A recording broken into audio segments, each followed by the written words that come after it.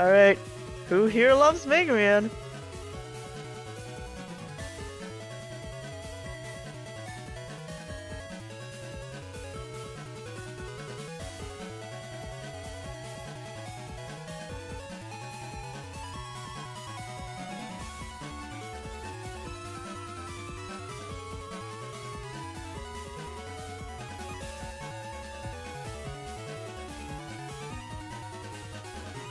Hello and welcome everyone to New Moon 2021 Cycle 8, also known as Blood Moon 2.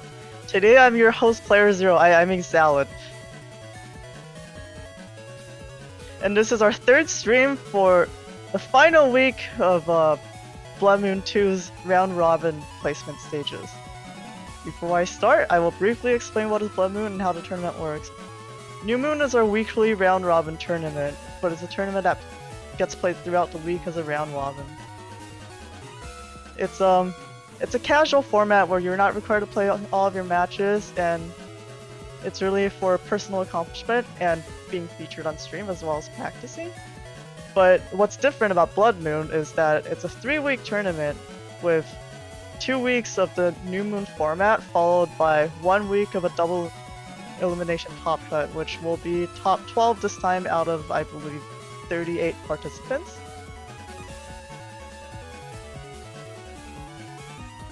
And finally, the winner of the tournament will receive the Moon Master role, as well as having their folders and victors along with second place.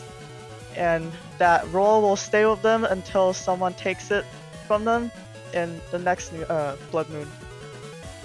And we have a record number of participants, just like last week, with over 300 matches done. I think almost 400 actually, over 2 weeks. So stay tuned for all the action coming up today. Our commentators are SoulXCross and Neryth to start it off.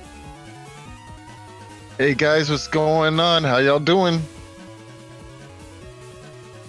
Hello everyone, and I hope you're all hyped for some amazing sets. Speaking of amazing sets, man, the first one's gonna be a real doozy, and I'm extremely excited to check it out, with the first match being Neryth versus Salad. So let's see these setups. All right, Neryth, tell me a little bit about your setup. What we doing over here? What's going on? So this is a Gregor folder. It's probably the Gregor folder I play most often.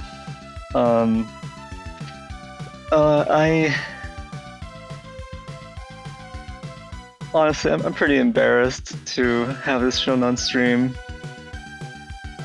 Mainly because it doesn't have shoes, so I just get Godon cheesed out pretty easily here, but luckily not too many people were running like double Godon slow gauge setups or anything. It's really dependent on BlueStar combos, and it's packing the T-code SP navies, so it's got a lot of anti-Gregor SP Navi coverage, really just lacking a check for /cross. I think it's really interesting that you're playing anti-Gregor tech here as a Gregor player yourself. The Gregor matchup is notorious for being a straight-up buster, bloody grudge match, and having some outs for the common, really good range DPS on the enemy side is really strong, and it helps you just promote that strategy as early as possible. Yeah, for sure, and I'm a lot less worried about /cross specifically with this setup. So yeah, the Tomahawk Man SP and Tengu Man SP, they both target those long range crosses from Gregor, Erase Cross and Elect Cross. So you know, if my opponent is going into /cross and gonna move up to the front and try to trade blows with me, then I feel that my BlueStar combos and Elect Dragons will probably do like more DPS to them than they would do to me through the /cross charge shots. Yeah, that makes sense. Unfortunately, this is a Gregor versus Falzar matchup, so I get a lot less value out of the Tomahawk SP and Tengu SP in this specific matchup. The Tomahawk SP does have some value against Tengu. It does threaten one pretty big hit, but overall, I feel like Falzar opponents shouldn't get caught too much in Tengu versus Tomahawk. They should be able to look at the setup and just be like, alright, they have Tomahawk SP, they have Muramasa. Obviously going in Tengu is pretty risky, so I'm just gonna hold off on that until like that one turn where I really need it. They would kind of just wait for those chips to get played first, because as a Gregar player, it's kind of hard for me to just hold on to a splash chip like that, one M code chip, 2 T code chips for an extended period of time. Yeah, V code is extremely strong. It has so much damage potential with those Dull Thunder, Bubble Star combos, even with the Elect Dragon, of course, and obviously Elect Dragon is there. With that SoulXCross boost, can easily dispatch a Life Aura, which kind of makes it safer to play one Windwrack. It's a shame to lose that much damage to a Life Aura, but at the same time, I feel like it's fine, especially since you have 2 other Dull Thunders in your folder to confirm with the Bubble Stars, so it works out pretty nice. It's a really cool combo. Yeah, and I mean the upside is that even with a Bubble Star Dull Thunder, a lot of times opponents will get caught off guard and actually lose a Life Aura to a Dull Thunder, so there's still some value in that, even if they throw out the Life Aura in the middle of your combo. But yeah, on the opposite end, we have Salad's setup here. Now, Salad's setup is actually really interesting to me because it looks kind of all over the place to the naked eye, right? You see N code, L code, Z code, K. What the heck is going on in here, right? What are these codes doing? But honestly, in practice, like after watching the execution, this folder was quite brilliant and it's very unique. And I think that after a small conversation with Salad, at first I didn't like the fast gauge, but I really warmed up to the idea of it being here because it allows for that extra fluidity. Now, it's playing folder pack, which is pretty unique and, not often played, but see some play in friendlies, mostly in friendlies in my opinion. But now we see it here, making a big comeback with that extra mega, so we can fit in Eraseman K and Barrier 200K. What are your thoughts? I think the folder pack is really cool in this build, and honestly, the fact that Salad is running the T-code SP navis here is really lethal when facing up against Gregar players. So that coverage, being anti-erase and anti-elec, it is really oppressive to deal with, especially in Falzar, where you have the option of going to Dustcross and shuffling it back if you don't want to use it right at that moment. Because your opponent has no way of telling what you're shuffling away, what you're throwing into the trash chute. Exactly. So, and yeah, like you said, it kind of looks all over the place. There's so many different codes, right? N, L, Z, K, U, T. It looks a little bit alphabet soupy, doesn't it? Yeah, it really does. And honestly, you know what? I think the best thing that pulls this all together, in my opinion, is the subtle Elect Dragon L's there with uninstall. You see, the beauty of this is, yeah, you can also put uninstall on another chip, maybe like Windwrack or something star related. But being on an Elect Dragon means that after that uninstall, you're immediately getting pressure because of those broken panels or those cracked panels on this field. So it's a really really well thought out strategy that can put you on the back foot almost immediately once in play. Yeah, definitely. And I mentioned the T-code SP navis, but that Eraseman SP, it's also such a good counter to Falzar setups. Just because you're going to be able to threaten that 420 damage against Dustcross. And so many Falzar setups want to go into Dustcross on turn 1, get that trash chute working so that they can reach into their folder and pull up their certain gigas, certain chips like Bug Fix, Mm-hmm. and throw away some chips, throw some chips back into the folder that they don't need, right? But so many of these chips that Salad's running from these different codes, they're just so impactful in terms of value, right? Grab Revenge, that's a lot of damage, it's a lot of utility. It's got the knockback effect. It's honestly just really strong to run it, and it's in code with Sanctuary and Bubble Wrap, right? So there's potential for turns where you get this really high utility and defense. The K code, Barrier 200 and Eraseman SP, being able to use both of those on the same turn as well. It's nothing to laugh at. I mean, Elect Dragon uninstall, like, there's just so much going on here where you have two really high impact chips at least that can be paired together in one turn, and everything else is just going to be like star code to glue it together, so a little bit of defense on the same turn, right? Absolutely. Well, without further ado, let's try to get into this match and see how this pans out for the both of you. Alright, I believe we are on the side of Salad here, looking at this interesting hand and the Regged Grab Revenge, which is going to be pivotal against a Gregor setup, especially if that Gregor setup is trying to go for something like Slash Pressure turn 1. Now, the area grabs being in hand for the next turn are even more potent, because that threatens something like a Tengu lock or Tengu cross lock and just charge shotting your opponent in the back row. It's going to be pretty hard to deal with that. So right now we're seeing a pretty defensive turn from Salad. We'll see how this turns out for her. Yeah, this is also kind of an interesting field configuration, you know, the cracked panels in the corner of each area. Yeah, that's definitely something you're not going to like, being a player that doesn't have air shoes. So you're going to be very particular about how you step. Oh, nice. Okay, turn 1 going for some beast charges here. It's pretty smart. And there it is, breaking those panels immediately so that way you don't have to deal with them later. Salad holding on to defense, but already losing so much damage from 2 chip charges and some buster damage. And oh no, a nice little chip damage from this buster here, and you get forward to get as many buster shots in as possible. Very nice. Oh, this hand doesn't suck, but it's like, yeah, you have to go Tengu here. Like, this is a no choice kind of hand. You have to respond with Tengu. Yeah, I actually used 3 chip charges that last turn, but the final one didn't connect because of the broken panels. Ah, that makes sense. I think I saw you teleport a little bit, but you didn't go anywhere, so I was like a little confused.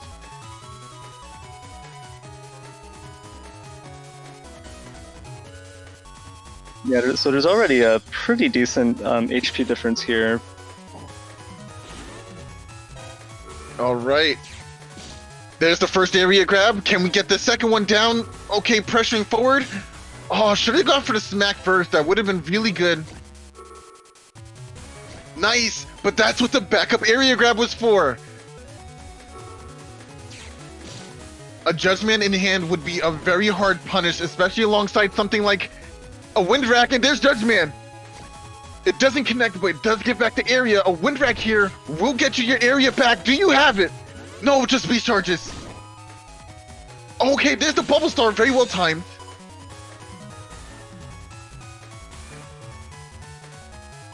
Yeah, unfortunately I didn't pull any elect chips to go with those Bubble Stars this turn. Yeah, it's kind of unfortunate because sometimes when Giga has cards in their hand, they're forced to use those chips immediately because we don't have a way to sift through our folder like with something like SoulXCross, and we need to start seeing our next chips as soon as possible, or we'll be on the back foot almost immediately. Okay, Life Aura is up now with a full custom hand just to escape in it, you know, a very risky, uncertain situation. And there's the Wind Rack. Nice. And the Sanctuary panel's able to cut a lot of that damage in half, essentially. Very nice. It turned, I believe, what were 4 charge shots into maybe 2 charge shots because of the half damage. Really good value out of Sanctuary there.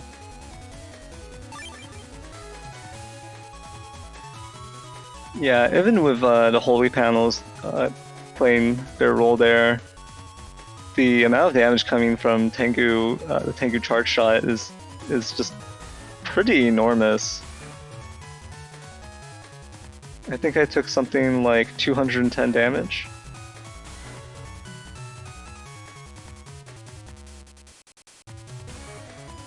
Yeah, I think that's about right, actually.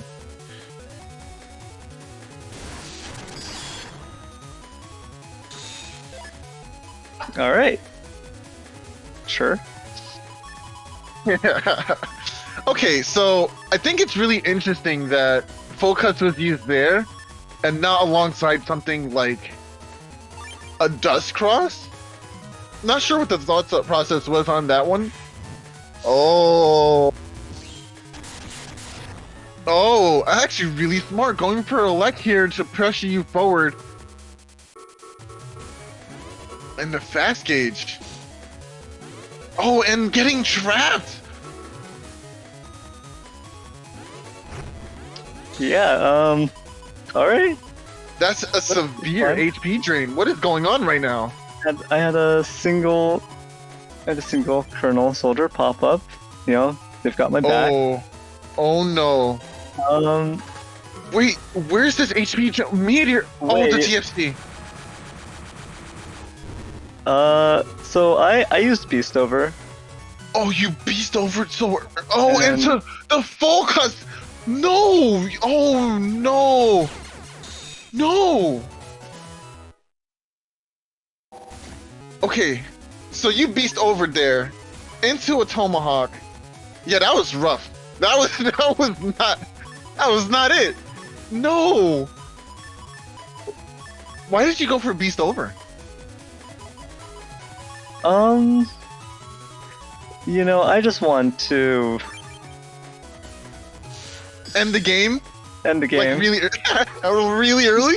End the game. You know, I have Colonel Force. I had enough damage in hand with like a double point attack plus 30 Colonel Force. Yikes. And it just gets instantly denied by full cust. Bubble Star, yep, that's the combo we're here for. And immediately turn one. Look at how much damage was done already. Oh, Salad really wanted the time to near variable here, but instead has to deal with the regular. Oh, there's Tomahawk in hand, and Tomahawk Cross is coming out as well. This is almost begging for a change in crosses for you right now. But will you make that change? The problem for my folder with making that change is that there aren't that many ways of dealing with, or there aren't that many flexible or like accessible options for dealing with Life Aura once I switch out of Elec. Correct. Barrier 200 and Life Aura will trade even here. You'll probably be able to get rid of these. Oh no, okay, now step back. Oh, but the Judge Man that will not only chip away at the Barrier 200, but also get this area back that you need. And punishing camping forward with a charge shot here is exactly what you need to do, but Fast Gauge is gonna stunt that.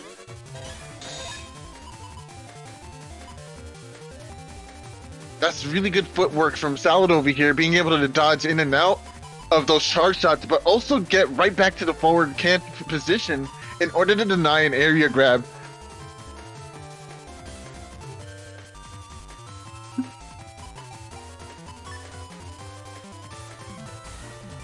Grab Revenge coming in hand with an area grab is to combat a potential situation of Neryth getting multiple area grabs here. I think it's pretty smart. I think I would rather use Sanctuary with less area than use it with more. Oh, Tengu Man! This will get rid of the barrier and the anti-damage here. That's really strong. Oh, a little too early.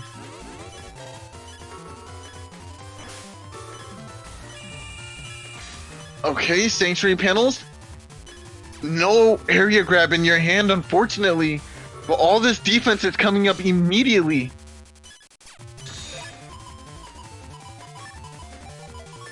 Oh man, and there's a wind rack. Double Invis here will get rid of the potential of getting gunned down by something like Colonel Force. I think it's a pretty smart play. Windwreck will deal with that aura. Tomahawk for damage, and there it is. The Beast Out is here. There's Rush.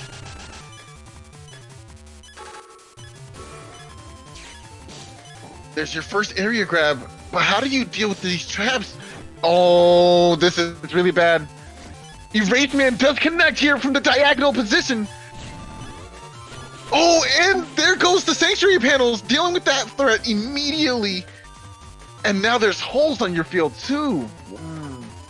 Oh, that's not good.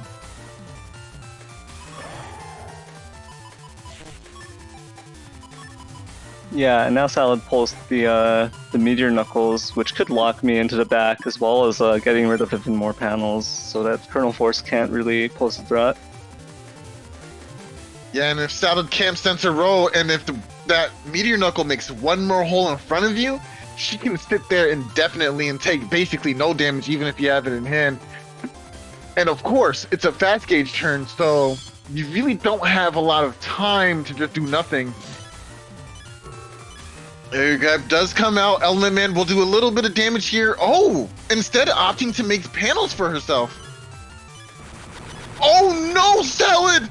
Salad, no! No, that's not correct, no! Oh, just slightly mistimed there. But you have defense for it anyway. Oh wait, you didn't have time to chip charge the white capsule. Ah, that makes sense.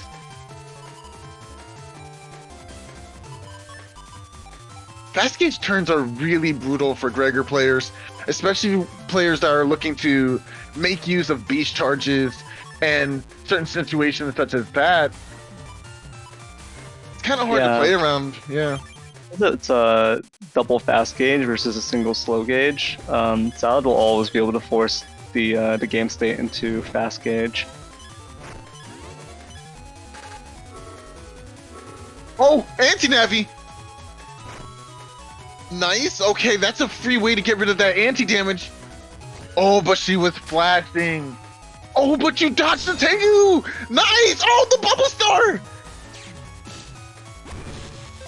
And it connects! Oh, that's actually really safe for you. Okay, so what's really interesting about that, right, is if you get smacked by any attacking chip and the anti-damage hasn't triggered yet, the next turn you can cross out to keep that anti-damage, which is something you got to keep an eye on. Oh, I like the change here. Oh, Erase Man. Oh, Life Ore. Never mind.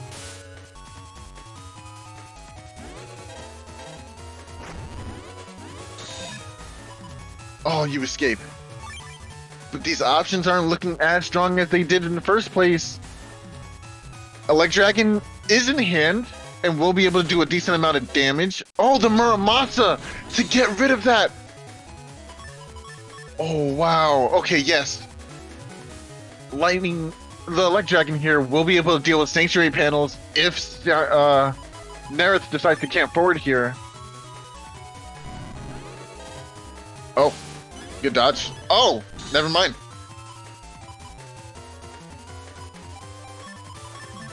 This is really close. Yeah, this Elect Dragon uninstall could be pivotal right here. Cracking all these panels when I don't have float shoes. I mean, and with the uninstall in play, even if I did have shoes.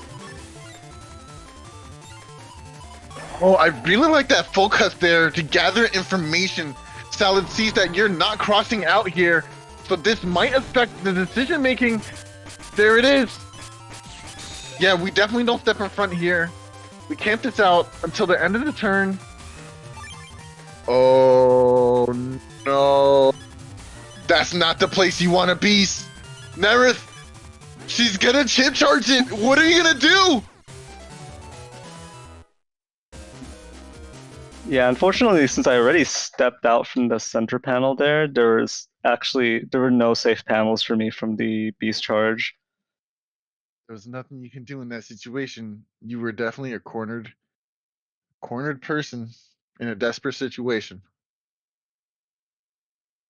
Yeah, well played to Salad. That was giving me some, honestly, some flashbacks, gained some PTSD from dying to a Tomahawk Beast charge, but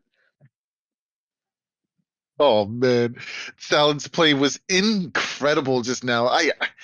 I just don't understand, man. This always just meticulous and efficient with the chip combos over here. Come on, Salad. Like you have to have a bad day sometime, right? Sometime, right? yeah, Well, it's a really awkward matchup because I feel like I actually lose to that elemental coverage. So there's a lot of stuff that like it's not really that safe to go into. So even if I'm in a favorable cross, I suddenly can't play within a certain area, or I'm just gonna risk a ×2 decross against either Tomahawk SP or Tengu SP. So it really starts to limit a lot of the options that I have. And then the fact that a lot of the Falzar crosses too can also just threaten the Gregor crosses in a specific way, right? man, yeah, it was just a difficult situation to play out of, especially at the end there. I know you were probably kicking yourself for moving out of that center spot, but it's almost instinct, right? I gotta move. I gotta avoid. Oh man, you beasted out. Well, I mean, it's actually also the case that if you don't move from that center panel, it's not like I can reach Salad with charge shots or do Right. anything from that position, right? And the panels are cracked. They're not going to uncrack themselves unless you break them, you fully break them. So my alternative would just be to sit in the center and not move for the rest of the match while Salad just busters me to death, right? Yeah. Well played to both of you, man. You guys definitely shot the shot, but that game one, I was like, wait, no, Neryth, what are you doing, boy? Yeah, where's my No, HP going? What's happening? I don't understand. Oh my gosh. How come there's an invisible poison pharaoh on the field? I don't understand. I don't. What's going on? Oh my gosh, dude. Okay, with that, Uh, I think we can move into our second set of the day, which should be Uvu versus BlueStar. oh man, two honestly really cool players. Love them both to death. BlueStar over here actually pulling a me, playing only 3 mega chips, and of course the kernel force. Very interesting. I feel like if you're not playing SP Navis in your folder, you have to have a really good reason why you're not doing so. Um, in my own experience as playing in with only 3 megas, especially in this tournament recently, I feel like missing out on that damage has been huge because it's like your opponent has nothing to really worry about in terms of big heavy damage to TFC or to avoid. So it can be rough when you have this kind of setup. Yeah, the thing is that M code is a really high damage code potentially, but it's being played in Gregor, so you're missing a lot of stuff like the Tomahawk charges, right? That really amplifies M code damage. In exchange, you have like these 2 golem hits. You've got Reflector 3s in place of Invis in BlueStar setup, but doesn't have the Mega Boomers or anything going on. So normally I would say that tossing some of your SP Navis, only running like 3 megas, whatever, this type of setup with a monocode folder, roughly monocode folder, only having only two splash chips. One's your Giga Kernel Force, and the other is Life Aura in U code. But everything else being M code or Star code, that's acceptable because the amount of damage M code can do is just crazy. It's one of the strongest, I would say, in terms of just being able to put out an enormous amount of chip damage. But like I feel like the chip choices from M code here from BlueStar are generally chips that specifically these golem hits, they aren't really seen as the most consistent, right? Yeah. Their reach is really short. Like the way they come out very specifically targets 3 panels. I think they don't actually connect against a broken panel in the center, or like directly in front of you, essentially. So definitely it's going to be hard. It's going to be very important to see whether these golem hits connect.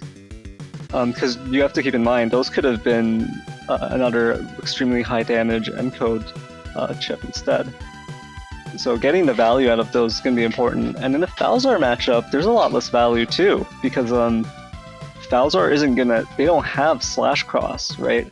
You might get value out of golem hits by saying, look, you know I have these 2 golem hits, you know that's a potential 500 damage, are you really gonna step up with SoulXCross? And your opponent might just avoid SoulXCross entirely, and that in itself is a form of value that you're getting from the chip, right? Forcing your opponent to think twice about going into an offensive cross. But against Falzar, there isn't really that same value. It's 250 damage. It's enough to break Life Aura. It's enough to just chunk your opponent a bit.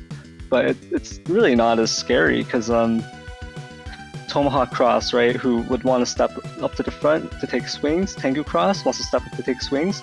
Even if you hit them with the golem hit, their damage that turn just from their charge shots is probably going to be enough to make it worth it for them. Right, and there is one source of damage that we haven't touched on just yet, and I'm glad we saved it for me because I'm a huge mod card format, Japanese format player, and that's the Buster Up, Buster Bug strategy. What's going on here is, with Attack Max, if you use 5 Buster Ups, it'll make your attack 10, which means your P shots, your default B buttons, do 10 damage. But because there's bugs for the Buster jamming in the Navi here, we actually can sometimes do a shoot nothing, a blank shot. But if we bug fix, which is why bug fix is in the folder, and probably on top, just maybe try and see that chip a lot faster with RNG manipulation. Once you use that bug fix, those blank shots turn into charge shot level attacks. So it'll deal 100 damage. So sometimes you'll do 10 damage with your B button, or it'll do 100 with your B button. So that kind of damage at your disposal using just your B button is gonna rack up fast. Like, I think I did the math the other day.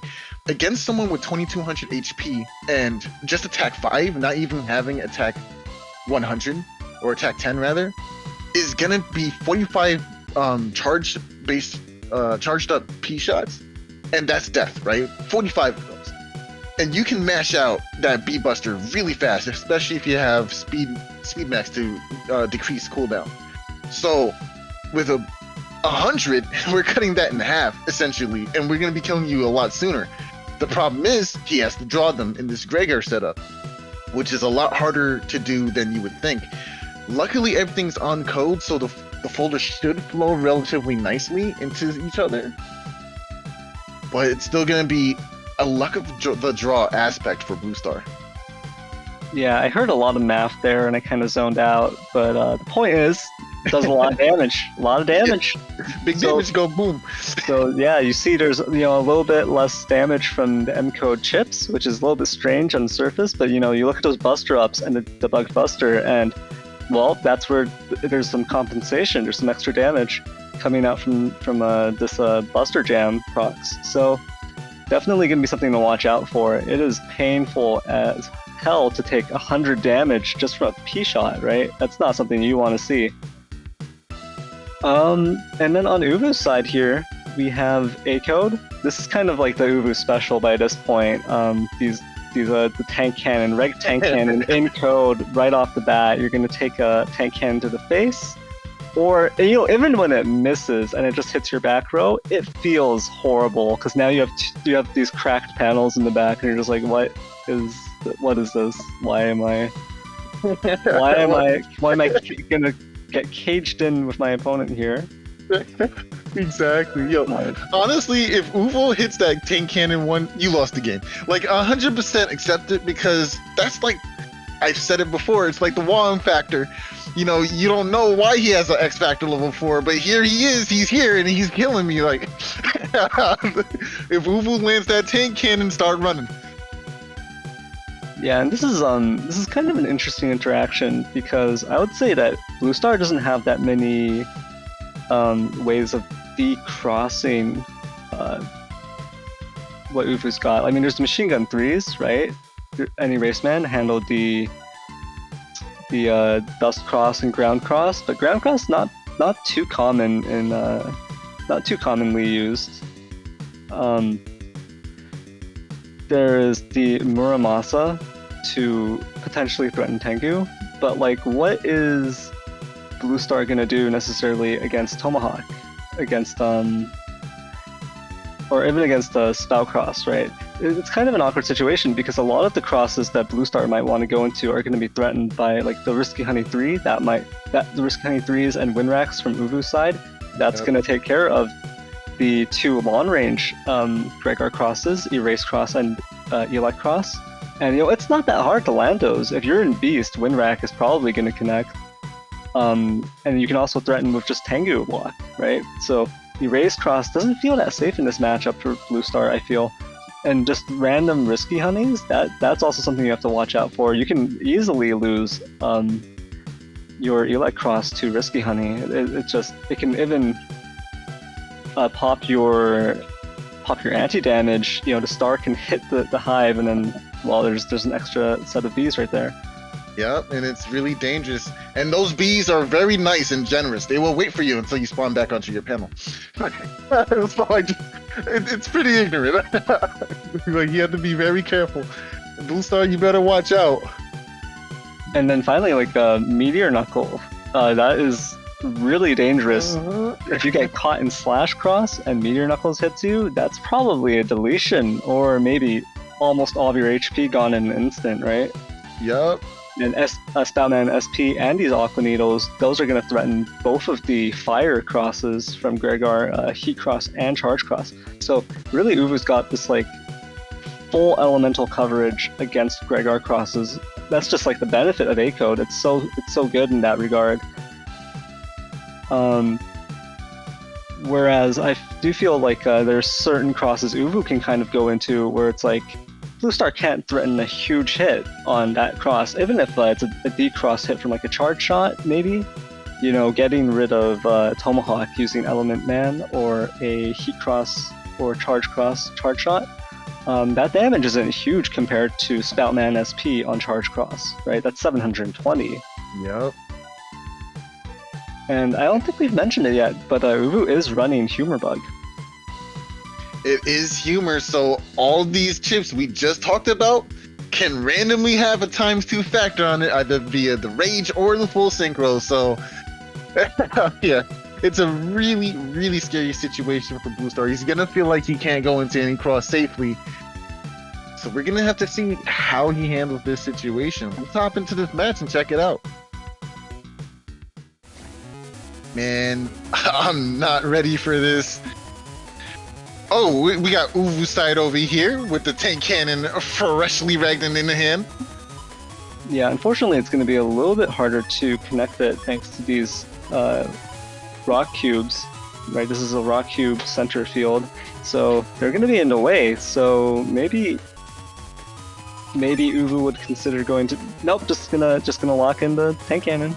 Yep, no. Every time, verbatim, tank cannon. Yes, sir. Wow. Yes, sir. On the side, just flipping you with it. The game's over.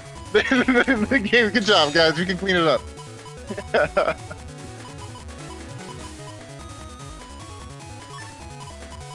So thanks to that emotion bug as well, Uvu started with the green invulnerability. So there was actually nothing BlueStar could do to damage Uvu at the start of that turn. Nothing at all. Interesting. Did BlueStar not go into a cross turn one? How interesting. Yeah, neither of these players have gone into crosses, so... Oh man, losing out on the trade there. This is going to be pretty huge. Wow, I love the buster there for extra damage and the value out of the shield just now to clip at least one of those. Ooh.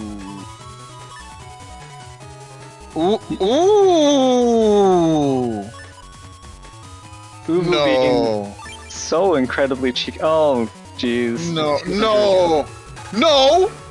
No! Oh No! no. No! How many? 1, 2, 3, 4? Okay, That's a solid that's a lot 800 of damage. That's a lot of damage. And your traps? Oh, the golem! Yo, Ufu knew! Yo, Ufu knew! He was like, nah, something's fishy. You ain't busting no more. I'm stepping back. Nah, I think I'll find it right here. Yikes.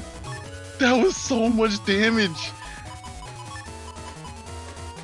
We see the pieces assembling forth for the almighty and all-powerful program advance of the Master Cross. We know Uvu wants it, so we're gonna see if he can land that here. All we're missing is the fire hit A? Oh, and the time 2! Oh, it barely missed it.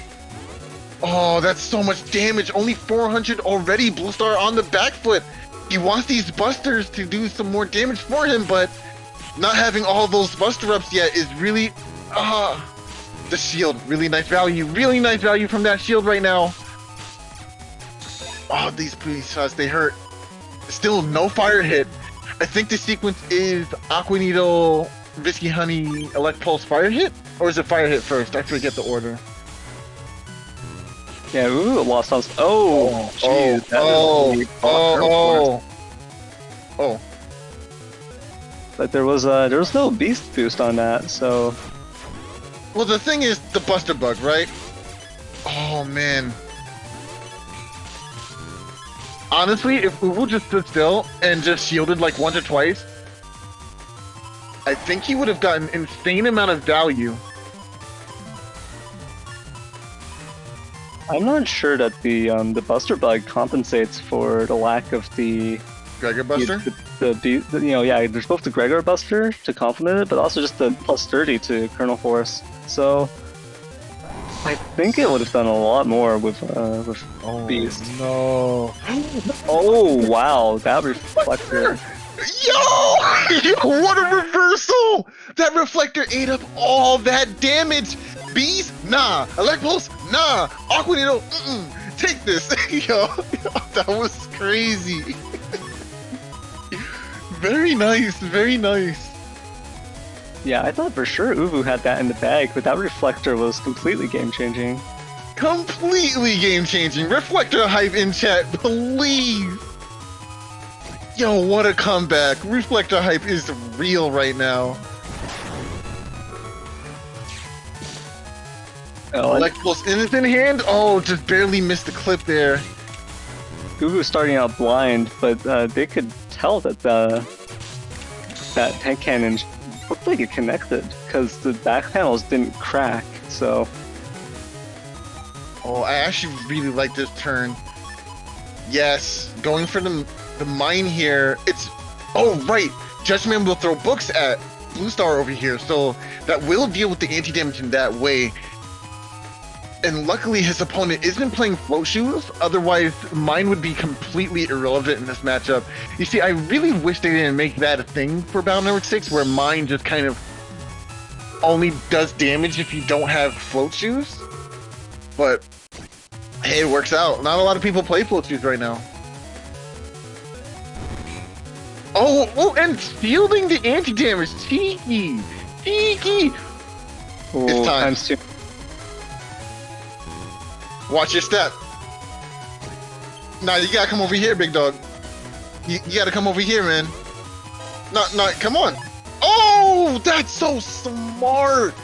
Using the charge shot and vulnerability from Charge Cross definitely was able to deal with that mine, and not having to take that 600 damage is very key right here. Oh, wait, is mine 200 or 300 still in this game? I think it's 200, okay. Slight nerf. Wow. So, I mean, I don't think it makes any sense. That Charge Cross should have just flown off the rails there, just get flipped onto its back. How are you just gonna get another 4 hits casually? On a Meteor Knuckle? Uvu's cheating. These are clearly hacks. And there it is, Master Cross is in the hand. Oh no. Are you gonna take all the damage from Master Cross? Oh, okay, no. instead opting to get rid of Charge Cross. No accidental charge shots into Master Cross, please. No, thank you.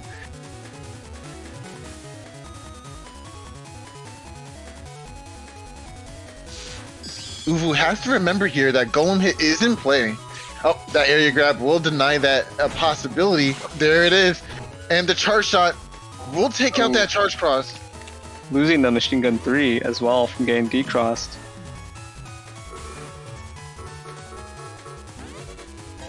The only thing I'm not a fan of here is now that you're in a cross, you lose out on that humor strategy. So you're kind of hoping either yeah, I don't like it.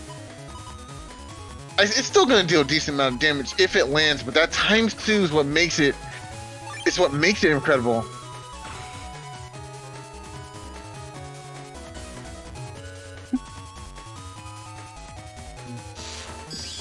Okay, a wind rack, allowing yourself to get charge shot here would do it. Okay. Ooh, and the Master Cross connects. Big damage coming out here. 295 to your name. Can you make this work? Is there an area grab in your hand? There is not? Okay, nice. Nailing down the wood here. We'll deal with all those annoying panels.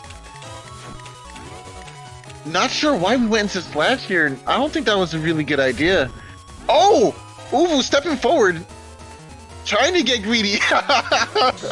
BlueStar looking for it. Oh, no. A bad choice in my opinion. I would just camp back. I'm chilling. I'll bust her up again. That's fine. That's why Uvu is a truly great player, though. Going for these extremely greedy plays, these extremely stylish plays, trying to land a Tengu charge shot, a Tengu rack against slash cross. Ooh, and now that Uvu has lost Tengu, they momentarily had the option, thinking about staying in base Mega Man for the shield and the humor, but choosing to go into, oh no, that risky honey fizzled out. Only one hit. Unfortunate. Well, fortunate went up for BlueStar here. Only 30 HP. Wasn't fortunate enough. Oh man, it's looking really scary. We're seeing the tank cannon kill. That's such an interesting. That's such an interesting choice from both players there. Uvu going to Tomahawk, going, I don't need humor. BlueStar doesn't have that much HP left. Who needs humor? Who needs a shield? And then on BlueStar's side, again, choosing not to use the beast out Kernel Force, opting instead to remain in their non-beast form and just try to do Buster Jam procs during the paralysis. But because Uvu went into Tomahawk and there was no paralysis, there wasn't even an opportunity to really line up and spam the Buster. Yeah. Yeah, I do think damage coming out from a beast Kernel Force, in my opinion. Oh, cannon kill it! Oh, yeah. That's a little bit extra. Yo, let's get it! Oh man. Yo, I got something for you real quick. Say hello to my tank cannon. Tank cannon is heavily slept on. Not a lot of people play it. It's really a fantastic chip. Obviously the higher levels of tank cannon do a lot more damage. Definitely more worth to play the higher level ones, but tank cannon is still respectable in its own right, I would be shook. I mean, they start the match with a tank cannon and they end it with a tank cannon. I don't like it. I don't want to be here anymore. Tank cannon sandwich right there. Respecting the invis. Oh, we used the tank cannon a little too early. Oh, sad face. Nice, getting some Buster procs there.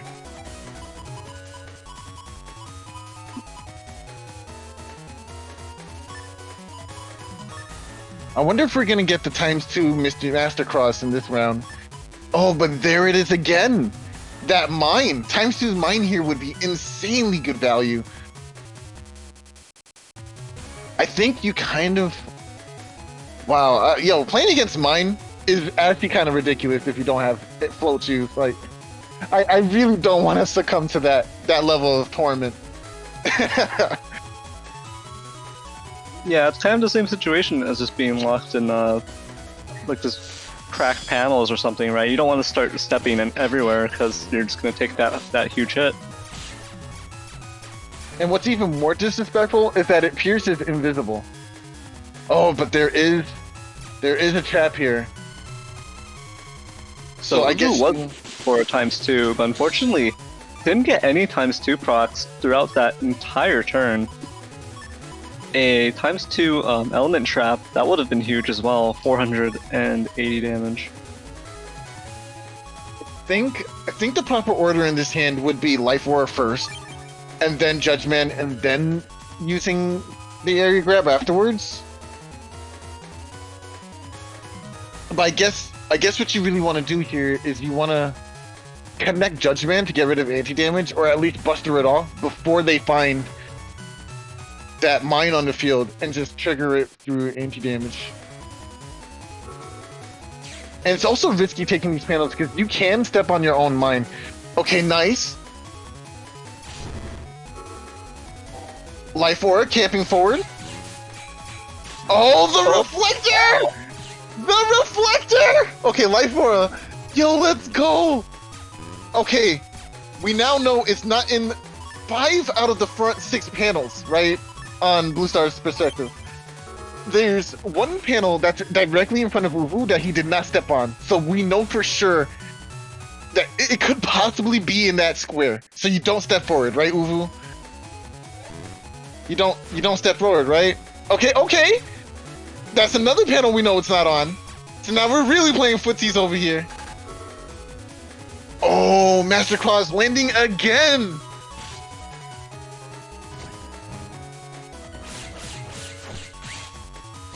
And a D-Cross here.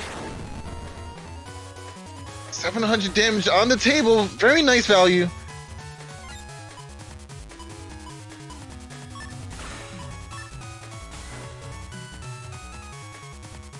Wait, did you see what happened with that dust cross?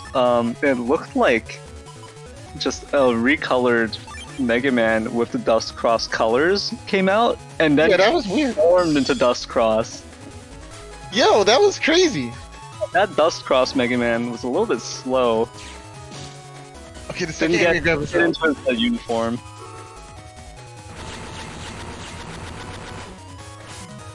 Oh! Yo, dodging the Muramasa!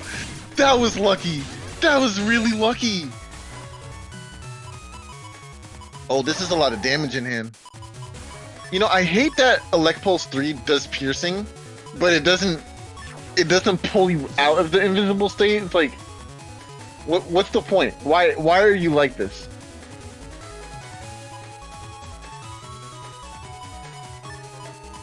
Yeah, and there's also differing amounts of end lag with each Elect Pulse. It's kind of a really interesting series in that regard. What's really upsetting is we have the components for a second Master Cross, but too bad you can only use 1 PA at a time! Oh! Wow. Okay. Those back two corners could possibly have a mine on it. So, you really don't want to... Oh, there's the mine! The mine! Let's go! The mine! Yo! No! No! When you think it's safe and you're just trying to get some chip damage and you forgot the mine is there? I'm so sorry, BlueStar. No! Oh my gosh. Yo, I hate Ubu, bro. For real. Like, stop playing mind games with mine. Yeah, Uvu, if you're out there, stop playing mind games. Looks like this match is mine. Oh my god. That's a step too far. That's a step too far. Let's move on. That's a step too far. Alright, let's go and take a look at our next set. which I believe is Dorman versus Shadow. Oh, man, this is gonna be a good match. You know, Dorman he's a newer player. You know what I'm saying? He just came out, started playing some games, and this man's a savage. Like, he's actually pretty good at the game. You know, he turned 3 Colonel Force me in our match. It was really sad, and I hate it. But yeah, I'm actually really happy to see this match. Yeah, Dorman took their set against me this week as well, so definitely someone to watch out for. And you can see it's a pretty interesting build right here. 1450 HP, but it's got a lot of the utility. It's got beat and rush as well in Gregar. That's not that common. Usually you'll see Gregar players opt out of beat and rush because of just the fact that they need some extra space for shoes, they need some extra HP. I feel like I really love Dorman's cust here. I think it's an iteration, not exactly the same, but an iteration of Nugget's cust. Instead of having the extra custom in the rush slot down there with the HP plus 50, we have rush and HP plus 50 instead of that extra custom.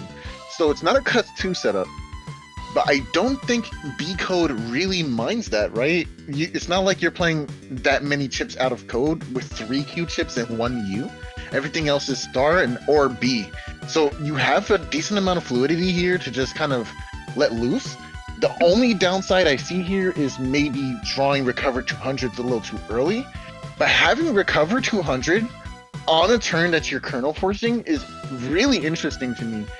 In fact, it's a little surprising. You know, Recover 200, it doesn't see a lot of play, and I think people kind of figure, oh, Recover 300 is there. Why would I run Recover 200? Well, it's on code with the best gig in one of the best gigas in Gregar. So I don't see why not. One of the best gigas in Gregar. Alright, I mean, I think most people just consider it the best giga in Gregar, but I know you are a big fan of certain other gigas. I mean, like, why we dodging around the bush here? My other favorite giga is clearly Delta Ray. That's what I was thinking. Yeah, so this is going to be interesting. B code from Dorman and the snake setup from Shadow. So, how do you feel about snakes? The only thing I don't like about snakes, and I think I say it every stream, is that they're not wood. And otherwise, I feel like they're a really good chip. Snakes is pretty solid. There's a lot of requirements for their, getting good value out of them. But once you meet those requirements, I mean, the value is there. It being a multi-hit as well, right? Calculating the damage just a piece at a time. That's pretty advantageous for breaking a barrier 200 and then still doing a chunk of damage, right? Yeah. I mean, there's so many good ways to set up this snake here too. Like, I don't know. I feel like it's just really good fun. One of the things that's kind of awkward about Snake is that so a really quick way to really boost the damage of Snake would actually be to run Humor with it. But the problem with that is that at that point, you have to hope that you get a ×2 proc before the Godon runs out and panels come back. So it creates this waiting game where you might not get that ×2 proc, and that can defeat the whole purpose of having Humor in your folder. So that's something to think about when you're running snakes. But the attack plus 30, that's a really good way of boosting the damage significantly. And I mean, it's pretty reliable as far as damage goes. Honestly, the thing with Humor especially is you kind of run the risk of, like, the build becomes difficult to make in the Navicust, and not in terms of the Navicust, right? Because you have to fit in Humor, and maybe something like shoes and all these other programs, and it's difficult to just do all of that sometimes. It's not like the extra external space on the sides. It seems like a lot, but the pieces themselves and the sizes, it's like it kind of gets difficult there, you know. Yeah, that's for sure. And what's interesting here is that so Shadow is running Attack Max and Bowsar, so you're going to see some really painful Buster shots coming out. In fact, the Bug Buster is going to be contributing a good chunk of damage here. But with that, I think we can jump into the set. Let's see how they slither into this round. All right, yeah, you can be mad at me for saying that. I understand. I completely understand. It was bad. It was not even good. Sorry, what was that? I said nothing of importance at all. Look, yep. There's a first barrier on the right-hand side of the screen. You see it? It's first barrier. Oh. And right away, we see, oh no! No, you hate to see it! You're gonna get smacked up by this here crew. Yep.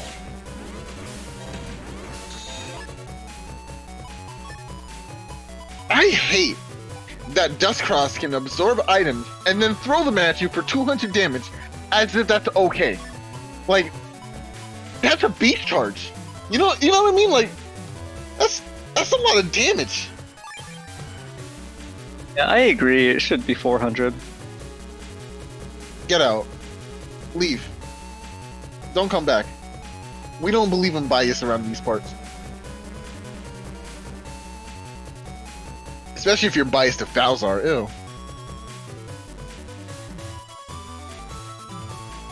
The only tragedy here is that Dorman managed to charge into one of the cubes and just blow it to smithereens before Shadow could suck up both of them, so only having one cube here.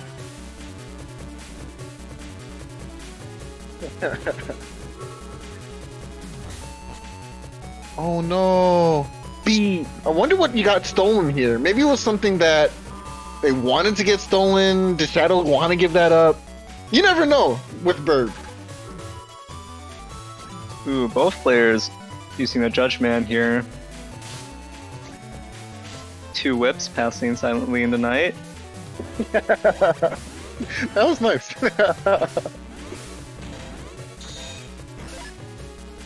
Oh. Do you think Shadow's gonna dodge? Yeah, I want to say Shadow could easily dodge this. How much do you want to bet he gets clipped? I'll bet you 3 nickels. About 200 damage. You know, the difference from what I think... I knew it! Yeah! I would've won 3 nickels a day! Alright, looks like I'm not gonna get my wish. Ooh. This is really back and forth. Both players at roughly the same HP level here. Oh, but this is gonna tip the scales in Dorman's favor. And Shadow's start with more HP. Oh wow, right into the Proto Man SP as well. See, this is the turn that showcases why those SP Navies are so important. Look at how much damage he did. He threw everything at him, including the book. The book didn't even have damage properties, but he threw it anyway. Like, dang, dude.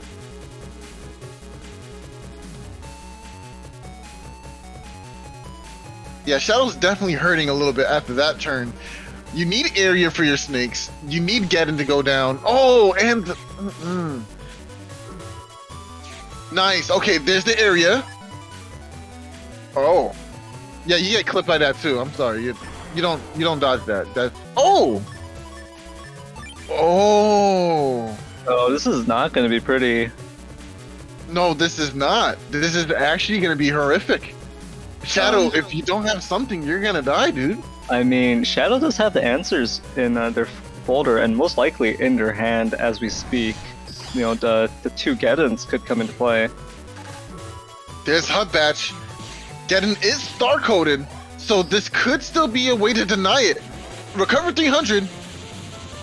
Oh.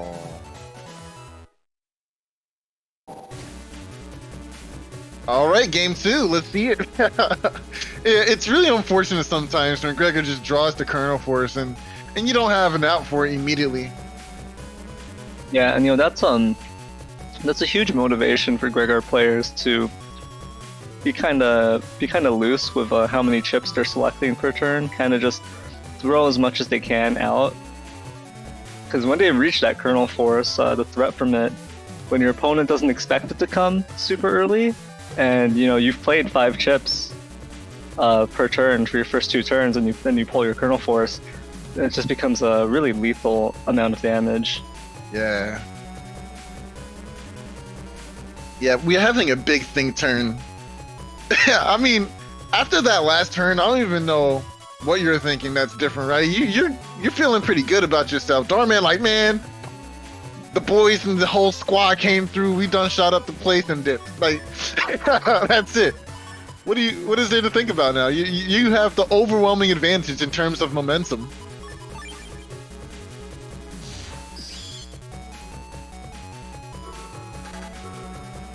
And this just kind of showcases the power that is B code. Like, you have machine guns in code.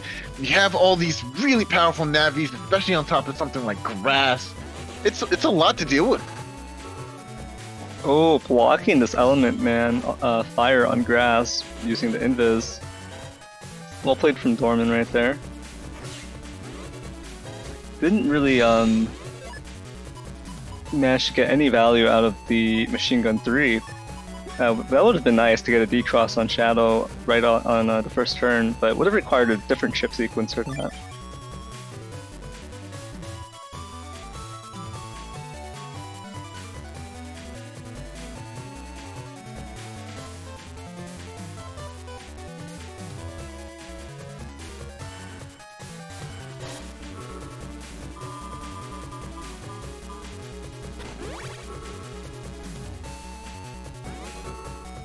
Element Man will connect here. Oh, going for fire instead of something like ice. For that ×2, you could have got the ×2. Oh, you could have got the ×4 on erase here. If you went for ice, you get the freeze, and then immediately follow up with erase, man, and that's some massive damage. Yeah, definitely more than one way to play that one out. Okay, hold on a second. Somehow, between getting hit with Element Man... Okay, alright, no, that makes sense. Because you used fire, right? You weren't locked in place, so you could still move in the middle of... after the Element Man connects. Alright. Because somehow, Shadow ended up on the top row there, and it was a little crazy for a second. You clipping of the high boomer. Oh, second high boomer, and machine gun 3 this turn. That is both machine gun 3s. At this point, all Shadow can do is just get these buster shots, yeah. Yeah, gain 2 Buster Jam procs, I think. That is still 100 damage total, just from the jammed Buster. Plus some change from the normal P-shots connecting. Yeah, if 2 of those connected, is this not an anti-damage right now? So that must mean it's something else, yeah? Yeah, this is an anti-Navi that's up for Dorman right now. Right, correct. Now, Shadow having that information can completely change up his strategy in the next coming turn. Not throwing out something like, I don't know, maybe something like Tomahawk Man Star or Erase Man of their own. Just trying to avoid getting set up. Oh, and there's the Godon! That means it has to be a Snake's play. Nice, Magnum wheel deal. Oh, the rush! But there is no trap in hand. There is a TFC though. Going for the drills. Oh, I love it. Oh, I love it. Yes. Going for these drills, and now the snakes. They are here. Nice. Amazing sequencing from Shadow, pressuring with the charge shot and getting that nice damage, forcing the anti-damage to come out earlier than expected, then dropping a snake for punishing. Nice. That was some crazy ground cross damage. It's actually so much DPS if you can lock your opponent into actually just taking the hits. The problem is just that it's slow, it's telegraphed, so who would walk into it? Right? Look, Not me. Not. You know. Yeah, I've never done that. I've never No, walked into Grand Cross. No, never. I'm sorry, never. Ooh, but we do see that the boosted Risky Honey eats right through the barrier 200 and also pops the anti-damage. And now sneaking in this Proto Man SP right before the Life Aura here. Oh, and we're seeing some of these Buster Procs. I'm telling you guys, you gotta watch out for these Buster Procs. They hurt good, bro. Ooh.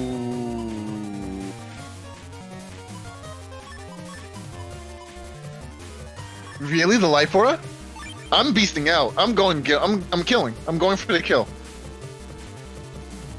Because right now, the best strategy for Shadow is to go into Tengu and just Buster Ring away, right? Because now that denies the opportunity to punish with a Life Aura of your own, and then I can still get my P shot. But Shadow did not opt for that kind of strategy.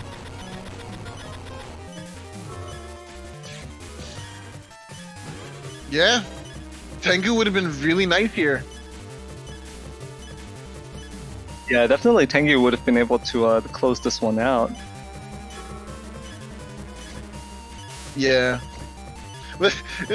Trialo, Shadow actually shows up in chat and says, let's just chill for a turn, man. We'll just relax. Like, we're getting a little crazy. This party's getting a little too crazy. Ooh, very nice Magnum there. Gonna stop any movement up and down here. And there it is, still in the hand. Colonel Force waiting patiently to devour the victim and before it. But Shadow maintaining that steel to continue the match. Despite the face of adversity. There it is. Tengu is in play now. Whoa, what a fortunate turn of it. Whoa! That was extremely lucky. Oh!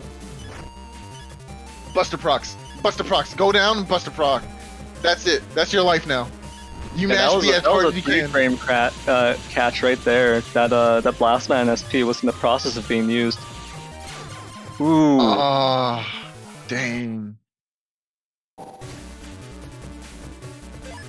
Sherry Fire on Twitch says, "This is the longest I've seen ground cross without D&D cross." You know what? I think that is accurate as hell. Yeah, I actually don't think it's lasted that long before. It's either you died already or you decrossed me. Wow, how interesting. Ooh, nice. Proto Man SP gonna remove this barrier 200. And there's being in invisible state, yeah. Oh, but Black Man, you want to nail? Oh, dang, so close. Yeah, not able to make use of the grass on the field from this starting field. Only getting 250 from the Blast Man. I mean, still really good damage, right? 250 is a huge chunk.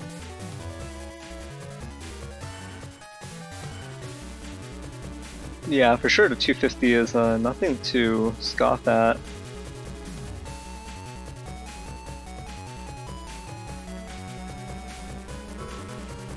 Alright, Dorman looking to try and punish this back camping going on from Shadow right now. Maybe firing out some charge shots. I think charging your Buster is what you want to do in this situation because you're facilitating the mindset to stay in the back, right? Right in that situation, Shadow could have just walked forward because there was no threat.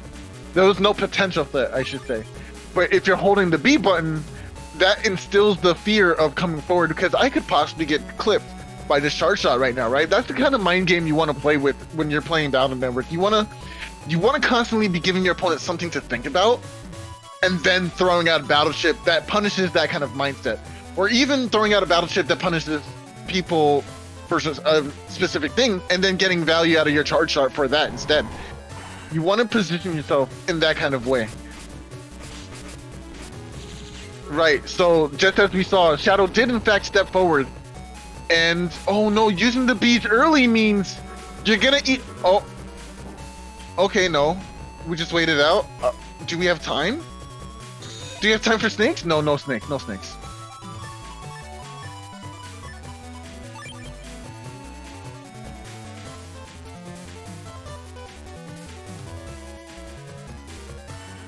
Yeah, that was some unfortunate chip sequence from Shadow. I'm gonna assume Shadow had snakes that turn, but maybe wanted to use that Magnum to take care of potential anti-damage.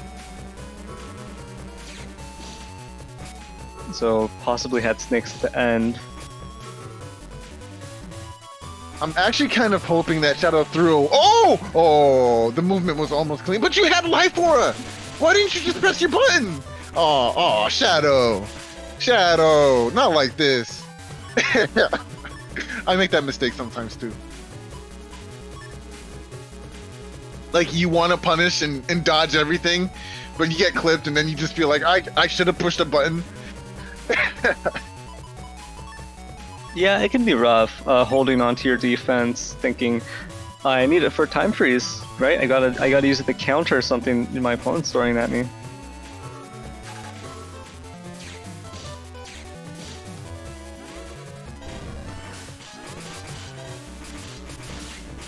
Oh man, Charge Shot getting value out here, getting some nice hits.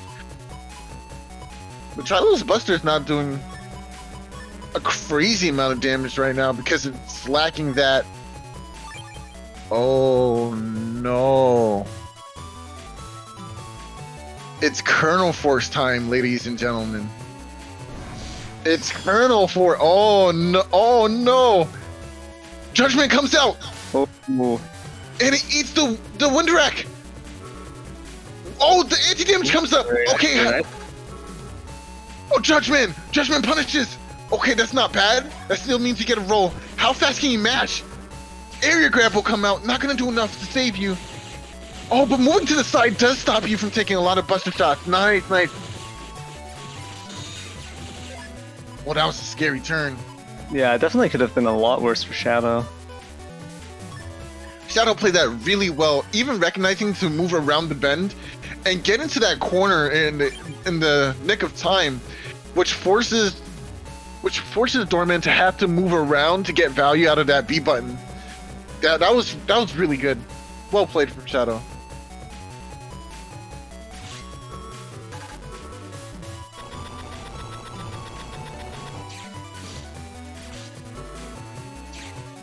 Ooh, this is gonna be a pig punish. Don't mash your B button, Shadow. Oh, okay. There it is. Very nice. Damage. Very nice.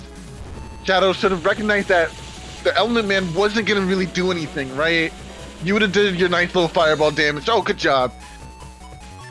But there was no way to pressure anti-damage to come out either, so I think the same situation would have happened regardless, no? Yeah, definitely that was a situation where the snakes just couldn't connect. And there it is, Grab Revenge coming out, and a slow gauge. Unfortunately, this area is going to be taken, so Tomahawk will not be able to threaten here. I would chip charge this to recover 200. Oh, I guess not. I would have done it, though. Ooh. Dang, just barely missed. Yeah, luckily for Shadow, this Erase Man does not clip and remove the anti-damage. So this is going to be an extra layer of defense that Dorman's going to have to get through. Oh! Shadow trying to get really cheeky there.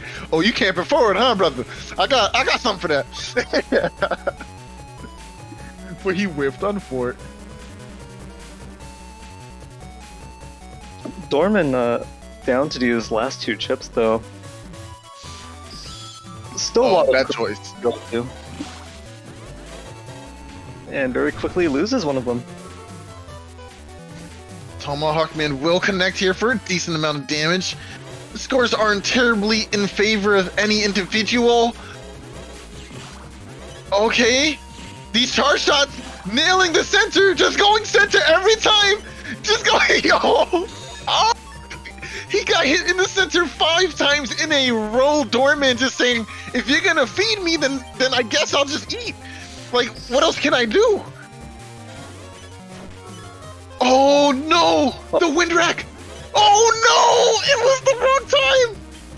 Oh no, the erase man not connecting. Oh! No! Shadow! No. That was so close. If that erase man had connected, that would have given Shadow the time to fish for more Buster Jam procs and finish up this game, potentially. Yeah, that was an excellent game. Once I saw that life orb, I kind of felt like it was over, but just a little too early on using it. And the wind rack was able to clear it at the very end of its duration. Oh man. Dorman in chat right now on Twitch chat, he says, I was shaking after I saw you, Race Man. Wow. Really well played to both players. Yeah, well played to both Dorman and Shadow there. That was a great set, and even though the snakes didn't end up getting that attack plus 30 and connecting, you still gotta respect the attempt. For sure, for sure.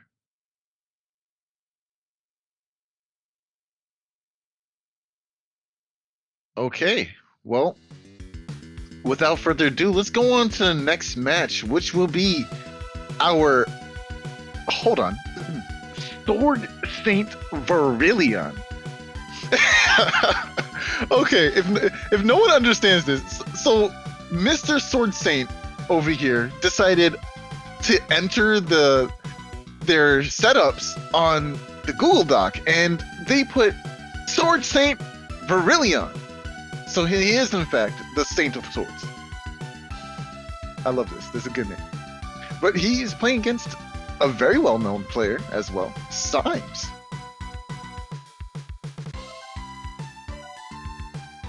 Yeah, this is going to be an interesting matchup because it's Chunk Gregor on both sides. And so you might look at it and go, oh, 500, 400, 300, 400, 400, 400 on each side. It's 2200. It's the same setup, right? They have the same stuff. So it is a mirror matchup in terms of the Navi cost.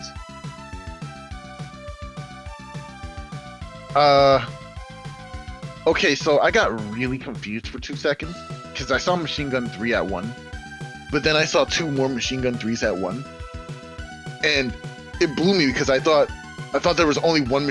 No, there's 2 high boomers. In fact, this is illegal, right? He can't do this. Why did he do this? That's a mind game. That's a mind game before the match even starts. Oh, he only has 1 machine gun. Bet. Punishing bad reading. Wow, Virillion. I see.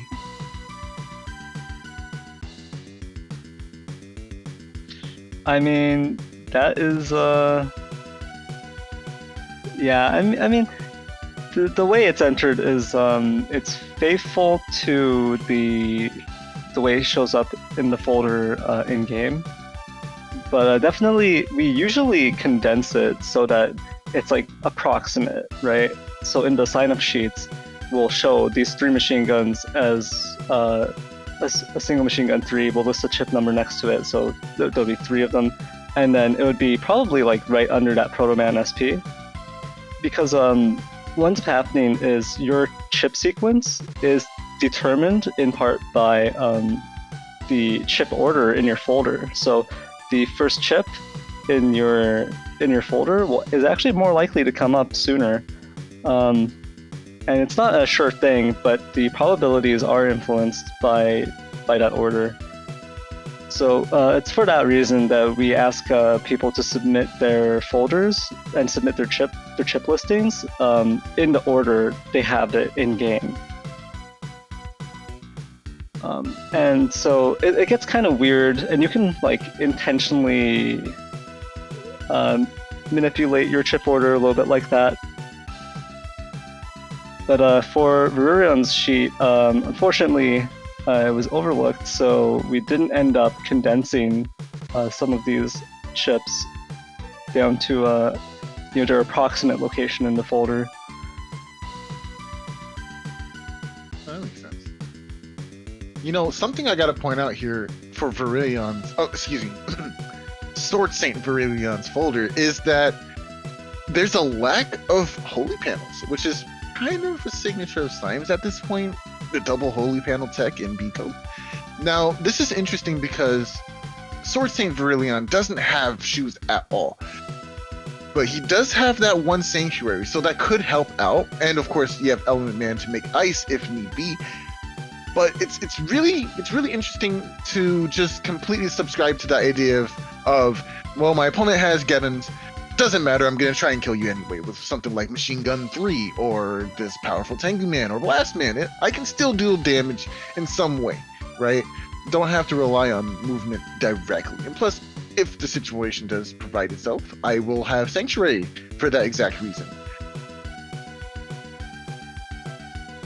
What I think is interesting here is so Symes having the double holy panel and Sanctuary, but Virillion has this the single poison seed, so that is going to help deal with the holy panels.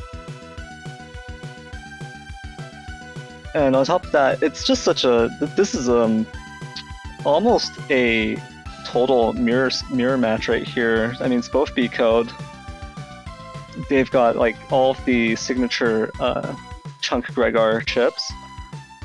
So this is gonna come down to whoever, I guess, better chip draw sequence is gonna be part of it, but also just cross management and the cross charge shot mind games. So should be interesting to see. All right, let's hop into it. So what I'm expecting from Sword Saint is that we're gonna have Tengu Man Star in our folder, right? This will punish an enemy race-based or race-cross play from Symes. However, Symes doesn't really have any battle chips to facilitate a decross against an enemy Gregar. So it's gonna be interesting to see that dynamic play out, where Symes has to be smart about his placement and his charge shot use to avoid that Tengu Star. Yeah, definitely that Tengu Man is going to pose a bit of a threat, but it's not that painful as it's not SP, right? It's not going to be potentially 640 damage. Let me ask you another question. How do you feel about not playing Judge Man and only having one Grab Banish in your folder? I mean, that's an interesting question. I actually don't think it's that bad on Chunk Gregar, because you can kind of afford to lose that area momentarily. You can kind of afford to different crosses that maybe aren't as dependent as camping forward, and at the same time you can just adjust your play to camp forward more to deny your opponent's area grabs when you've got this much HP to work with, right? So you've still got options. Blast Man SP getting denied by this anti-damage here. You know, honestly, I think if I was Symes, I would have just ate up the Blast Man SP anyway and saved the anti-damage. Maybe not. I don't know, because it was being halved in damage anyway, so it was basically the same amount of damage as what, Blast Man Star? Yeah, basically 125 damage. So I don't know. Plus you're dealing with charge shots here too, right? And you might catch yourself off a panel for a charge shot. But the charge shot kind of does the same amount, a little bit more than that, but I don't know. I'm just worried about Tengu. Honestly, I feel like the Tengu Man might not even play an important role here. Yeah, it's not even a hand. There is no role for it to play. I think this is interesting sequencing on Saint's side here. It's oh, and the BlueStar happens. Okay. Erase Man will connect. Yeah, I can sneak that in there. And there's going to be a paralysis effect going on here. Not enough time to get something like a charge shot in, but Proto Man will deal with this barrier. Very nice. I don't think Symes wanted that TFC there, right? I think what really wanted was the chip charging, or rather the beast charging there. You want to use those beast charges with null chips so you can get a significant amount of damage. And Symes kind of lost out on that by TFCing accidentally with the Invis there. Unless Symes wanted the Invis, which is understandable, but your opponent has a charge shot here that pierces invisible status anyway. So I that's kind of why I feel like it was a moment that you wanted a beast charge.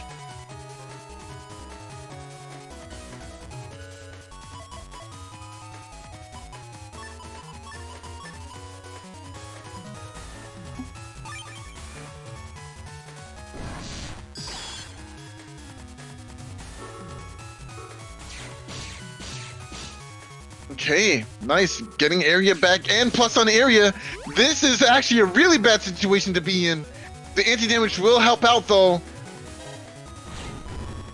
Nice, and a punish. Good job to Saint Sword to not walking into an active frame of the fire. Nice.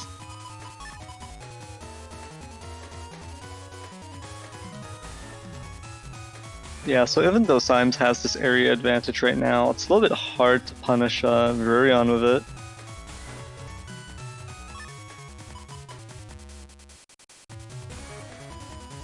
Yeah, this hand not looking particularly strong, especially in the face of something like a Heat Beast. Oh, but it is strong in front of the Elect Beast. Oh, you know what? I'll take that because now I have this Life Aura. Yes, sir. Very, very fortunate for Virillion here. Oh, excuse me, Saint Sword Virillion. And Tengu will get the maximum amount of hits here. Nice, nice, nice, nice, nice.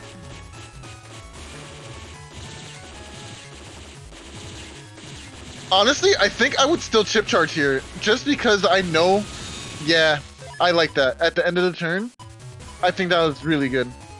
But there it is, Sanctuary in the hand. Do you opt for the Sanctuary with 2 area grabs for for beast charging? There is that option to beast charge here because you have heat. Yeah, and the grass on the opponent's side of the field will double up that damage. I think that's a good option here.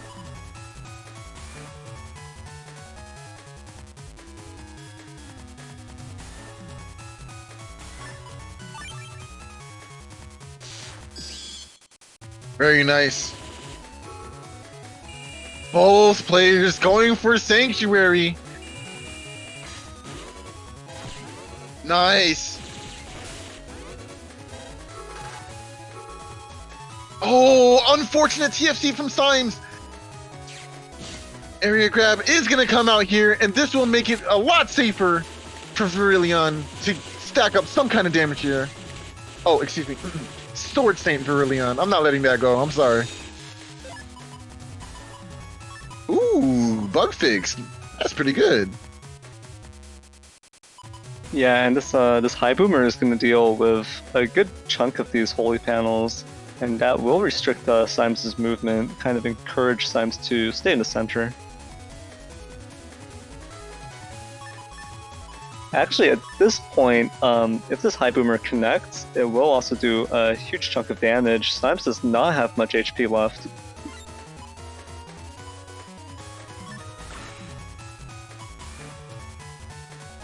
Getting rid of this bug, the HP bug is pretty nice here. And Buster Bug, of course. So now you have options to do a little more damage with your Buster shots.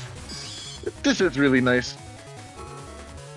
Oh, and the Boomer that will clear a lot of these Sanctuary panels on both sides. That's hilarious.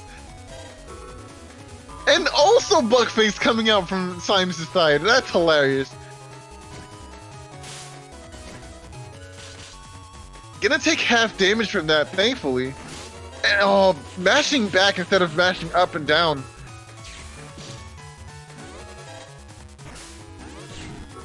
Damage is damage, even if it's half. Oh, this is a battle of the heat.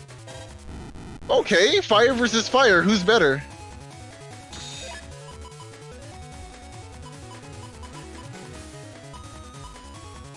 Ooh, and there's the Kernel Force. This would be pretty lethal at this point. Yeah, even on a Sanctuary panel, that still will be lethal.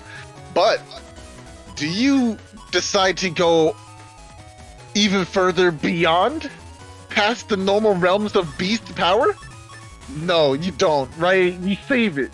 Because you have a decent amount of HP and a Sanctuary panel. What could possibly go wrong? Ooh, and so these machine gun 3s, they are going to really do a lot of damage here. His Saint Sword running forward as fast as possible, trying to deny an area grab of any kind.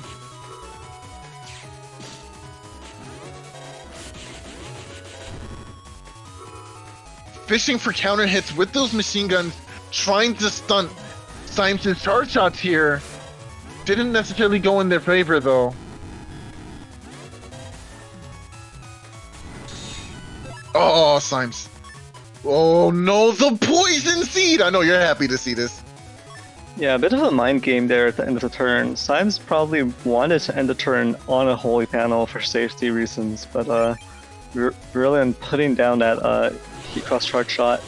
Ooh, and it connecting like this. Oh no. Oh, Symes. The time is ticking. Virillion can just camp in the back. I don't even care if you hit me with this blast, man. I'm gonna camp this here holy panel and just wait for your demise. There it is. A combination of fire and poison is not a good combination to be within. Yeah, I like how this is almost a complete mirror matchup, and we also saw the field enter a almost being completely mirrored right there. Actually, it was completely mirrored with that grass on the outside and the holy panels on the inside. It transforming into that in a single turn was pretty interesting. You know, looking at this hand, I think Charge Cross is interesting, but I much rather get that Slash Cross into play because we can do a significant amount of damage with it. I love to see it. This is what I'm here for. Yes, sir. I'm gonna pressure you into those back poison panels and just continuously let out these charge shots.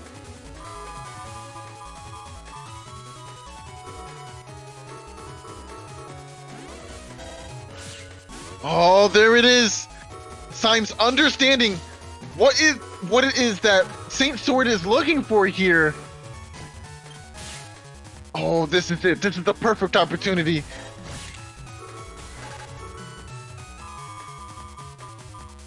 Bug fix down on both sides. One more slash. There it is.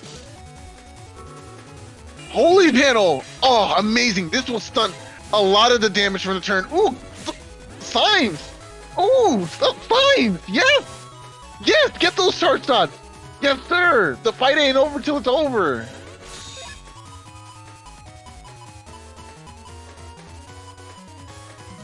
Yeah, so I'm still taking a huge chunk of damage that turn, but this holy panel is going to be really useful for mitigating the incoming damage.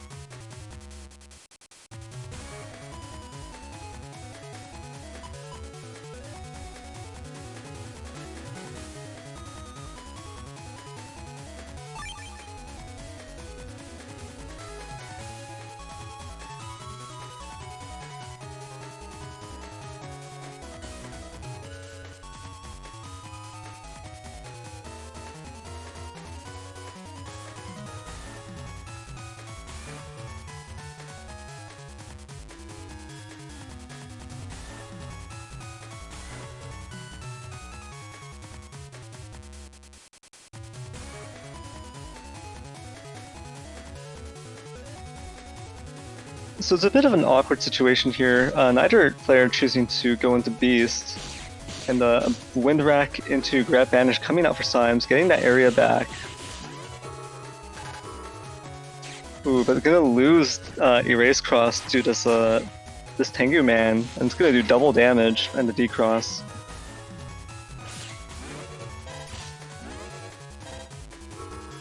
Symes is able to get some area on his side now.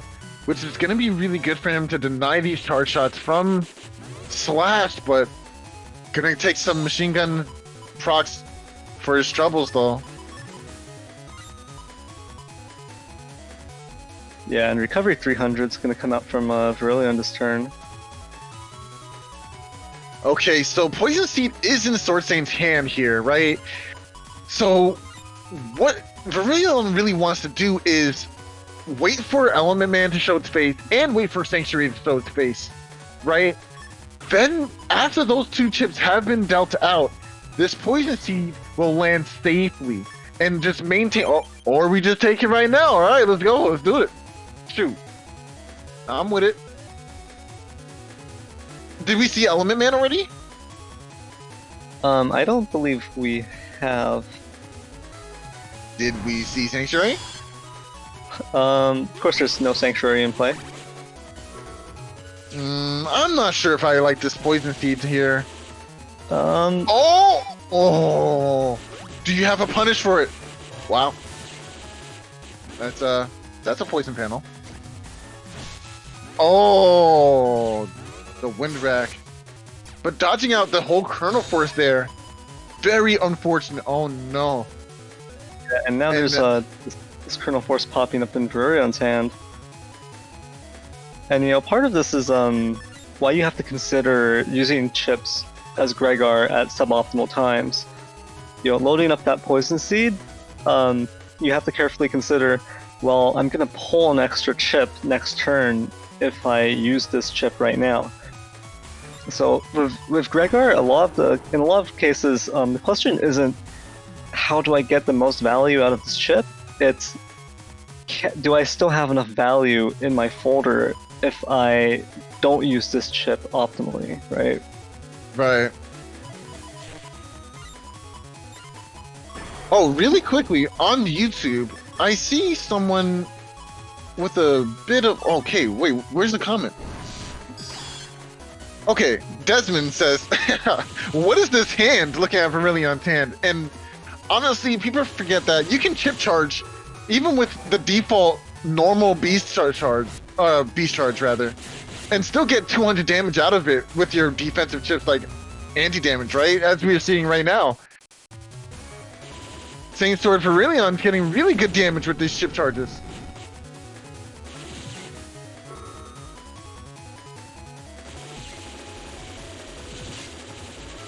Yeah, I think it's better to stand still at this point. Oh man, and there it is. The Kernel Force. Will Symes have a way to deny Kernel Force from dealing the lethal blow? I don't know. This is looking kind of tough.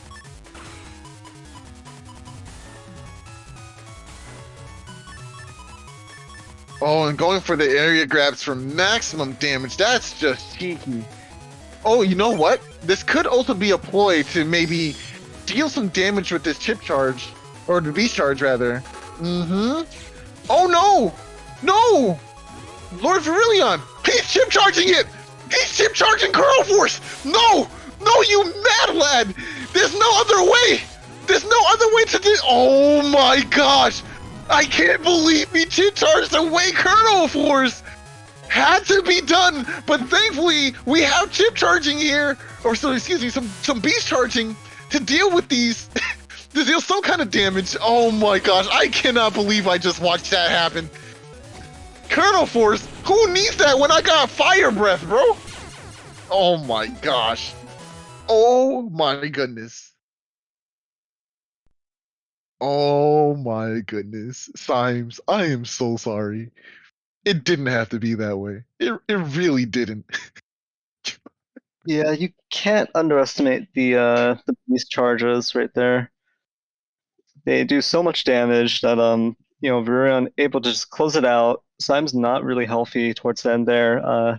So just that single beast charge able to bring Symes down to 1 HP. And if it's about Kernel Force, sometimes just gain a bit of value there, being able to break a defense. That's all you need. Oh man, yeah, beast charging away Kernel Force.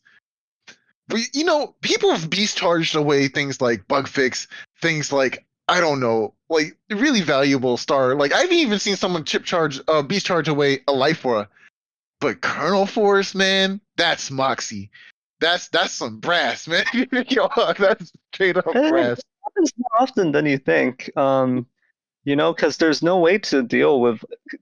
Because Colonel Force is a chip.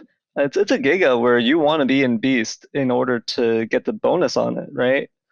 Because it's not time freeze, it gets that plus 30. It's non-time freeze null chip. It's getting that plus 30 from Beast. And once you're in Beast, you don't have a charge shot, right? You've only got the Vulcan or feathers for Falzar, right? Either Falzar feathers or Gregor Vulcan. And so that takes away all of your options to break your opponent's defenses. So once you've loaded up that chip sequence, if your opponent drops defense right when you reach your Colonel Force in your own sequence, that is your only option, and it happens quite often. It's just that people don't see it, right? When you're playing against your opponent, you just know, oh, well, that was a null chip, right? That's all that's the only information you can get out of it. So, but I'm gonna say a lot of turns it does happen. It's not super uncommon that a Giga chip, and specifically Colonel Force is particularly vulnerable to this as a result of you wanting to be in Beast. Yeah, that makes sense. Well, great game to both players. That was really fun. I'm actually really happy. Saint Sword Virillion hasn't played in a while. And this is like the first tournament that they've come back, and I'm really happy that he's here. Yeah, and that's going to be it for me, actually. I am going to be swapping out with another caster here. And Okay. I believe I'm stepping in my place. Thank you for casting with me, Neryth. Yeah, it's been a lot of fun, and I'll catch you later. Okay, well, Symes, welcome to the stream, man. Thanks for joining us. Yeah, thanks, Soul. It's as always good to be here. For some reason, I thought you were gonna make some kind of pun with beat, and I got scared. I got concerned because I don't like beat, and you can't make puns with it because that would make it popular, and I don't. What, Soul? Are you worried that it's going to beat you? I set myself up for that. You really did. You walked right into that one. Yeah. Oh, we're going into the next match. We have Rocku versus IMASUKA. Well, IMASUKA hasn't been playing as often, but this is seeming like a re-debut for them. Welcome back, IMASUKA. Very good player. I think the last time I played with Suka was 3 years ago at the last N1GP meetup, and he surprised everybody with his Valkyrie 4 strategies. So it's good to see you're back, Suka. And Rocku, a newer player to this scene, but still making a splash with his first appearance in the Link Navies tournament, playing the Bubble Boy Gang Squad. Yeah, Rocku actually, I think in the first week of Link Navies, he beat my Tengu man, so... Oh, man. Yeah, I'm not biased or anything, but if you play like SoulXCross or Spoutman as your Link Navi, you can never do anything wrong. So Rocku is perfect in my eyes. Yeah, no bias, right? No bias. No. But looking at the folders, let's talk about it. IMASUKA is running E-Code here with the Fireburn 3, Elect Pulse 2s, etc, good stuffs. But I think the most value you get out of E-Code outside of the fast gauge strategy with, Pulse Rack combos is that Element Man SP. That chip is so impactful to a game and can just swing a match almost immediately. Yeah, Element Man SP is definitely one of the best chips in the game. Sometimes with E-Code, you could even consider running Element Man EX. we don't see the EX navis often, but for like the big 3 element judge erase, if you're like running one of their actual codes, they're just that good that you could even consider using the EX version. We don't see that from IMASUKA here though. Instead we see the Electman SP. You know, Electman SP is really interesting, but it's not necessarily flexible, right? You have to be within 2 spaces, I believe, to get hit by a Thunderbolt from Electman SP, which can be a little inconvenient at times, especially if your opponent has their natural area and they're camping back, or if they're plus area on you and they're camping back, or in that middle section area. It can be difficult to land, and it's the damage that doesn't really appease me. Only a 210 for a Mega Class level chip. Even something like Roll does more damage, right? And it heals you on top of it. So I'm not too fond of Electman SP, but in certain scenarios, it can hit twice, right? If there's objects on the field or something similar to that.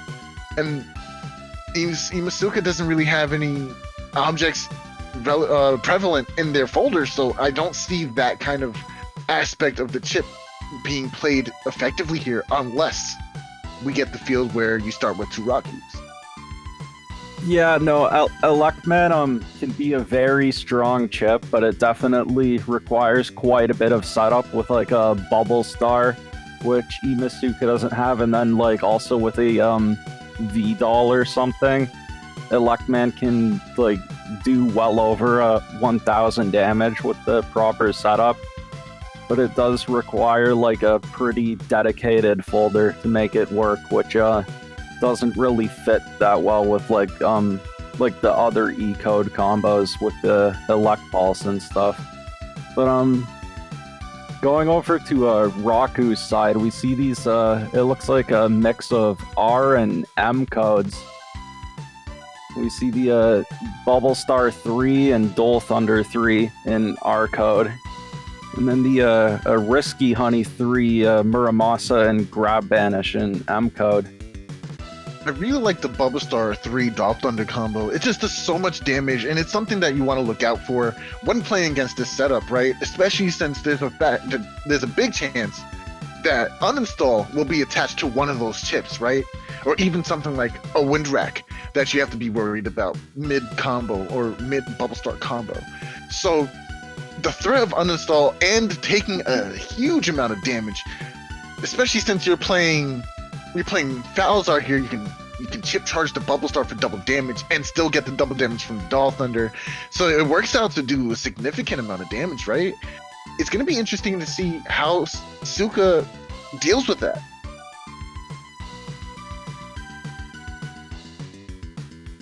Yeah, for sure.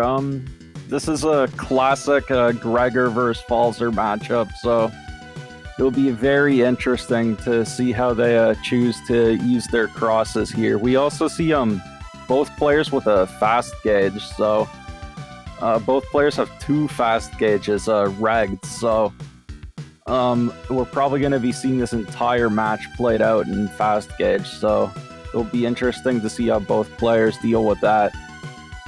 I hope you guys are ready for a very high stressful, high-paced match. With this fast gauge in play, let's hop right into it.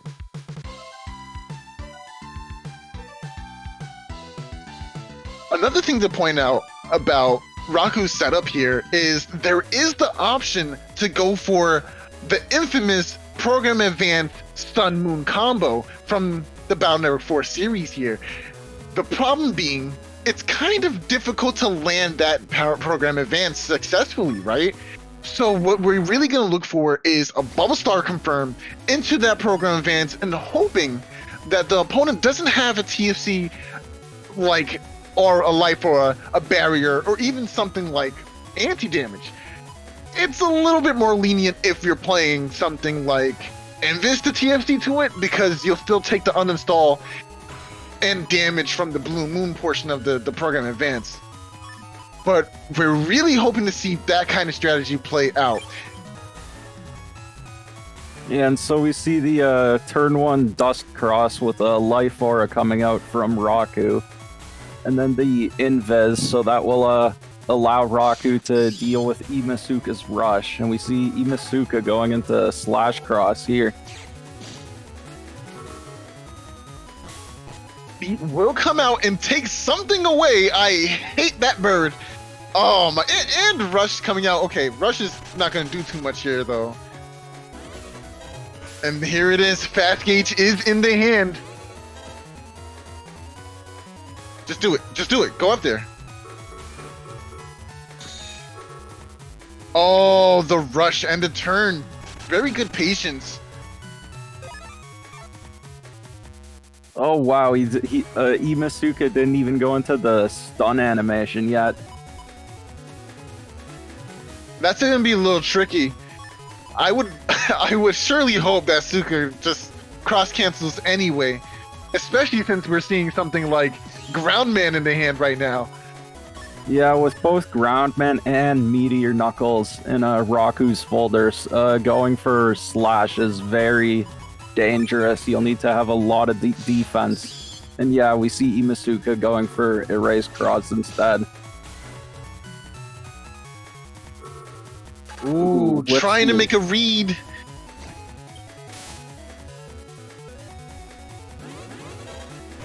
Thankfully, there was a Life Aura in play anyway, so that actually makes this entire turn for Rocku here pretty useless. But what could happen is you could potentially save the Groundman SP and go into something like Tengu and still attempt to get value out of Groundman SP. It's a significant portion of damage to just lose out on, you know? And Tengu would also get rid of that barrier, right? So I just feel like it's not bad to do that. What do you think about that kind of... Oh, but there's an anti-damage. I guess it really isn't worth it then. And both players use Windwrack, but ooh, the counter hit machine gun into the Erase Man. Ooh, and that... the TSC. Oh, no. Yeah, so that anti-damage is just going to be eaten by the Erase Man. But at least Rocku was on the Holy Panel, so all of that damage was cut in half.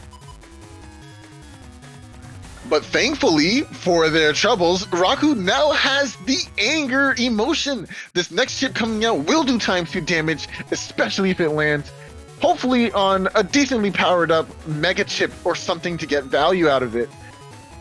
Yeah, I think IMASUKA still has a trap up. I don't think they have any traps in their folder other than anti-damage, right? So if Rocku wants to land one of those big ×2 powered chips from the anger, they'll need to find a way to clear out that anti-damage first. Understandable too. We do see a cross change because of this. Area grab will deal with that trap and set the opponent up for this. Oh, nice! Landing the uninstall, and now Judgment to get a nice little punish. Will there be time to get this short shot in? No, there won't. Yeah, and so now Rocku can use Full Cust to, this will get rid of one of IMASUKA's Beast Out turns, which, with the E-code, IMASUKA wants to go for those Beast Rush combos, so having already lost 2 Beast turns without getting any of those E-code combos off is actually very unfortunate for IMASUKA so far. This is going to create a very, very risky situation for IMASUKA. Having chips in your hand like Elect Pulse 2 and not being able to have the Beast Rush to support that can be a little risky, especially if you don't have something like an area grab in play to help facilitate the range of that chip a little bit more. IMASUKA does have 4 area grabs in the folder though, in total, so there could be the ability to possibly go +1 on area against Rocku here. But we do see that grab banish combo with the bees here in hand, just waiting on maybe attack +30 to go alongside it as well. Thankfully, there is no double star here in play on Rocku's side, so it won't be an amazing amount of damage, but it's still gonna do some good damage.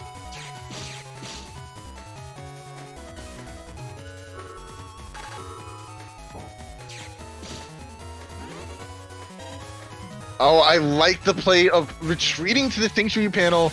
This will mean less healing overall for Rocku as well. Could we be seeing a Q Force coming out with Oh no, just No. That was interesting. With the grab revenge and then the area grab to follow up, I was kind of expecting a Kernel Force to come out there, but I guess not. And now Rocku is using a grab banish of their own, so all this area IMASUKA just took will already be lost.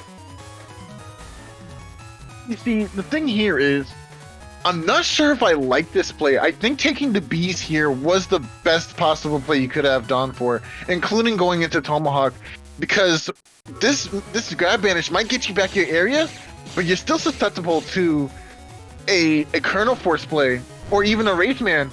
Oh, okay, so we do know Kernel Force is not in play because Elect Pulse was just put into play here, and that's E-coded. Yeah, so it will be much harder for IMASUKA to land all these combos with the E-code chips now that their Beast Out has expired, so it'll be interesting to watch and see how they play around that. And now we see Rocku going for that Bubble Star Doll Thunder combo. That could be a huge amount of damage if it connects.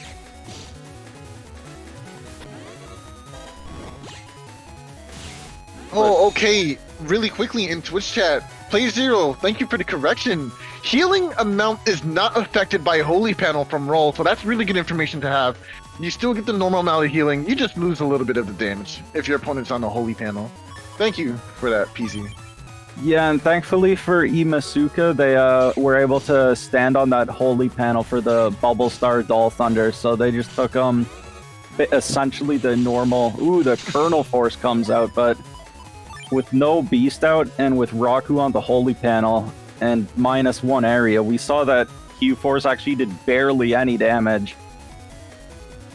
I think saving it for the Beast Overage play was much more important for IMASUKA here. Yeah, and we're actually already on to turn 10. We could be already getting close to a damage judge situation. No, oh, you know what? I think going for Element Man would... Okay, there's the wood for you! Oh, there's the anti-damage. And just clipped with the machine gun. Almost avoided it. I would go T-Hawk. You have plus area. There's no reason not to go T-Hawk right now.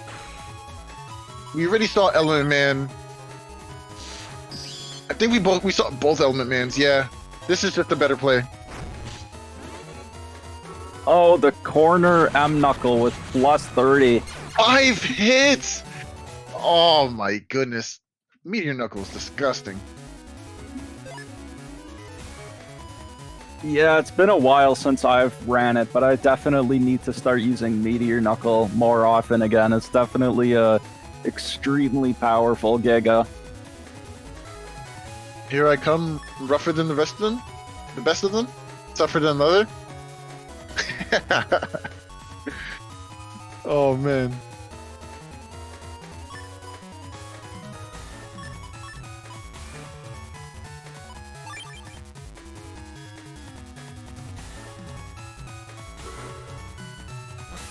There it is, Beat once again rearing its ugly head around the corner.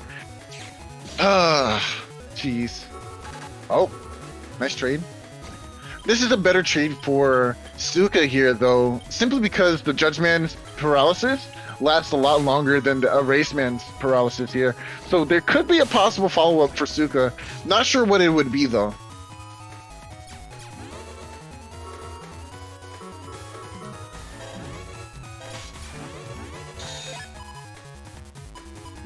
Interesting. Are we opting to throw away the anti-navi here, or do we keep it? You could go for a cross change here, maybe pressure with Tomahawk, but there is the chance that Suka could go into Fire Burner to punish that, or even go into Charge Cross or Heat Cross to punish that as well. I'm not sure what the best play is for this certain scenario. Maybe just throwing away the anti-navi is best.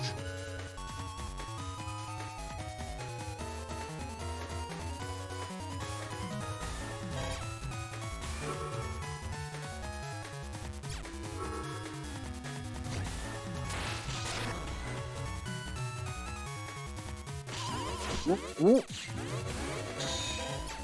Rocku maybe trying to land this Groundman SP, but failing to buster off whatever trap that is in the hands of Suka.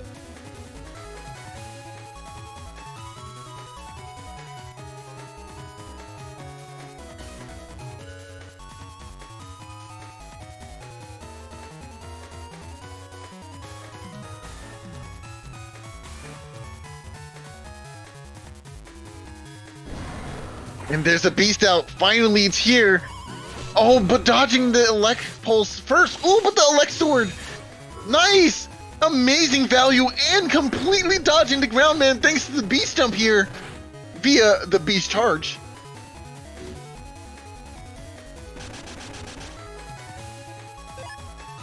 Very nice, very nice.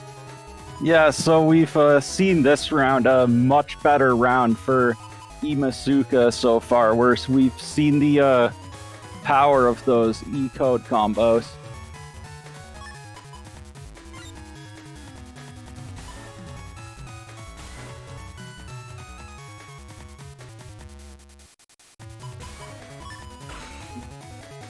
Going dust here, pretty interesting.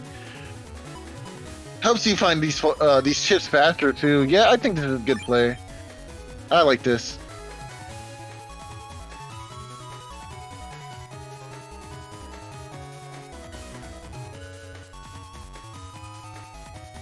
What's funny is that even though you cross change, you're still gonna get smacked. Oh, unless they cross change too.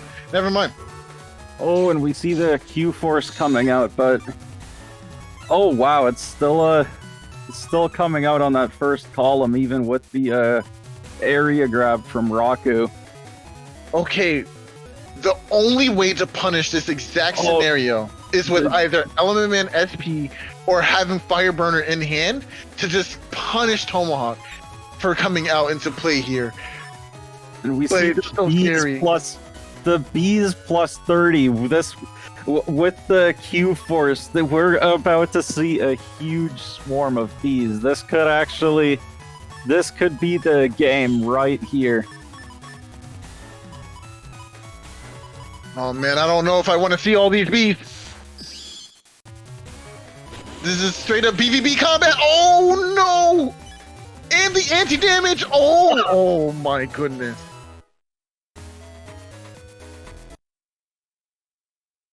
So you had a bee day. The bees blew you away. Bees, bees, bees, bees, bees, bees, bees.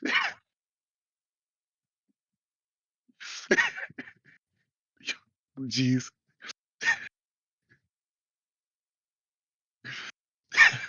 Yeah, I hate bees though.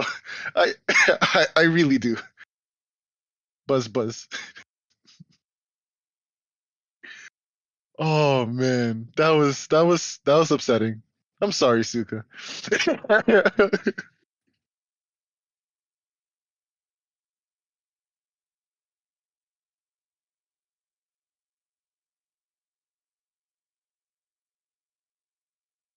Well, that was an interesting match. Really good play from both players. Unfortunately for Suka, I think Rocku was kind of just used to getting put into this fast gauge situation and was able to play around Suka's strategy a little well there. Really well played, Rocku.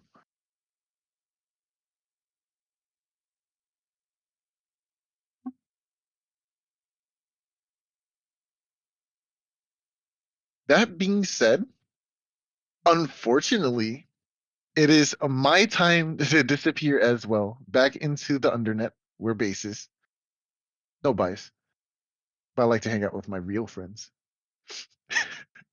But I will be swapping out here, and taking my place will be Neryth, returning once more. Yeah, take care, Soul. It's always great having you on the stream, so that was definitely an extremely hype match, and well played to both sides. All right, take care.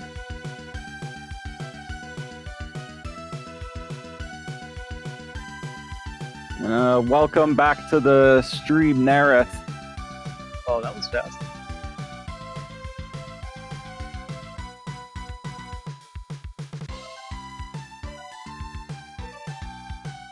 Okay, so I believe our next set of the day is Salad versus Desmond. Yes, so I believe this is our first time seeing these two players on stream today. We saw some of Desmond's matches last week. So for Desmond, we see we just saw the Beast Rush folder from IMASUKA and the E code. And A code is in many ways similar to E code with the Elect Pulse 2 Wind Rack Beast combos, but with A code you also see the Aqua Sword, the Risky Honey, and of course the Spout Man SP instead of Element Man SP. Yeah, definitely this folder coming out from Desmond. It's pretty interesting in terms of the split. You could call it a duo code folder because it's using both A and B, and it's even opting to take only the Blast SP out of B, whereas normally you see Proto Man SP coming with it as well, right? Well, actually, no, it does have both, so it really is just a duo code, taking all three SP navis from both codes. So there's a lot of damage coming out from it in terms of obviously the B code SP Navi potential, on top of the all of the A code damage and Windwrack into Windwrack combos. It's a really interesting setup, and what's also important to note is that it is opting to take base anomaly instead of attack plus 30, or instead of Meteor Knuckle, which is usually what you would take to check SoulXCross coming out from Gregar's. But the base anomaly is a lot of damage if it actually does connect on its opponent, if the field doesn't have like perma holes that could mess with the base anomaly, or if you can just point blank the base anomaly. The damage is, it's not higher than the maximum value Meteor Knuckles that you could get, but the requirement for landing it is pretty different too. You don't really need as many area grabs to try and get the damage from a base anomaly, and that is going to be relevant here because Desmond is only running 3 area grabs, whereas a lot of players opt for 4 or even 5 area grabs.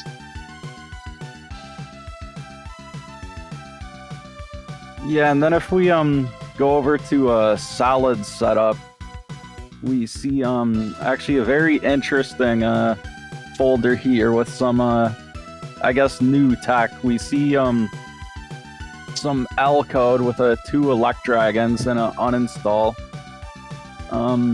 We actually there's actually quite a lot of defense in this folder from Salad. There's the 3 invisible, 3 anti-damage, and life aura. But then we also see a barrier 200 and K code to go along with the Erase Man SP.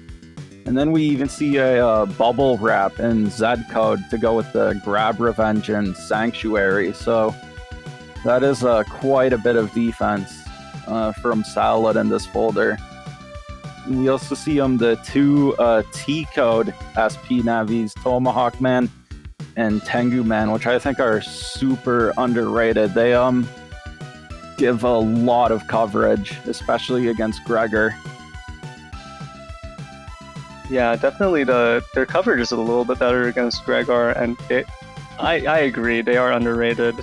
They're just their raw damage, even if you're not getting a ×2 hit, is still enough to compete with like Proto Man SP, Blast Man SP, only a little bit lower, and actually Tengu Man being a little bit higher than both of those when you connect with 2 of them, 320 as opposed to 290 and 250, and Tomahawk Man beating out Blast Man SP as long as it's not on grass.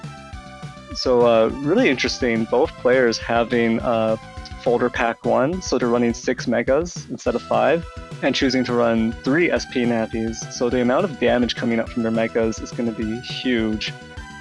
And like you mentioned, there's a lot of defense coming out from Salad, but it's really interesting because this defense is it's like placed throughout these different codes, right? The U code, K code, and Z code. There's defense in all three of them, from the barrier 200, the bubble wrap, and the life aura. So there's going to be just a lot of turns where Salad can lock in some defense along with an offensive or utility option. Yeah, it's definitely a very well thought out folder. And also looking at their Navi custs, they're both pretty similar. We actually see both of them with the folder pack 1. It's just that Desmond has extra HP, whereas Salad opted for an attack max.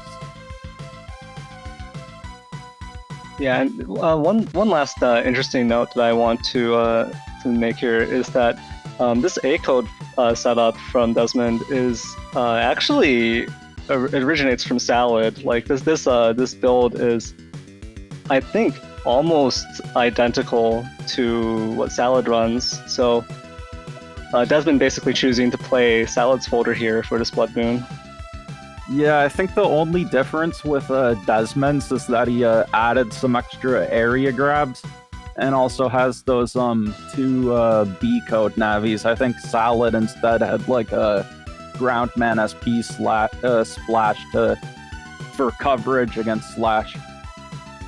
But yeah, apart from those minor differences, it is extremely similar to what Salad was running before.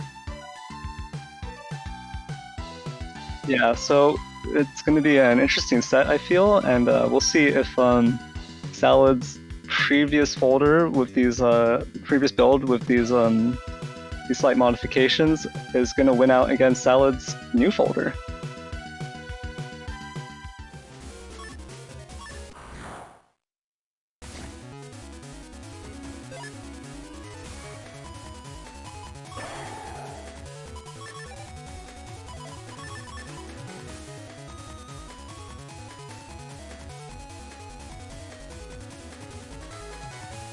That's a very interesting choice right off the bat. Yeah, going for the first turn Beast out, you don't see that too often. Yeah, and I'm going to assume this is going to be a lot of Beast charges, which are going to be a ton of damage with the attack max. Usually you only see attack 4 or even just attack 1 coming out from Falzar. Yeah, it's definitely the Falzar Beast charges aren't quite as strong as the Gregor ones. They actually can do a lot more raw damage compared to Gregor's Beast charges, but the problem is they need to be confirmed. But the Life Aura coming out from Desmond though, that is going to completely wall off those Null Beast charges. Yeah, luckily these chips just have great value even when you're just using them like this. The anti-damage and the fast gauge here. Yeah, and Salad... Oh, go ahead. And Salad did still sneak in a single 100 damage clip off of that first Beast charge, which also, you'll notice, didn't set Desmond to a blinking status. It's only the second hit that actually makes you start blinking. Yeah, and so this is actually very similar to that last match we saw between Rocku and IMASUKA. Both players have the double fast gauge, so...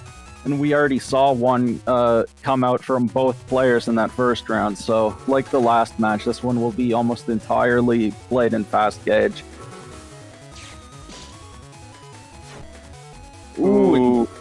Desmond manages to slide past the wind rack on the ice panels, but that Tengu Man will still clear out that life aura and anti-damage.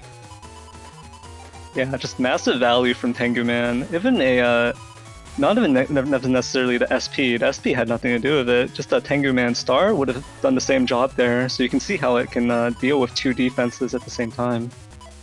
Yeah, I think Tengu Man in Asterisk code is definitely, especially for Gregor, can be a pretty solid choice.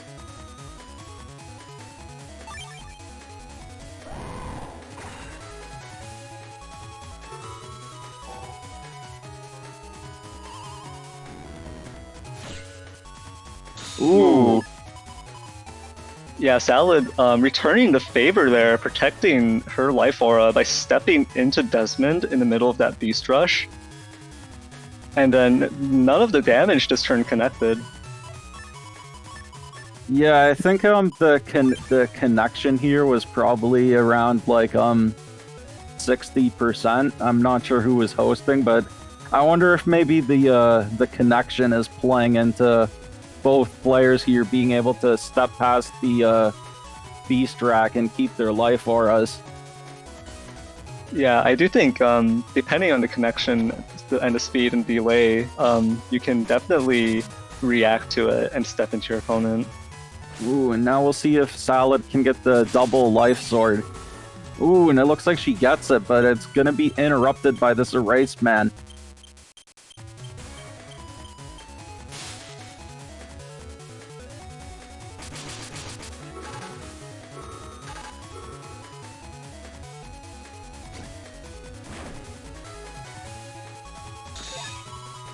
So Salad tossing that area grab away there.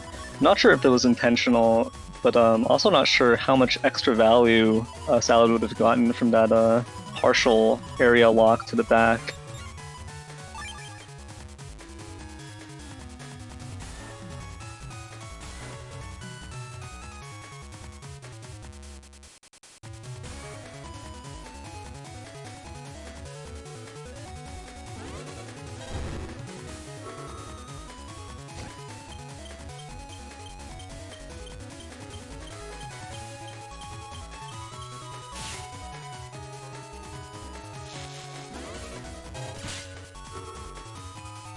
Ooh, and that Meteor Knuckle in the corner.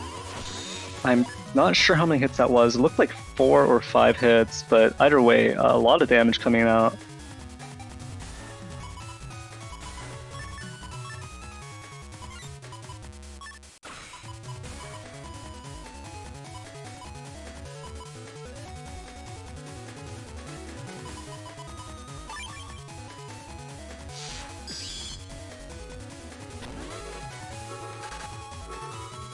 And Spellman SP not gonna line up.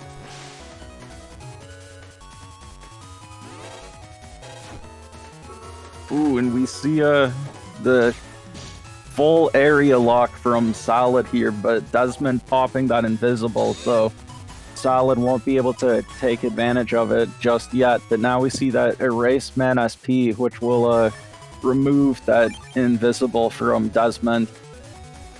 Yeah, and what's interesting here is that this barrier 200 is going to play into Desmond possibly wanting to stand in place and try to back B at the start of this next turn. So this might help Salad just step down and confirm this erase man SP. Ooh, and yeah, we see the Judge Man coming out, but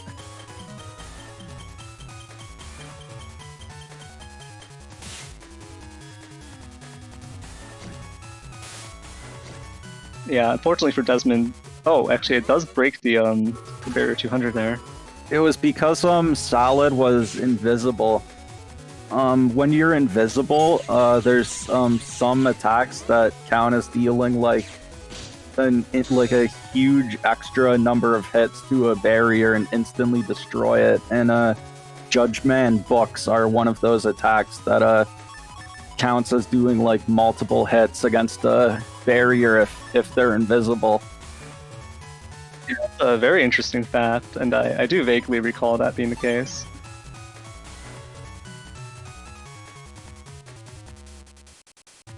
But now we see Desmond with the area advantage, but Salad immediately using the grab revenge into the sanctuary.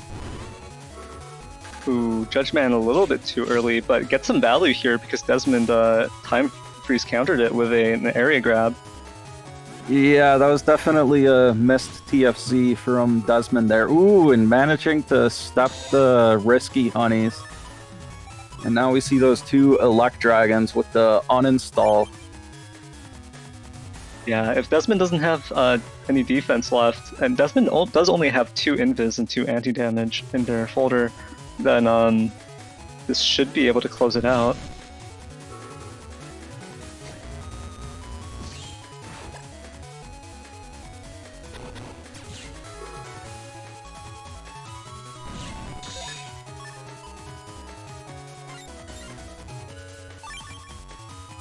So we see the end of Salad's folder here, but Desmond being at 1 HP, it isn't going to matter too much unless Desmond still has something really big up his sleeve.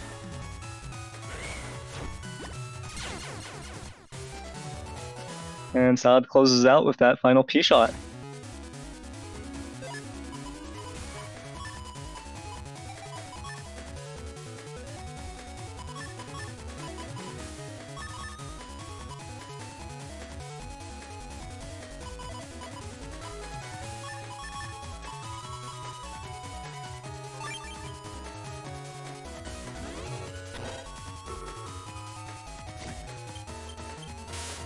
Race Man from Desmond, not going to connect here.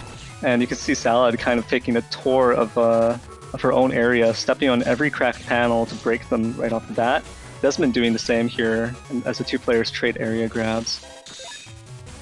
Ooh, Salad not able to squeeze out that Erase Man SP. Gonna hold on to it and try to line up for this turn, it looks like.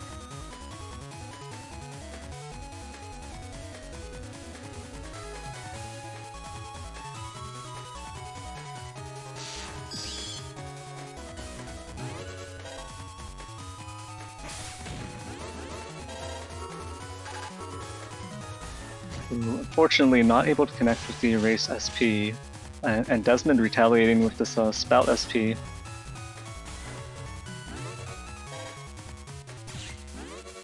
We'll see if the connects the normal Erase Man, punishing that charge shot from Desmond. Yeah, and as Desmond, you've really got to be asking, was that attack 1 Dust charge shot worth the decross and paralysis that you're now going to have to either beast or cross cancel out of?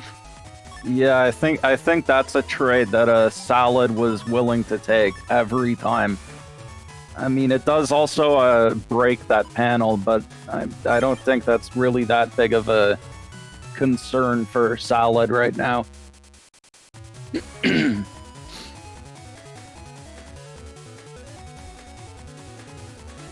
Yeah, and I believe Salad is locking in this Elect Dragon. I think it has uninstall. And there it is, connect.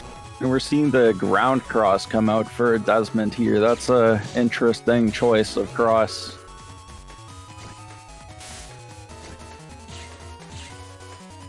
Yeah, not exactly the most reliable charge shots here, but it is going to provide Desmond with super armor, even though he has been uninstalled.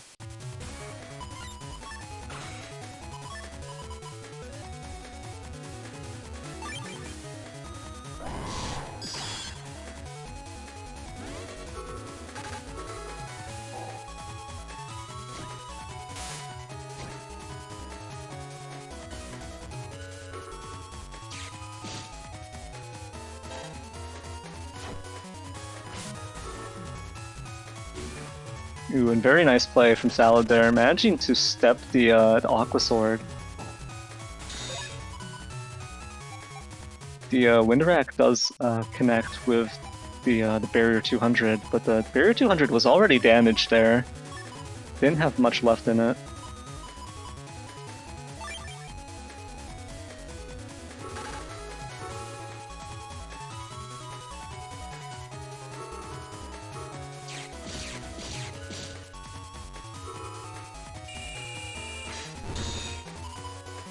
Ooh, and just like that, Desmond loses another turn of Beast out.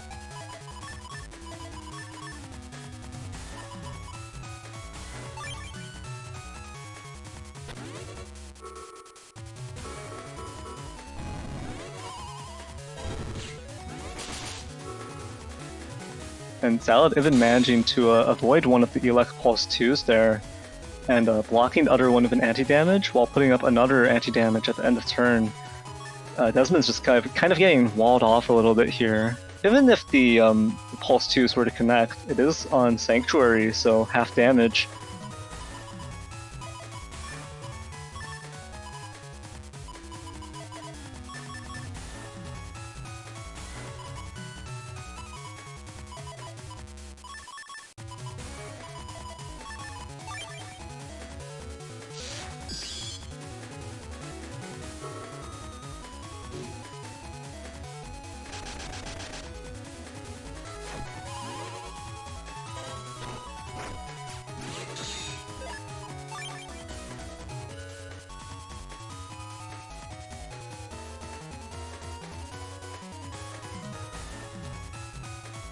And so one other thing about Desmond's folder is the only chip he has to clear a sanctuary is his Element Man and Asterisk code. He doesn't have any of the Elect Dragons in A, so unless Desmond has that Element Man, this Sanctuary could actually be a huge problem for him.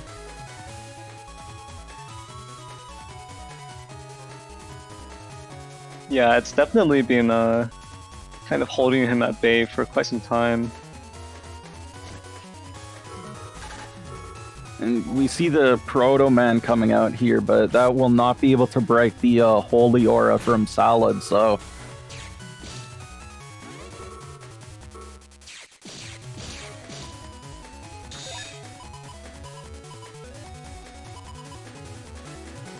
Yeah, both players playing a little bit slow here, but it feels like with the current defenses that Salad has up, there's a lot more pressure on Desmond to make a move here and pull the chips necessary to break through these defenses.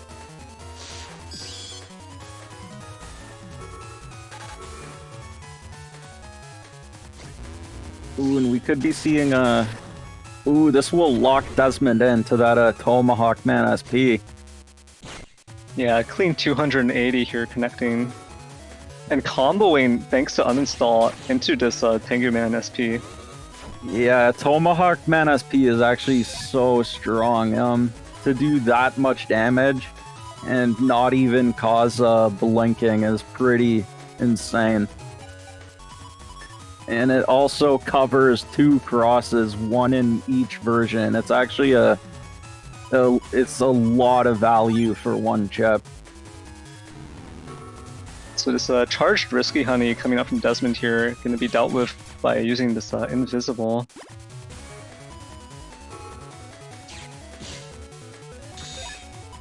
And there's the Bubble Wrap. I think Desmond has already used all 3 Elec Pulses in his folder, so I'm not sure if there's any other way for him to get rid of this. Yeah, I'm not sure if he still has Judge Man or not. I think both players have used Judge Man. The Windrak removed it, but too little, too late. We see the Neovari Sonic Boom into the Buster Shot finish. Yeah, very well played to Salad and Desmond there. But we could see that some really clean defensive play, as well as kind of patiently playing around all of those defenses. And in Salad's folder, Barrier 200 gains so much mileage, actually, just so much value. And then the 3 anti-damages, 3 invis, Life Aura, Bubble Wrap, Sanctuary, just so much defense in this folder, kind of walling off Desmond's beast turns, along with just really clean movement, honestly from both sides, but a little bit more value being squeezed out from a Salad side, thanks to just the heavy amount of defenses stopping almost all damage for such an extended period of time. Yeah, it was definitely a very interesting set. Falzer versus Falzer fast gauge matchup. But we just saw that Desmond didn't really have the answers he needed to all of those defensive options from Salad. So it's definitely a very interesting set to watch. But I think that's actually gonna be it for me for now. Soul will be jumping back on, so I might be back later though, but bye for now. All right, thanks, Symes, and welcome back to Soul.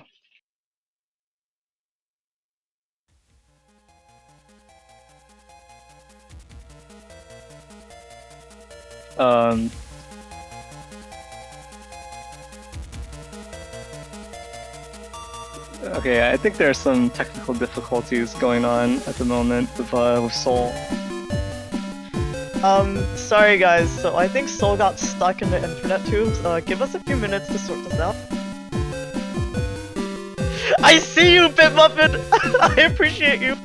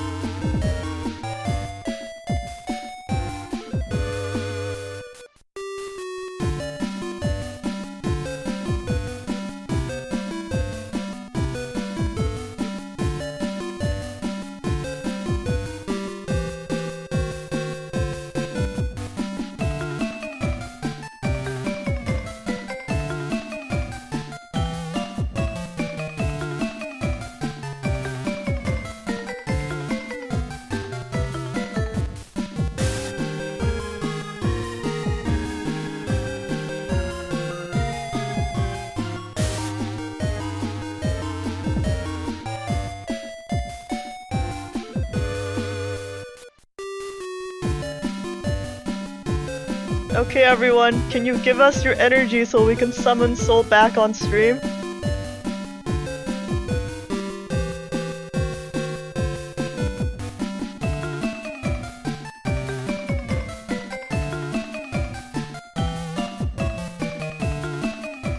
Comes off the spirit bomb energy, or I guess in this case the soul bomb energy. Alright, is he back? This whole bomb energy. Yes, sir, I'm back. Thanks for bringing me back on, guys. Let's finish up the rest of this stream and get things going. Chocolate, I'm sorry. I will not be coming back for the Knuckle Song. Okay, so I think our next setup day is Uvu versus Godon. We've seen Uvu earlier today. Yeah, definitely. But now we're going to be seeing a new player with a Godon. What do you think about their setups? So it is the Airshoes 1500 HP Gregar setup. So I think it's really interesting that just in terms of looking at the Navicusts in Gregar, right? You've got basically these two different thresholds, 2200 for the Chunk Gregar, and then 1500 HP for Gregars that want a little bit more utility as a trade-off for that extra HP. And so those are basically the two different Navicust setups that you see from that version. And in terms of the build, it's kind of interesting to see Godon setup here, because it is B-code, and we've seen, I think, at least one other B-code Gregar. And it's always interesting to see which chips they tend to take out of B-code, because with these two machine gun 3s that Godon has elected to bring to the table, there's a little bit more value you squeeze out of it with Erase Cross, for example. And then obviously it's just a solid chip overall. It does great damage. D-Cross is dust, D-Cross is ground cross, and also just destroys traps. So just overall really solid. But there's so many great chips in B-code, and I generally view a 1500 HP Gregar setup as a little bit being, more focused on chip damage, just a little bit more. Because I feel like if you wanted at 2200 HP, or if you were planning on running 2200 HP, you'd lean a little bit more heavily into charge shots, into beast charges, and kind of abusing that extra HP to just trade blows with your opponent. Whereas chip damage, Gregar's chip damage is pretty impressive with the flat boosts, with the plus 30 for the cursor chips with Erase, but also just the plus 50s coming out from Heat and Elec. Those can always be really nasty to deal with. So it's important not to underestimate that damage. But Godon has chosen, this just two machine gun 3s, just wants those cursor chips to deal with his opponent, and then the SP Navis from B-code, always a good choice, always good damage coming out from them. And the rest of it actually looks kind of like a standard Gregar setup that you would see recovery 300s in a 1500 HP setup. Also not as common as in 2200 HP setups, right? Where you get that extra buffer of HP, so you aren't going to get bursted down before you reach your recovery 300s. Still, it's not a lot of folders that can necessarily burst a 1500 HP setup down before you can reach any of your recovery 300s. But with only Cust 1, it can be a bit challenging depending on times 2s from your opponent or massive D-Cross hits. So definitely kind of an unorthodox folder. At the same time, it's running these things that you would consider relatively commonplace. It's just a combination. The way in which it combines them is not something you see that often. Yeah, for sure. There's a lot to dissect going into this match, man. I feel like Godon is in a really good place in this matchup. I think B-code's just really solid. There's nothing you can do wrong here. Pretty standard stuff going on. But we'll see how he interacts with that fast gauge in the first place. Oh, excuse me, not fast gauge. With Uvu's humor bug and different like combos in that A code folder he has set up. I don't know how that's gonna weigh in on the match, especially since Godon has a lot lower HP than the new standard Gregor Chunk Cuss. But we'll just have to see what happens. Yeah, and I think with that, we can jump right into the set. Alright, just waiting for the players to join up into the match here. You know, it's actually really funny. These are pre-recorded. I don't think people don't know that already, but these can be clipped out if you use the VDub editor and just kind of like use the snipping tool to get like certain things out of this, or we don't have to sit here watching. But yeah, personally, I actually like seeing. I didn't learn that till recently, so I like seeing people's names and like comment in this screen. That's true. So I actually kind of like that. People tend to have a funny name comment combination or something, or being a little bit cheeky here. So that is something we miss I have out. something really edgy. That's true.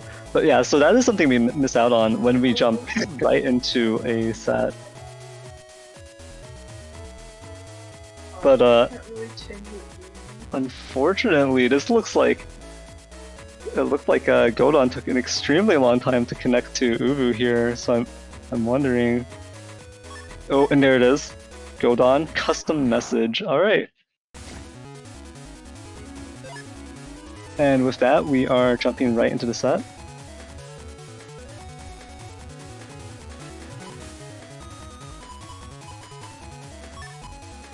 And Uvu pulling Spoutman SP on this ice field turn 1. So that is a really big deal. If it connects, it is going to do quite a bit of damage here. Especially the ×2 potential with the humor bug. Yeah, the humor bug is what really makes the difference here, right? The ×2 factor it's just always so scary. Yikes. Oh, should have waited. But I mean, yeah, actually, you know what? We'll take it. We'll take it. That's ×2 damage. That's a lot of damage. You're throw and tank cannon. ×2. That was so close to connecting. Dang. But that has to be terrifying for Godon. The mine, but not the ×2. Oh, how unfortunate. Okay, so we know that it's in the center at this point, right? I think it's in the center. Top. Yeah. So you kind of just avoid that situation entirely. Oh, this is actually a really good field for the Aqua Needles here. Yeah, Uvu is going to be able to get an extra hit from these Aqua Needles, thanks to the freeze due to ice panels. What I find really weird about Aqua Needles is how they coded it into the game. Like the first Aqua Needle, it shoots 3, right? The first Aqua Needle will cause flashing, so the second 2 don't hit. So in this case, the first Aqua Needle will freeze, the second one will cause the flash. If I'm remembering this correctly, right? Yeah, that is correct. Really unfortunate how they coded that chip. I really wish it was just, I don't know, like Neo Vari, how the first attack doesn't flash and the second one doesn't either. You know, like why did you? It'd just make it too strong. They would have to decrease the damage value on it. Fair enough. But okay, but make the first 2 not flash and the last one flash. I mean, that's still 3 hits. They would still have to decrease the damage. Especially with a Spoutman ×2 charge on it. That's fair. I would take the decrease if it's gonna work properly. You know, like. Well, what's interesting to think about is the PvP application versus the PvE application, because in a normal playthrough, one of the great things about Aqua Needle is that it targets different viruses, right? So each needle will actually hit a different virus if there's multiple viruses on the field. So it's nice for like speedy deletions basically, especially combined with Spout Cross, ×2 charge. So there's that to think about too, right? The balance wasn't just for PvP. There's also, you have to think about it holistically. That's true. But definitely, I think they did think through like whether or not each hit flinches, especially considering they made exceptions for stuff like Neo Variable Sword, where the first hit doesn't flinch, and even just like the default beast charges. The Balzar and Gregor beast charge, the first hit doesn't flinch, but the second hit does, regardless of whether or not both connect. That's true. There is an element trap on the field, and Master Master Cross sneaks in through the life aura. A nice clean 700. Oh wait, actually, I don't even think that was 700 because that is not 700. That is definitely not 700. I think it missed some of the hits in the back, right?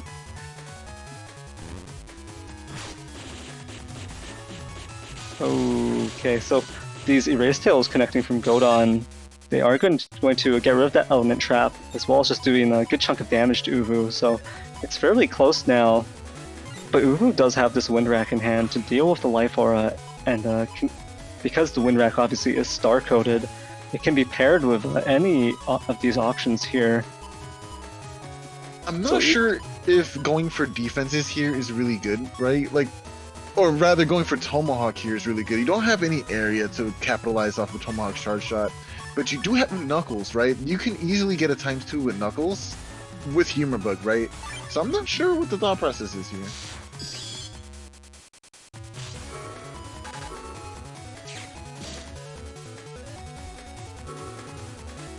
So yeah, this Tomahawk, it does get used to safely burn Rush, giving access to this Invis.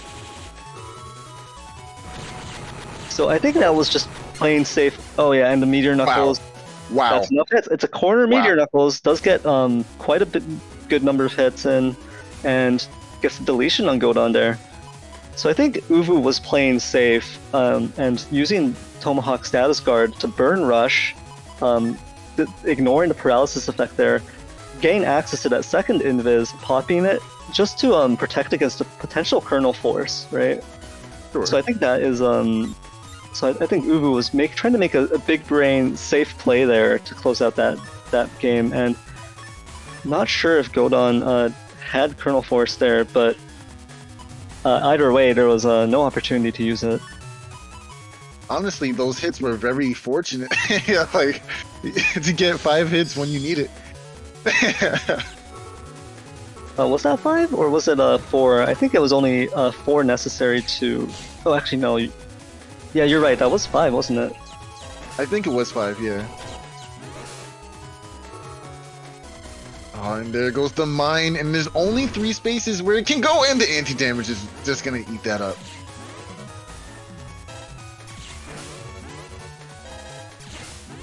Oh, so for the viewers who don't know, corner Knuckles, if you catch someone in a corner of the field, or even like in that space where the perma hole is, if someone's in that space, they'll take the max amount of hits from Meteor Knuckles. So you really want to catch the opponent in the corner when using Meteor Knuckles so that we can get the most amount of value out of it. If your opponent's standing in the center of the field, they'll probably get hit like 1 or 2 times, which is about average for Meteor Knuckles. But if you really want value, full area lock them into the back row or catch them in one of those corners and you'll get some explosive results.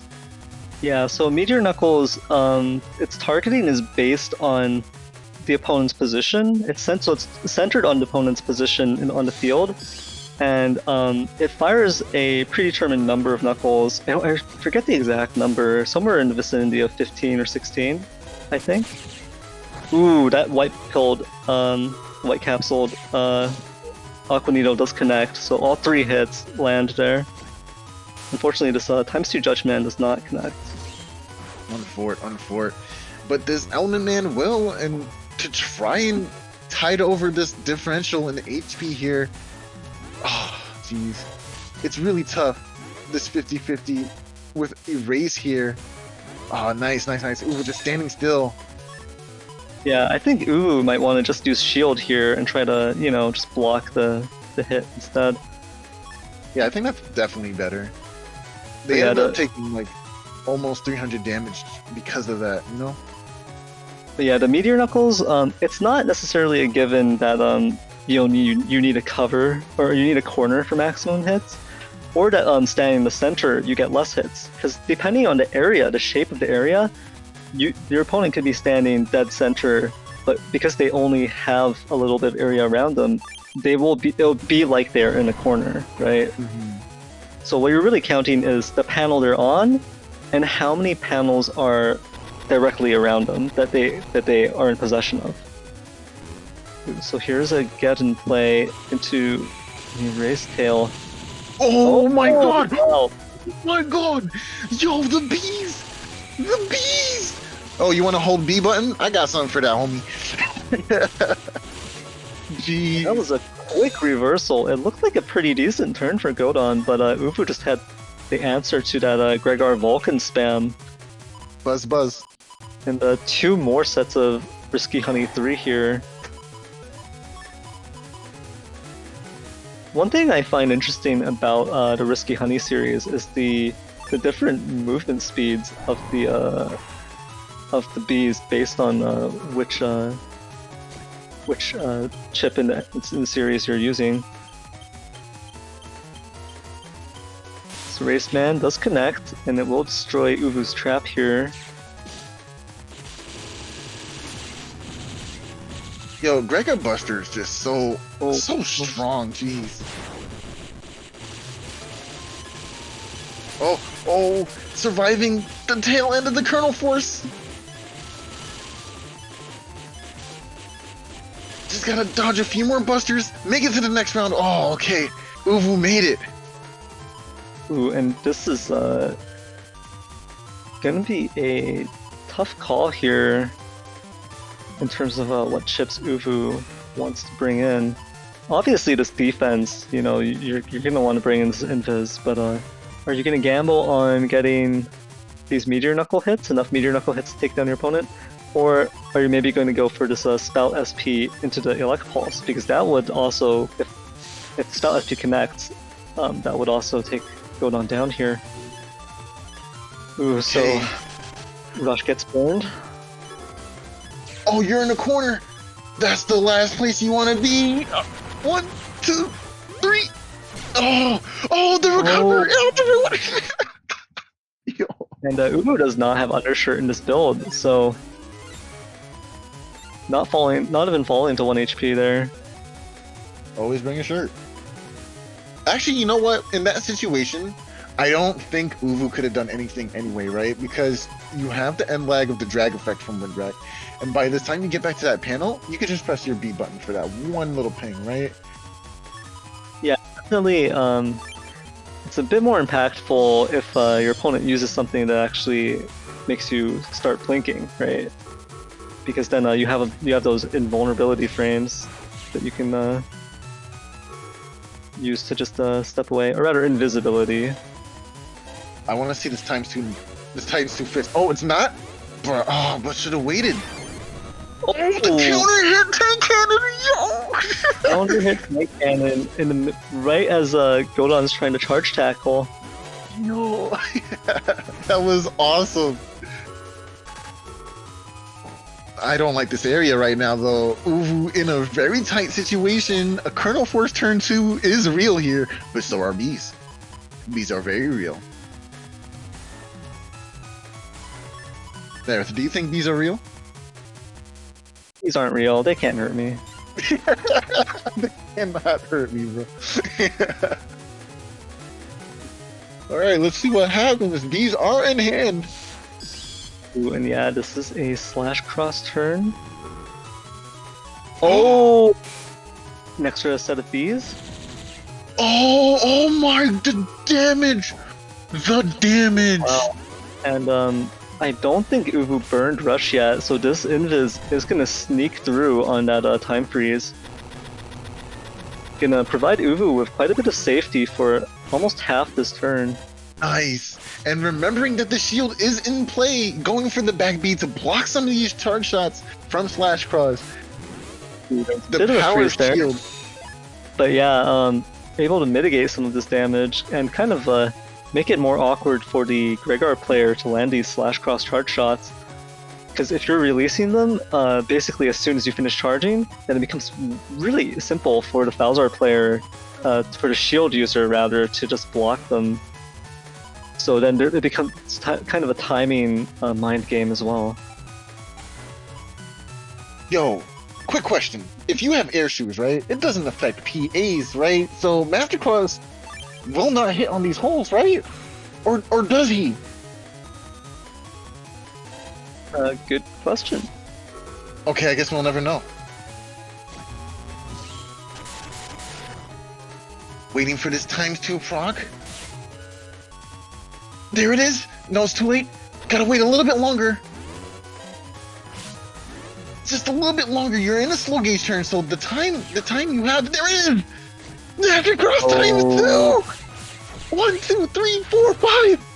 An explosion! Oh my God. Leaving 1 HP.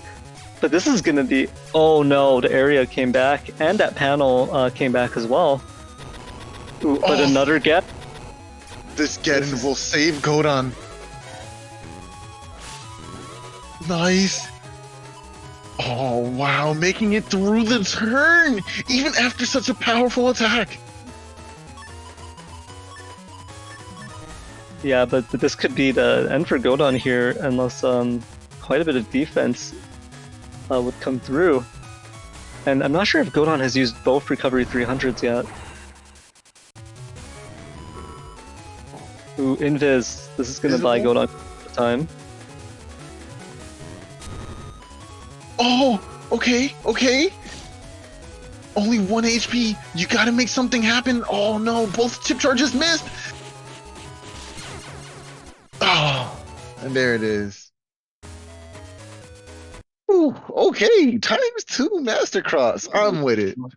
Yeah, that was quite a ×2 Mastercross. Just a solid 1000 damage there.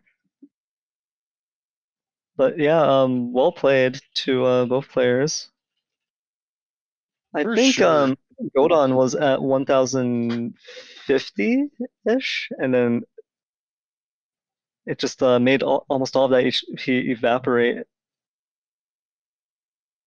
Yeah, it was pretty rough. You know, Yeah, you hate to see your HP drop so fast.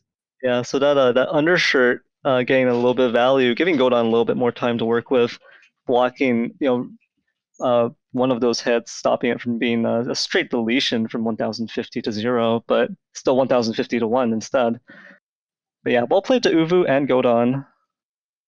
Very well played indeed. And for the next match, it looks like we have Nonstopmop versus Desmond.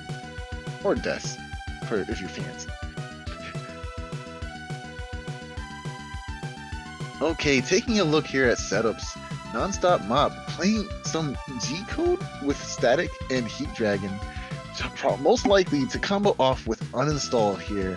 Really interesting not opting to play the Wood Dragon, which is usually the big pull of playing G-Code dragons, right? Is the fact that you can throw out the Wood Dragon to possibly get rid of Sanctuary panels, and then throw out a Heat Dragon on top of it to get that nice double damage going.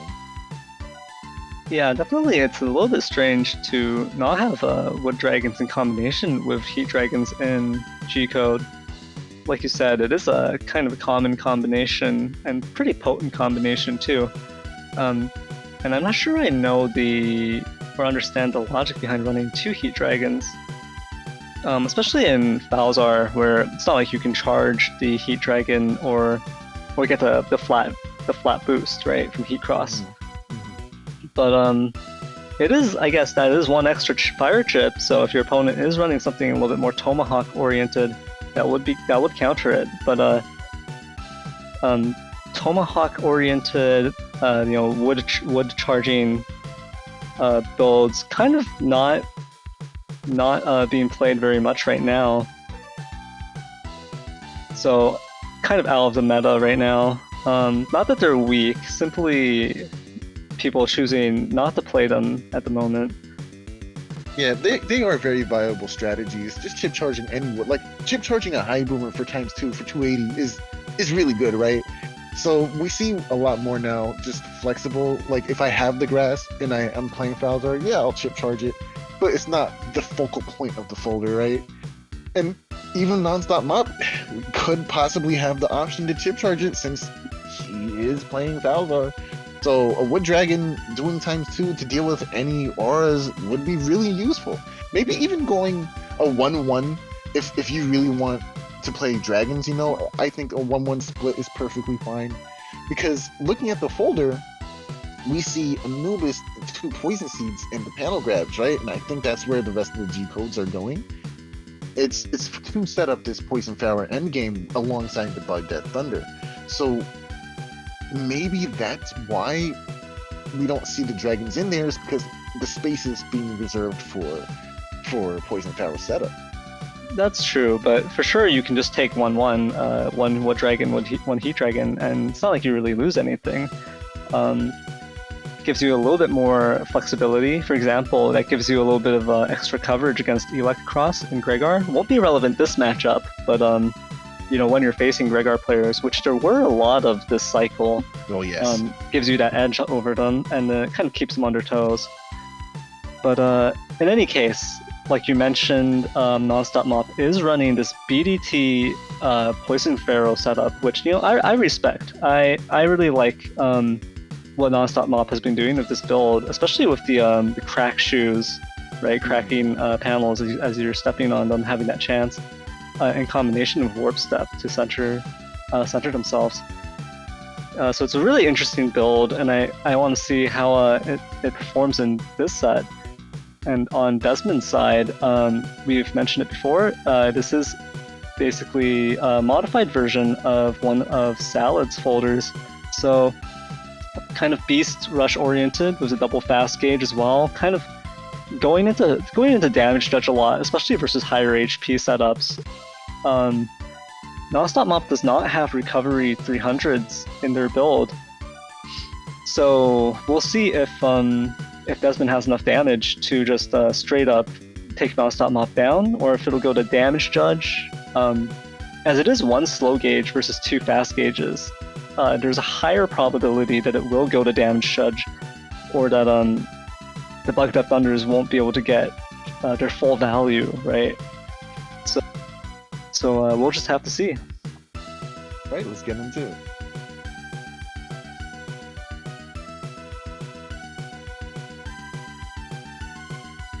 Okay, and here we are, looking through the lens of Nonstopmop here. We immediately see that Dust Cross coming out. Most likely he's going to try to go for this quick suck up, get these bricks for himself before Des does. It's a race to the bricks. Oh, and in fact, opting to just get free damage because we know that Des is going to go for the suck there and get some static value out of that. That was really nice. Yeah, and both players being in Dust Cross here, Nonstopmop is holding on to this full cust for next turn, because with the Trash Chute, Nonstopmop gets a lot more value with the Giga they've chosen and the specific build they've chosen to play. Wants to shuffle Poison Seeds away until late game, and just dig for that HUD batch, the early Baghdad Thunder, excuse me. Unfortunately, not going to pull it quite yet, and kind of an annoying piece comes out, this Anubis. It's not a horrible chip even by itself, but it's definitely not what you want to see. Right.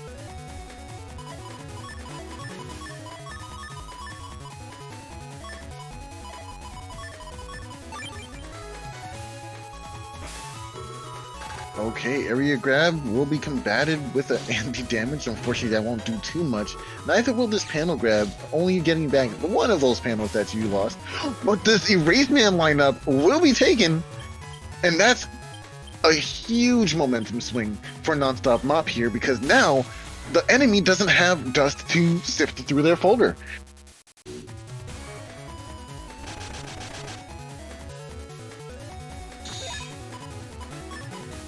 Yeah, the loss of Dustcross on Desmond's side, that is going to be...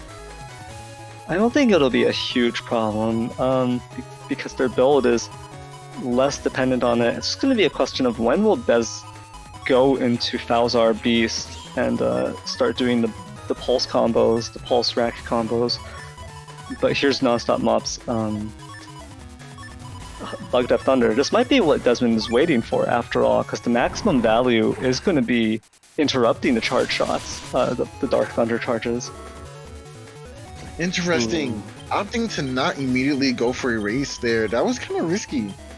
Almost setting yourself up to get, like, kind of outplayed there. But Erase Man does make its mark. And BDT also makes its appearance. And now there's the slow gauge. At least one BDT Thunderball will make it out. Oh, Desmond trying to deny the BDT there. But unfortunately... Yeah, Nonstopmop stepped into Desmond and ended up avoiding the bulk of that damage. Instead, just headbutting Desmond there.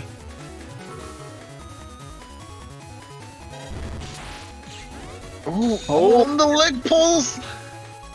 Oh, but stop, man. Okay, we'll take so it. Stamina Speak does a good chunk of damage. Really good for just a single chip, 360 damage.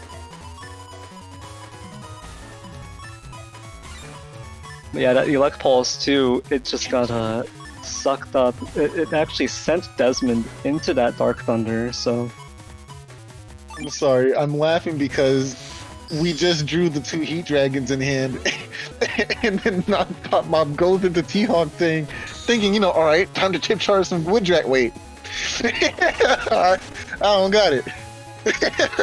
Unfortunate. Ooh, but we do have uninstall. But opting to keep the defense instead, I like this play. This is really good. Oh, the movement bug is so tricky to deal with.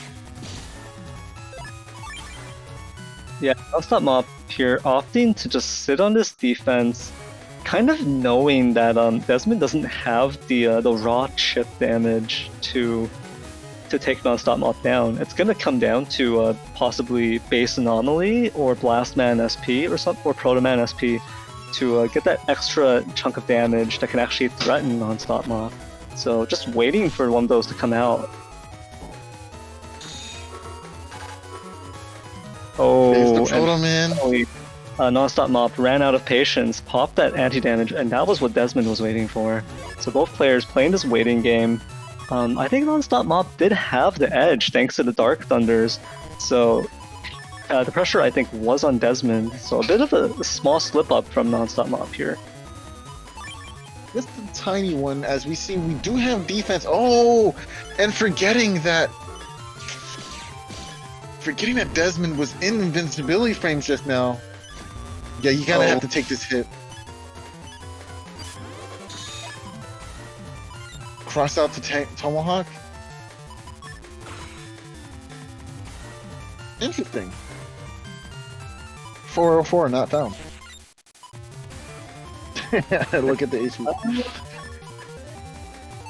Yeah, this is gonna be... Yeah, so it is Tomahawk to protect against any... And that's pretty timely. Nice! Oh yeah, nice. What a chain! What a chain of chips right there in that time freeze. Yeah, that was most definitely lethal. At 400 HP, Base definitely would have killed there. And even though the life aura does get taken care of here,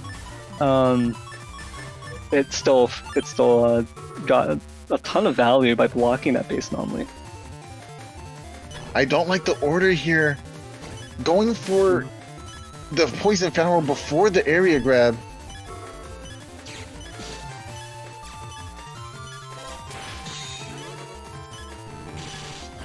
What are we waiting for? What are we waiting for on Pharaoh? I feel you just drop the Pharaoh so you can move on and use the rest of your chips here. Because it's important to note that Desmond doesn't have recovery 300s either. Neither player is packing recovery 300s. What they've brought to the table here is what they've got for HP. So I think you just drop the Pharaoh. I don't know why we're waiting. Yeah, this is perplexing because Desmond does not have attack stats. So it will not be easy to destroy this Poison Feral, especially with being in Tengu and not being able to reach the... You know what? Maybe this is disrespect. Maybe this is saucing. Maybe he just feels so unthreatened that he can just do whatever he wants. I don't know. I don't think that's the case. No, that's definitely not the case. I'm reaching.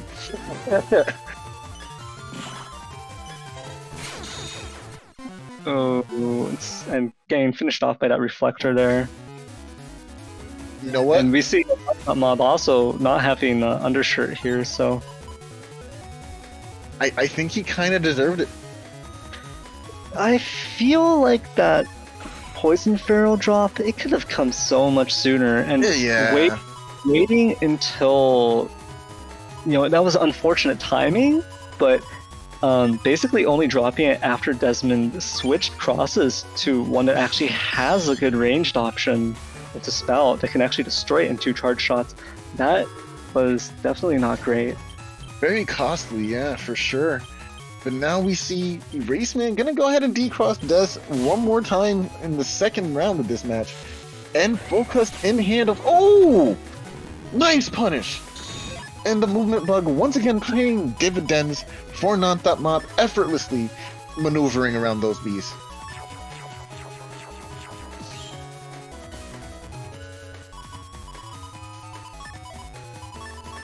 You know, I gotta say, I'm really scared for Nonstopmop.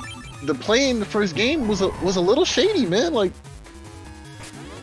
well, I think a lot of the play was pretty solid, but you know, that one mix-up, that one mistake with letting that Proto Man SP sneak in when had an advantage if they just played it slow, and then that combined with that questionable Poison Feral timing. It did add up and made the difference so that Desmond could make that comeback. But overall, Nonstopmop's play isn't too shabby for sure. you know, okay, for this hand, I kind of really like the end of turn slow gauge. Just so you can clear it out of your hand. Yeah, I think that was the better play.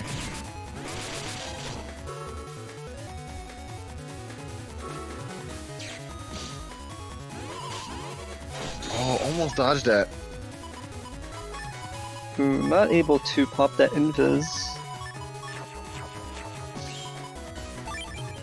Oh, deciding to keep it. You know what? I respect this. Eraseman will be a little scary though. We haven't seen it on Dez's side just yet. And you're in a corner where your only option is to step backwards. So this could be a very easy confirm for an Eraseman to come out. But we don't see it.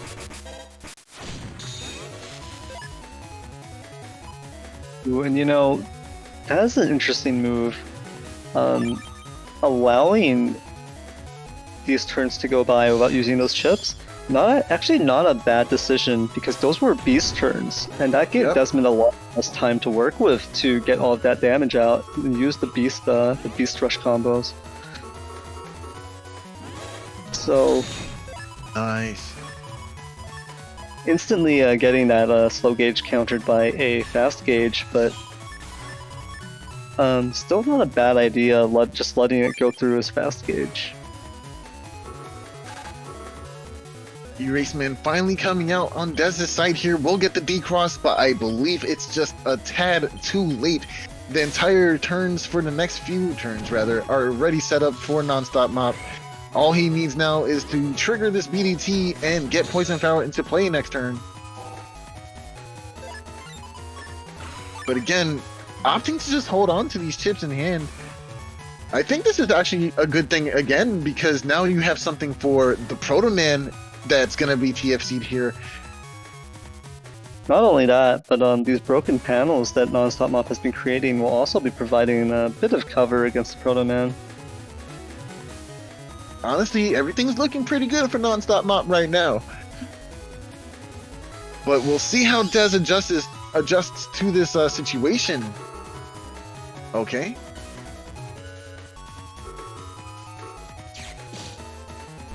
Oh, but getting rid of that anti-damage. Ooh, this is really bad. Wait, hold on. He still has his anti-damage, right? But didn't he just get hit by...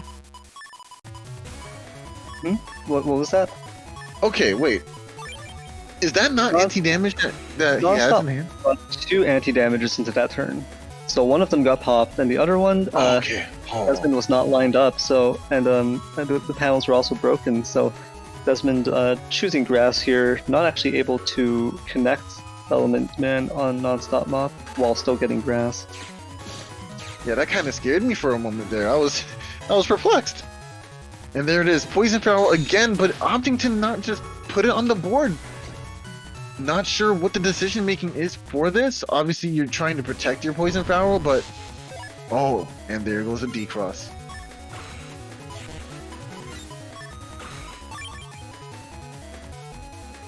I think both players have already used their Dust Cross, right? I mean, Nonstopmop for sure, but didn't Desmond also use their Dust Cross and get D-Crossed earlier? Yep, it sure So did. So it can't be out of fear that there's going to be a Dust Suck Up of the Poison Pharaoh. But Desmond does switch to... Ooh... 500 damage from Blastman SP on Grass. So we're seeing the results of that Element Man Grass choice earlier. Paying off for Desmond here. And opting to throw away the Poison Foul after all, not too sure what's going on here, man. But this Heat Dragon will do the job. Oh! The bees. Yeah, The unfortunately, bees. that Risky Honey 3 comes out and closes out the set.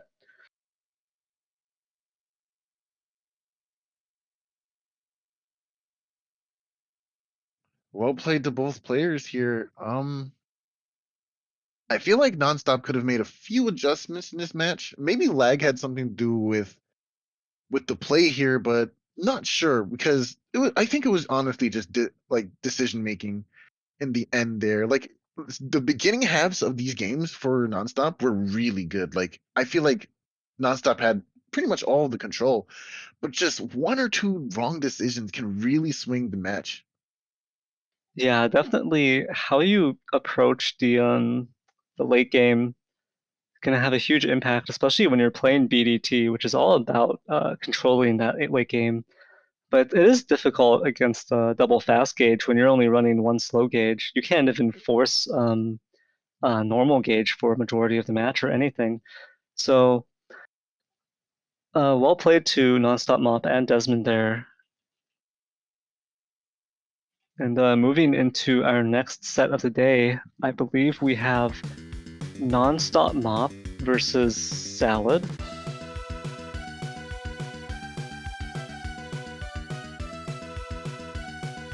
And I believe that Soul is going to be taking a step back here, and joining us again is going to be Symes on commentary.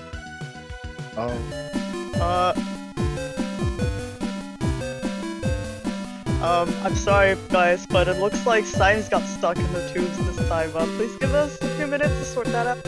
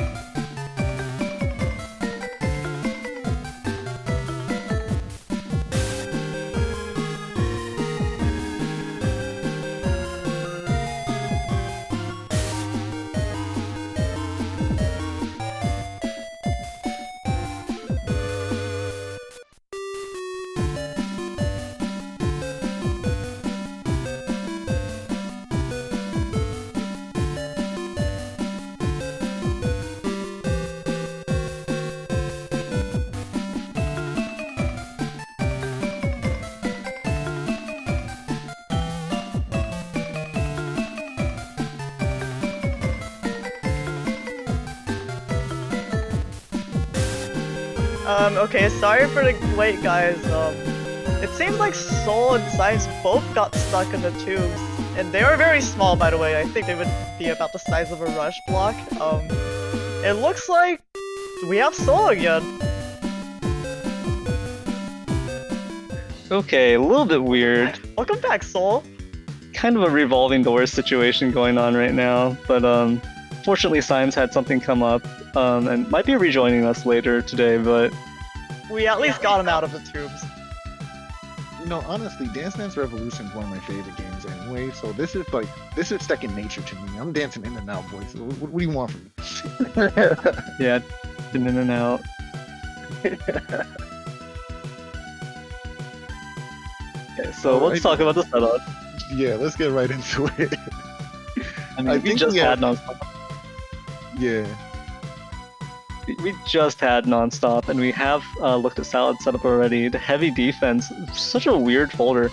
So much splash, but like it still feels pretty fluid. And then Nonstop with the Poison Pharaoh BDT. So I don't think there's too much to talk about. Maybe just specifically how these two might play out the set. It's gonna be a single slow gauge against two fast gauges again. And there's two full custs here, but it's not regged on Salad side, so that full cust is going to come into play later to kind of smooth out a turn, get defense out, and then rush into the next turn. So I will say this though, if Nonstopmop brings the same energy in the match that he had with Des, and going with a few bad decisions here, it will mean death. Salad is on her P's and Q's when it comes to this game, so you really can't slack off. I love him to death, but this is scaredy. This ain't death. This is real. This is serious business. yeah, for sure it's going to be scary, especially with Eraseman and Eraseman SP coming out from Salad. That's going to be a heavy counter to Nonstopmop's Dust Cross and attempted Dust Dig, especially without like a Barrier 200 or Fast Barrier or anything like that. So gonna have to watch out for that on those initial turns, because Nonstopmop could get knocked out of Dust very quickly and lose the ability to dig through their folder for Bug to Thunder that much faster. But yeah, so this will be played out most likely in Fast Gauge. And with that, I think we can step into the set. Alright, let's see it. I'm really interested in seeing the adjustments that Nonstop is going to make for this matchup, because, you know, there's an amount of pressure here when you know you're playing against one of the best, if not the best, players on the server, and it's like, it's tournament, it's mid-bracket, you just feel that pressure, you know what I'm saying? Like, yeah, 1400 HP is not a lot, but to you, it looks like 10 million. At least to me when I play sometimes. Salad definitely makes you work for that HP, so yeah, it's not a lot, but it's really scary because typically you're gonna see sometimes two plays, you're gonna see those really nasty SP Navis connect and do a ton of damage back.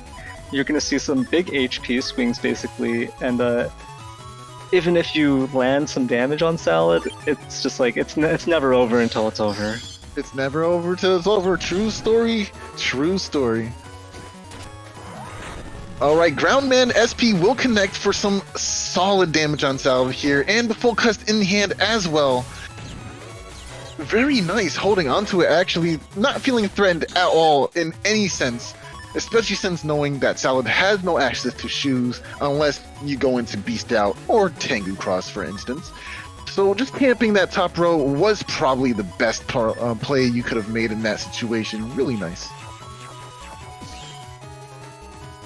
Ooh, and this is unfortunate. Pulling up this Poison Seed and Anubis here. Definitely not an ideal time. So this is one of the big problems with trying to run Poison Pharaoh. It can be difficult to get all of the pieces you need, and then when you only have partial pieces, you basically just gotta throw them into the trash chute. Honestly, I really think that was a great read on Salad's part here. Like, in my opinion, actually, I expected either a Beast Out or a Tengu here, which would have been a really great play. But Salad, knowing that there is full cust in hand and it wasn't seen turn one, the logical sequence of events is that, okay, you held on to it for this turn, so let's punish that. I'm gonna go Dust as well, and maybe I'll get some shuffling out of this. Oh, no. No! Hello Life Sword does get messed up here. No! And then Erase Man connects. No, Ooh, the Nonstop doesn't land a static. No, Grandman SP makes an appearance for even more damage. What just happened? Yeah, definitely some oopsies from both players here this turn. Salad down to 500 HP though, so... You know what?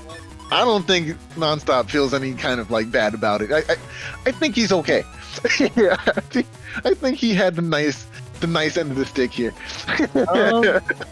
Well, the static would have been a pretty big deal. I believe that ball was connected to it, and then I mean, it would have been bringing Salad that much closer to deletion, and I guess a player like Salad, it's just that every little bit of damage counts because it's going to be so hard to finish her off. Grab Revenge connecting at least for a clean 120. And there it is, area in possession of Nonstop. Ooh, and back row access possibly? Oh no, it's going to get denied by this Erase Man. This is going to destroy the anti-damage and paralyze and decross. And the time will run out. Oh, but the TFC! Oh. We do get it. We do get the back row opportunity here, so Salad's going to have to really pay attention to that back row to make sure a Poison Pharaoh doesn't get dropped down there, especially since there's no more access to Dustcross on her side. This is going to be relatively simple. Maybe camping back and dancing on that panel, or maybe even having Judge Man or something of the sort to get these panels back. Yeah, it shouldn't be a huge issue, but if Salad doesn't have any of those answers in hand, then it is going to make her positioning a little bit more predictable, and that might be what Nonstopmop needs to close out this final 407 HP from Salad. Yes, but of course we have to find a way to deal with this trap in Salad's hand here.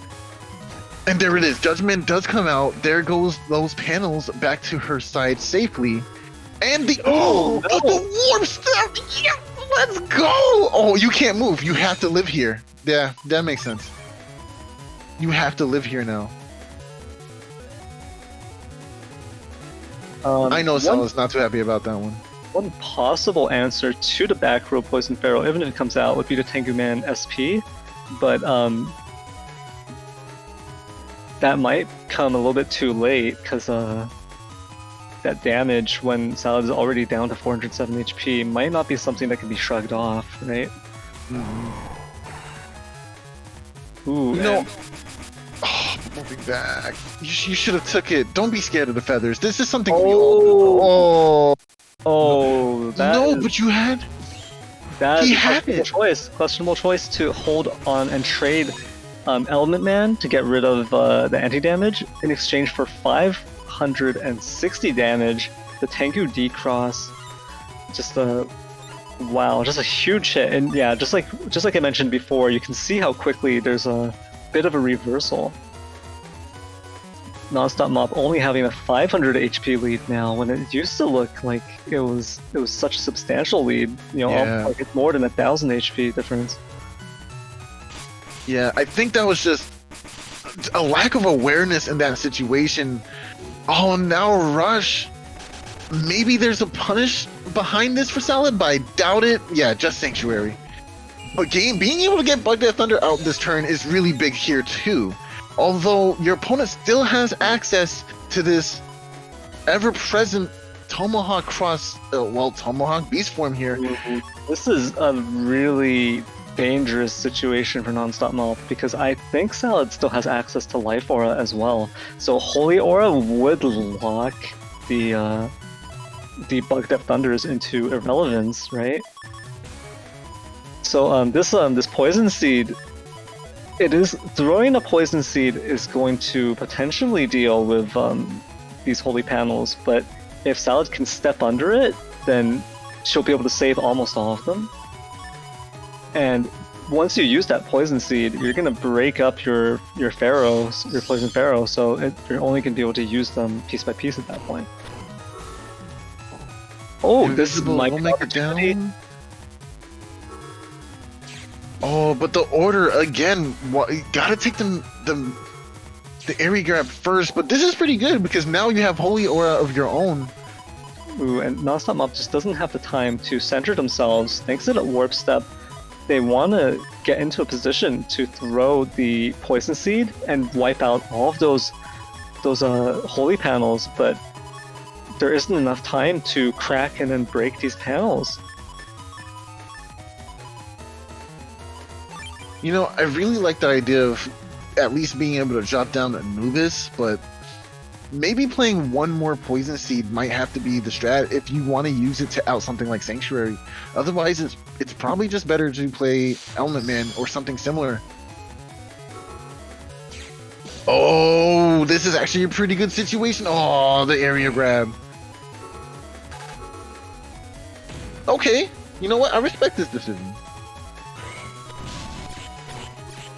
Oh, that actually worked out really well. Oh, but, you know, just gonna stand right under that. Not gonna lose my Sanctuary panels for no reason. And with this, in fast gauge, for sure the damage is just not... It's not there. In slow gauge, you can kind of squeeze out a bit of value. And there comes the slow gauge, so this is going to be a bit of damage here. Oh, erase wow. man! What a punish! And it's knowing time out on it, so this is just guaranteed. Sound will just let it time out and both destroy the trap, damage Nonstopmop, and destroy the Anubis at the same time. And oh, jeez, this is the end of the folder. The very tail end.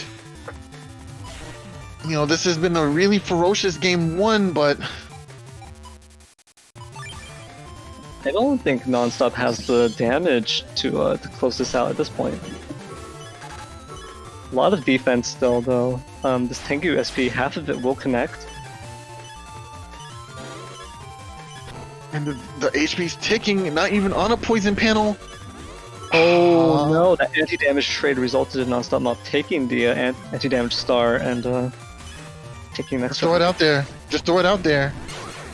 Wow. Oh, wow. Wow.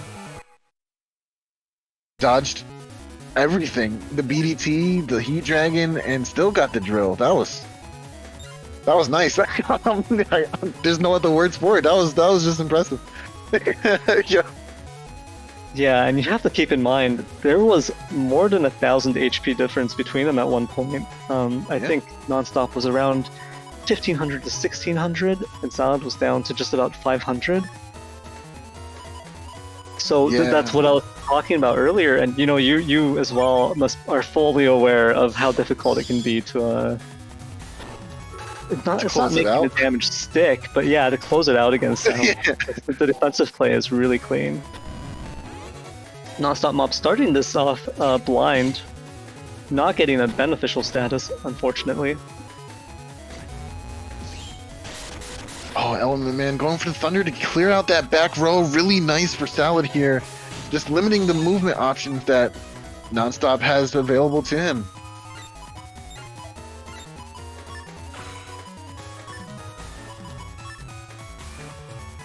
Yeah, and the panels being broken in this type of pattern really limits Nonstopmop's movement, even with the warp step.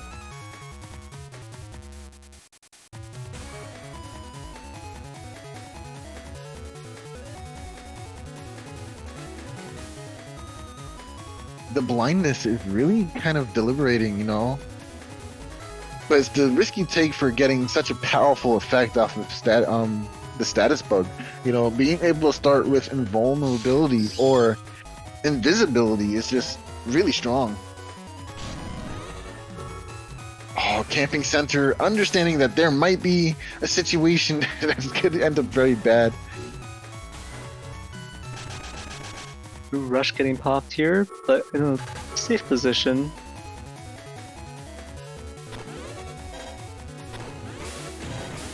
You know what? Do you make a decision here to throw away the full cust? I want to say there's no way, there's not a chance in hell that Nonstopmop throws away this full cust. It's just so much more important to Nonstopmop's endgame than Salad's getting this dust dig so that you can Bucket of Thunder, right? And yeah, you see Nonstopmop just going, yeah, I'll take it. I gotta, like, I don't care if Salad also gets a turn to dig. Just digging is less important for Salad's setup.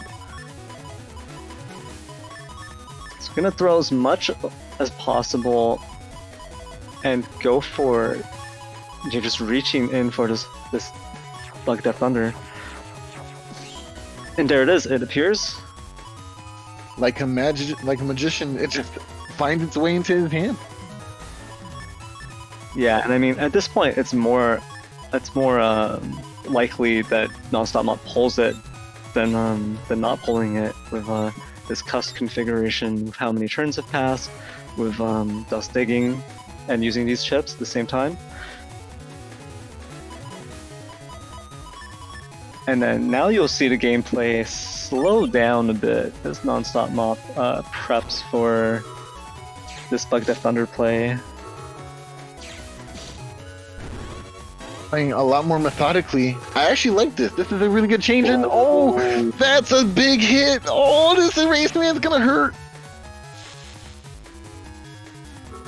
Thankfully, Bug Death Thunder is already in the hand, and this is not a position that Salad wants to be in at all. But is there a wind rack? Nope. Okay, just gonna have to ride it out. Thankfully, these panels should come back and give Salad a little bit more room to dodge. Unfortunately, this BDT here is going to pursue Salad into the corner, so Salad has to step forward, and then there's nowhere to go from there. So we'll see if there's some defense to handle these Dark Thunders. Interesting going for a Beast out here. Not sure what the positioning or the mindset is for it. Maybe something else could have been better? And yeah, that Invis will just cleanly handle it. Wind Rack to regain the area. Into an area grab as well, so now Nonstopmop is on the back foot. Still comfortably pumping out some Dark Thunders here. And Getting two of them nice will connect. damage. But yeah, Salad trading back. Oh, wow. He will connect. One of them destroying the Life Aura, and the other one connecting here for 160 damage. So even though Bucket of Thunder has been popped, HP very Nice. even. Oh, and uninstall can be inbound here. I definitely feel like it's worth here. No. No poison power endgame? Really? Huh. That's interesting. Not sure if I like this. Yeah, so Nonstopmop gonna play for this this Dark Thunder finish, basically, just focusing on the BDTs.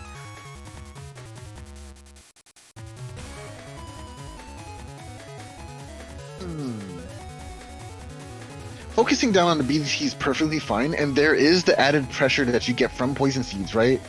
And they also will clear the Sanctuary panels, so maybe this is actually this good play here. Yeah, okay, you know what? I mess with this. Okay, so a possible Sanctuary will be thwarted here.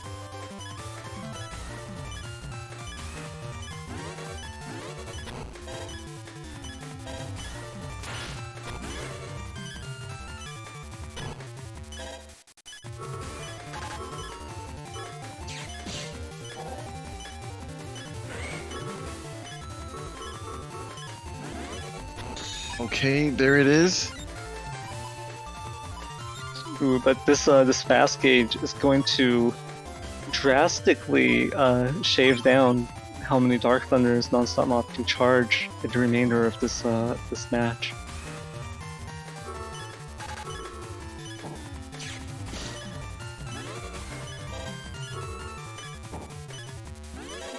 Okay, there is an opportunity. Okay, I see it. But there was just not enough time because of the fast gauge. You still have access to something like Anubis for some of that chip damage, which will be very good. But choosing that would obviously mean you can't use anything else in the same turn. I think going Groundman is probably safer. Oh, just barely missing. If that connected, it would have been a very swift end to the round. And Neo Variable. Oh, the Meteor Knuckles. Yeah, very nice. Excellent defense from Nonstop. And the thing is, it won't even lock Nonstop to that corner because of the warp step, so... I actually kind of like this positioning. This is going to deter Salad from coming up into this top row, which will allow Nonstop to soundly land that Groundman SP. But there is a little bit of HP that's going to be left over for Salad, despite this Groundman SP making connections.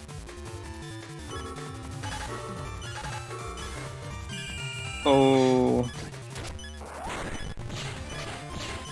So the Groundman SP does get halved. The first hit of it gets halved, but the rest of it does full damage thanks to this Holy panel. sanctuary. Yeah. Yeah, Sanctuary, excuse me.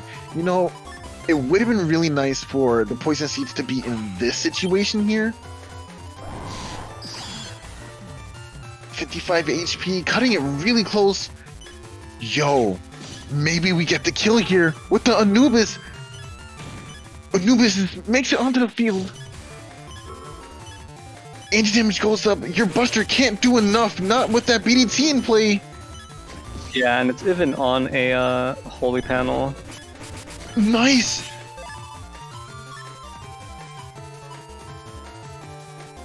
Final G code. If this Heat Dragon connects, that will be game.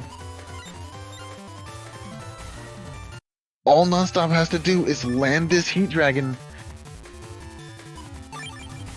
And Salad doesn't have many movement options, being trapped with the BDT looming around the corner.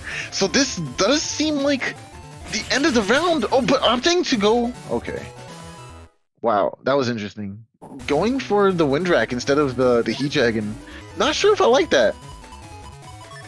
Yeah, so it goes to a game 3. It is 1-1 right now, so whoever takes this one will take the set.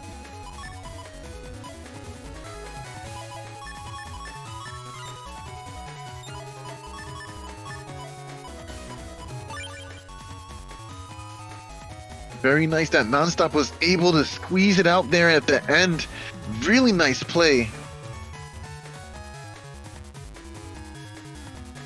Yeah, just a 150 HP difference at the end there.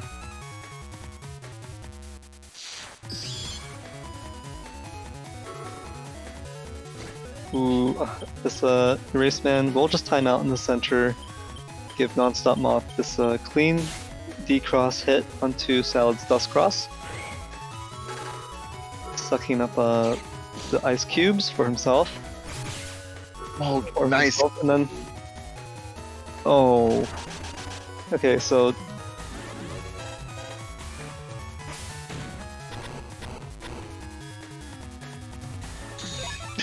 Just waiting, not even charging.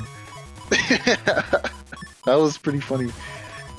Okay, but I believe Salad will go Dust here, just because she knows that this strategy of second turn focus is coming. So I definitely see that. Oh, but it's not coming. How interesting. Yes, I like this play. Yes. No. Okay, sure. Yeah, that makes sense. Alright. Yeah, I think yeah. That was an emotional roller coaster for me. Yeah, you went through all of the stages of everything there.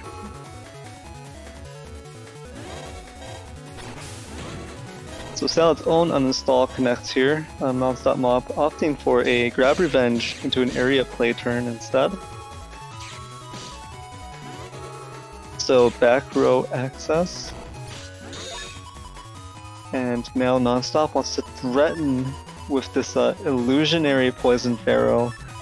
Doesn't matter that we can see that Nonstopmop doesn't actually have it in hand. Nonstopmop just wants the illusion of this Poison Pharaoh to help control Salad's movement here. Throwing away the... Wow, how interesting. Okay, throwing away the uninstall here. Not sure if I'm a fan. Especially since you have Dust here, you can try to zone Salad with your charge shot and force her out of that row. I mean, I guess that would technically reveal that you don't have the Poison Pharaoh in play, or in hand at least. But I definitely feel like it's a little bit stronger that way. So it's an awkward position because as soon as Nonstopmop pops the BDT, Sad's gonna realize, oh, this isn't the Poison Pharaoh turn, and her movement's gonna be freed up. So we'll see Nonstopmop pop that BDT. Oh, and there's a grab revenge, gives Salad a lot of movement back into a Sanctuary fast gauge. So this is not a great look. Oh, this is actually the best case scenario right now. Element Man in hand, possibly able to deal with this anti-damage if you can connect the wood part of this attack. Yeah, no, I like this. No matter what, you want to make sure you're hitting that Element Man either on time to get the grass, or a little bit late so that you only get fire and you only get this anti-damage. But if they were to hit it a little bit early, yeah, so there it is, the grass. If they were to hit it a little bit early and get the E-like, it would actually wall off their own ground man from being effective. And there's the life aura, which we do have the windbreak for. The bigger problem is here, you didn't get a chance to deal with that anti-damage. Maybe firing off a few buster shots would have been really good to help try and facilitate that win condition. Well, not win condition, the damage on Groundman, but I think it's fine. It worked out in the favor of Nonstop that turn. A tremendous life lead still. Now you're about to have slow gauge turn. Yeah, no, I think this is really good right now.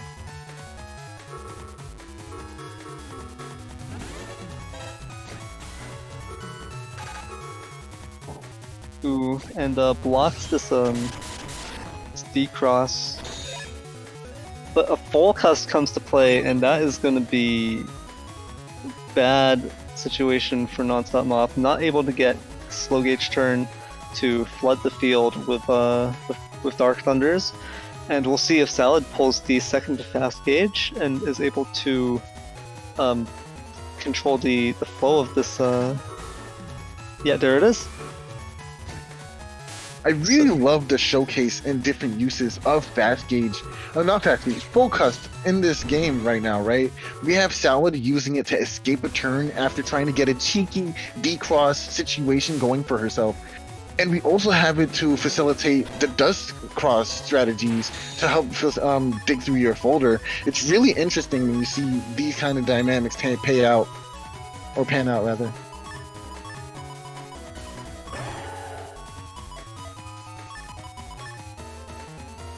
Honestly, I'm double area grabbing and dropping the Pharaoh. What are you doing? The only problem with this play is that it's not going to be a slow gauge Poison Pharaoh, so Salad will take, not sure the exact damage, but it's not going to be a huge amount. I do think that is the best usage, but, you know, 3 chips for that, and not counting the area grabs, it's just not a good situation. So Nonstopmop playing around the Dark Thunders, just sitting here camping this panel and just slowly try to flood the field with them. The most you can get on screen at a time is 2 of these annoying pesky Thunderbolts of Doom, but that's still enough pressure to make your opponent dance in a way that is predictable, right? And it allows you to just eat away at time since they're too busy dodging these Thunderballs to really interact with you. and the anti-damage will protect from this Tengu Man SP here. Ooh, Erase You know- Man connects. I don't agree with moving back. Oh, let's Not see. able to connect the Tomahawk SP. That would have also. Oh no, but any. Oh wait, no, that is Oh no, not good. So That's no, not good at all. no book spawned from the Judge Man. So, first off, the book, any of the books hitting Nonstopmop would have interrupted a charge shot because of the uninstall that previously landed on Nonstopmop. What Nonstopmop really wants is for her to step back. Oh, nice! Beast jump from the side using cross to get the double damage. Oh, that was nice. That was pretty hot. I'm not going. Oh, there it is. The area grab, meteor knuckle. Oh, Only that 6 hits was- though. 6 hits. Only 6 hits, you say? That was pretty good. The warp step is so good. Dropping down the Pharaoh. This is it. This is the moment he's been waiting for. The Pharaoh himself making an appearance, ready to delete and drain the rest of this life on Salad's side. 800 will evaporate really quickly, alongside an uninstall Heat Dragon on top of grass.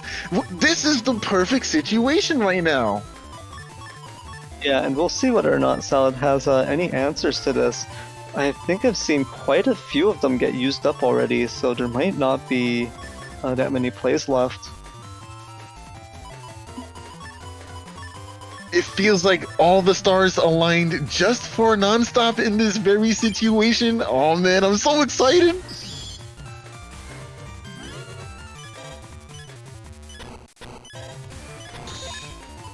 Oh man, the fast gauge turns really lessen the blow, huh? Oh no, it's the invisible! And there it is, the drain!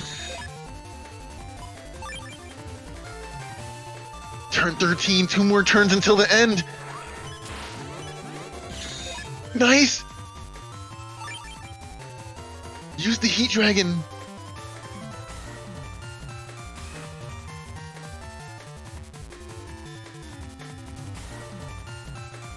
Oh man, this is a really unfortunate situation for Salad. How do you play out of this? This is really tough. Yeah, and unfortunately not even having the area to kind of step the Dark Thunders and prevent them from landing. If Salad just had that one little bit of area to stop these Dark Thunders from being able to connect so easily, then making it to turn 15 would not be too difficult. But unfortunately for Salad, that Heat Dragon there on grass, plus the Poison Pharaoh damage, does finish Salad off, and Nonstopmop takes the set 2-1. Very close game for both players. Unfortunately, Salad was not able to get out of that corner there, exhausting most of the resources throughout the entire match. And Nonstopmop just being able to clutch that last second reversal and being able to put just enough pressure to clear out the game. Yeah, so well played to Nonstopmop and Salad. It was a great set, and I believe the revolving door situation is going to continue. And I think SoulXCross will be signing off. It was great having you cast with us today. Absolutely. And this time I am signing off forever. All right, goodbye, guys. Right, so you heard it from Soul himself. He is being deleted, so he's gone now. So we're gonna have to look for a replacement at some point. But stepping in now is Symes. Yeah, hello. I was here earlier, and now it's good to be back. It's too bad that Soul got deleted. I'm gonna ask everyone to put an F in chat to pay respects for Soul. Yeah, or don't. You know, it's okay. I mean, he's gone, so he won't know the difference, right? Yeah, but we should still pay our respects. But anyways, we've seen some great matches today so far, and I think there's still a few more to go. So actually, for this,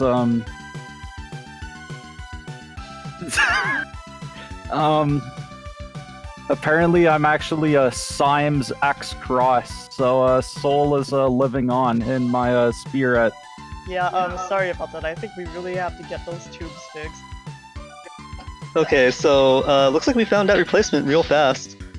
Alright, so moving on to our next set of the day, it is, I believe, going to be Wazi versus SoulXCross.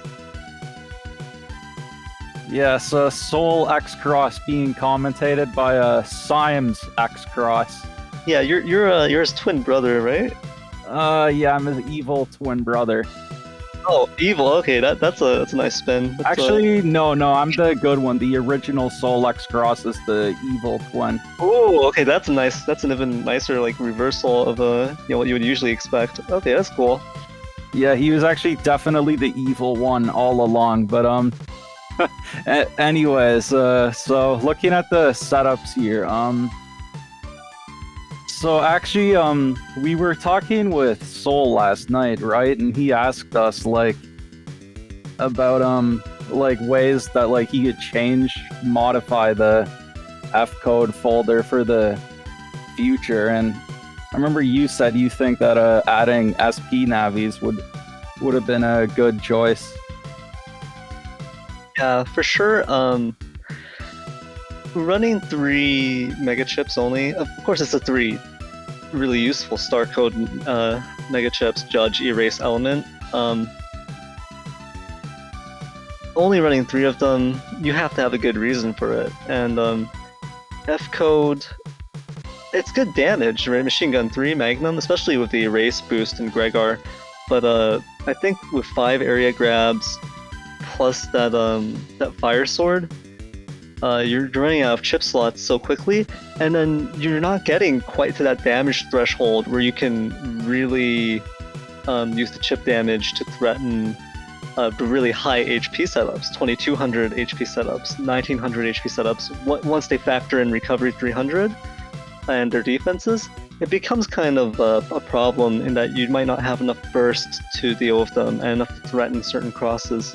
So I think putting in some SP navies into Soul's folder would help it a lot, especially like element SP. You get a little bit of extra utility there too, and you get so much coverage, coverage there that you're missing when you're playing F code, right? You have cursor and you have fire, and that's it. That's F code for you. Specifically, what Soul is running here. Yeah, for sure. He is still Gregor, so for those higher HP setups you mentioned, he does still have the all those Gregor crosses like slash and erase.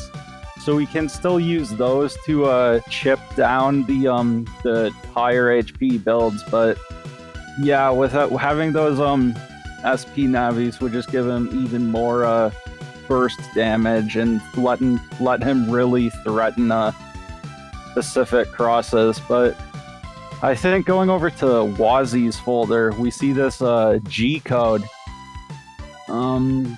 G is obviously one of the strongest codes in the entire game, so we have the Machine Gun 2, the Bubble Star 3, the Heat Wood Dragon combo, and the Ground Man, so that's a pretty standard looking G code. So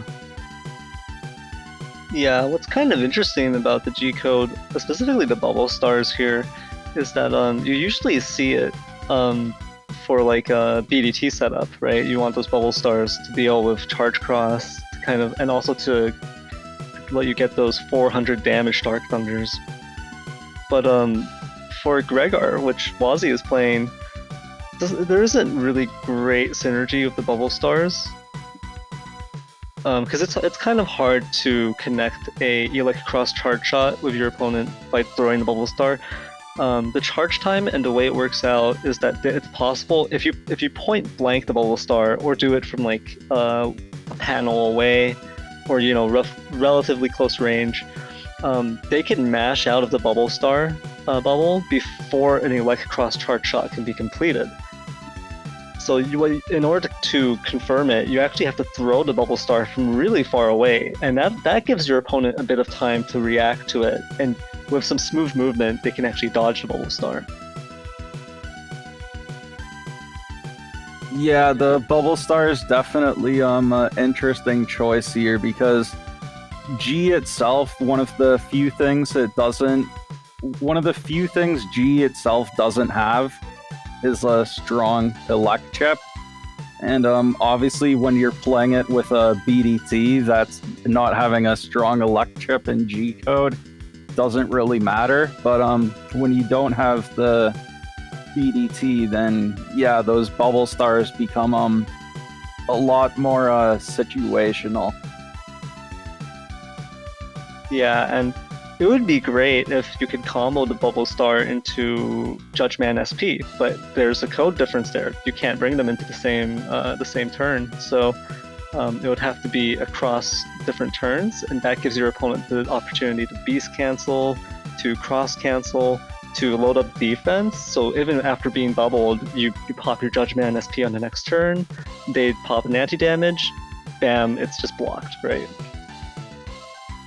Yeah, and I mean, if you could use if Bubble Star came in J, then I think everyone would just Bubble Star Destroy Pulse, and it would just be the worst. So, oh yeah, for sure, that would be impossible to deal with. The 800 damage Dest Pulse, not something you want to see happen.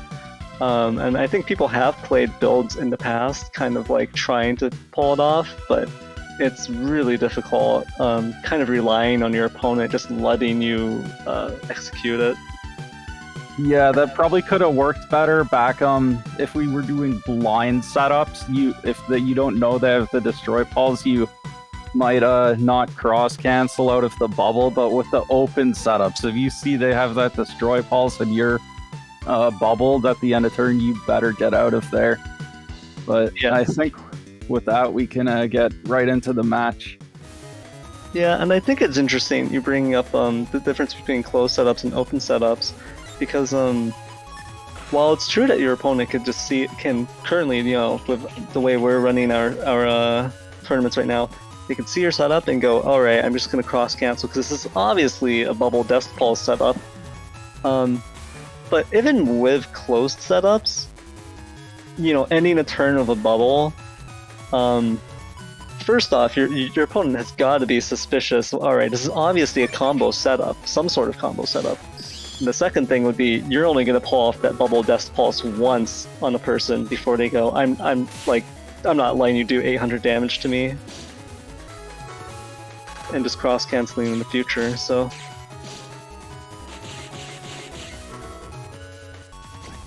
Ooh, yeah, that's for sure. The Bubble Star Destroy Pulse and the two different codes is definitely way too gimmicky to be pulled off. But we see here in the first turn the machine guns and Erase Man coming out from Soul, boosted by that Erase Cross, and with that area disadvantage, Wazi can't reach Soul with the Charge Cross. So.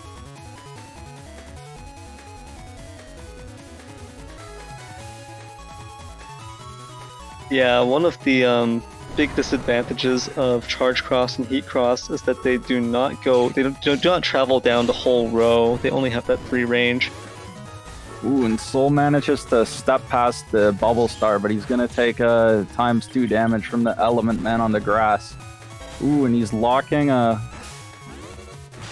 Oh, Wazi has air shoes, right? So that Magnum will not lock Wazi out of that bottom row. Yeah, so that was probably just mistimed there, not able to connect.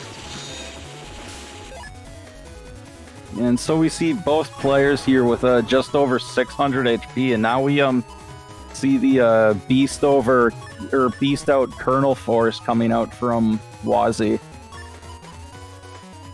So if this connects, that might actually be enough to end this round right here. Yeah, in typical Gregar versus Gregar fashion, specifically these 1400, 1500 HP setups, you're seeing how volatile and quick these matches can be. Ooh, but Soul popping the recover 300, so that will give him the extra HP he needs to survive this Q force.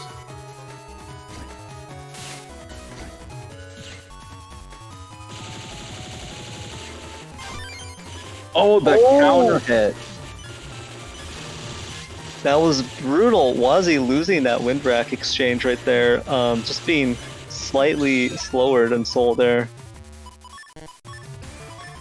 Yeah, Wazi was going for the extra buster damage while Soul was stunned from the Q force instead of just using the wind rack right away. And due to that counter hit, that ended up really costing them because they weren't able to get the D-cross on Soul's erase. Yeah, and that D-cross, it would have put Soul really low, like double-digit HP, basically. Right, and at that HP range, it would have been probably trivial for Wazi to close it out with the Gregor Buster, but instead now we see a Soul here with a 300 HP lead. Yeah, and the recovery 300 is factoring into Soul's recovery here. Soul swinging it back a bit. Yeah, I'm also not. Sorry, I'm not sure why Wazi is also just staying in Charge Beast instead of opting to go for Erase or maybe Elect Beast and use those Beast charges. Yeah, definitely another cross here for the Beast would probably give them a good shot at ending it. Yeah, but instead they just stayed in Charge Beast, and we actually saw Soul manage to take the win with that slash cross. That was a big comeback from Soul. Yeah, and so close at the end, just like 60 HP difference.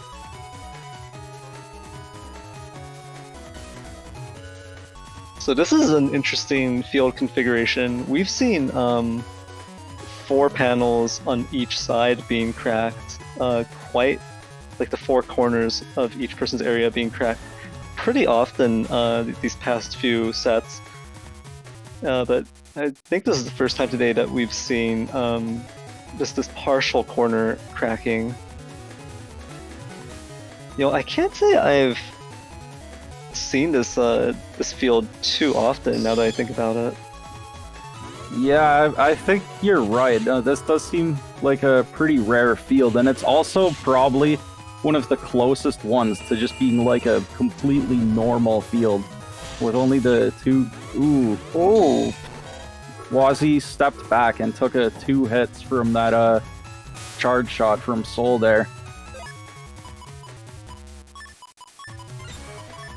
Yeah, you have to be very careful with the erase beam because each panel it's on, so basically each segment of the erase beam has its own individual hitbox, and because it pierces invis, you can take multiple hits from a single erase beam if you step back or forward into it. And now we see a Soul on this holy panel, so that will save him quite a bit of damage against the slash cross. Ooh, and he just has time to get that second tail arrow out before the end of the turn.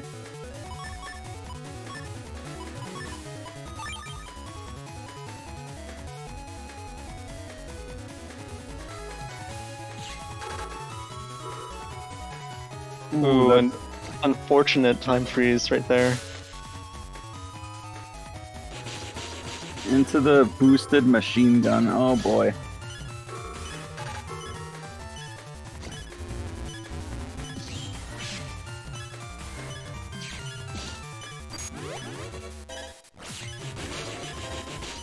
Was he able to fight back a little bit here with that recovery, but oh, rip. Very close at the end there, but Soul manages to close it out. yeah, well played to Wazi and SoulXCross there. A really interesting, back and forth close set between the two. Both of them falling to really low HP levels, pulling themselves back up with recovery 300s, and just I don't think we saw this wasn't really a race to a kernel force. It's basically both of them just had enough damage and a low enough HP, starting HP, to kind of just threaten each other from the start with just chip damage and their crosses. Yeah, for sure. I mean, Soul didn't even have a kernel force, so it definitely wasn't like a race to kernel force from his end. It's just that's the nature of these glass cannon Gregor builds when they go up against each other. They just come out swinging, and so we see matches like that. Yeah, and true, Soul doesn't have kernel force. He's got the other Giga that just involves a lot of guns, but all being fired by one Navi instead of a bunch of kernel soldiers. But yeah, that didn't come out either, so it was just interesting, yeah, how quickly it becomes such a lethal match. But yeah, well played again to the two of them. And I think we can jump into the setups for the next set of the day, which is Neryth versus Thiago. Yeah, so Thiago is actually going back to a similar setup to what he used to run in some of the old N1GP majors. He has the no super armor Gregor with a Gundel force.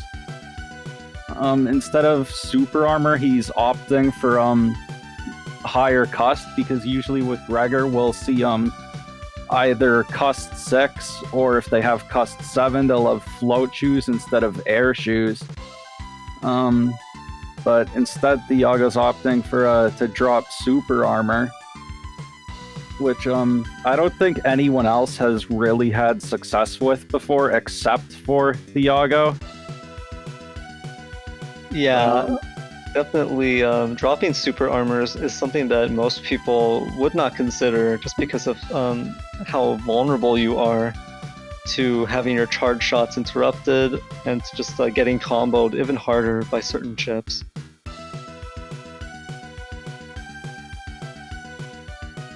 Yeah, I mean, looking at your folder, normally with that Super Vulcan, you need to use that with the white capsule.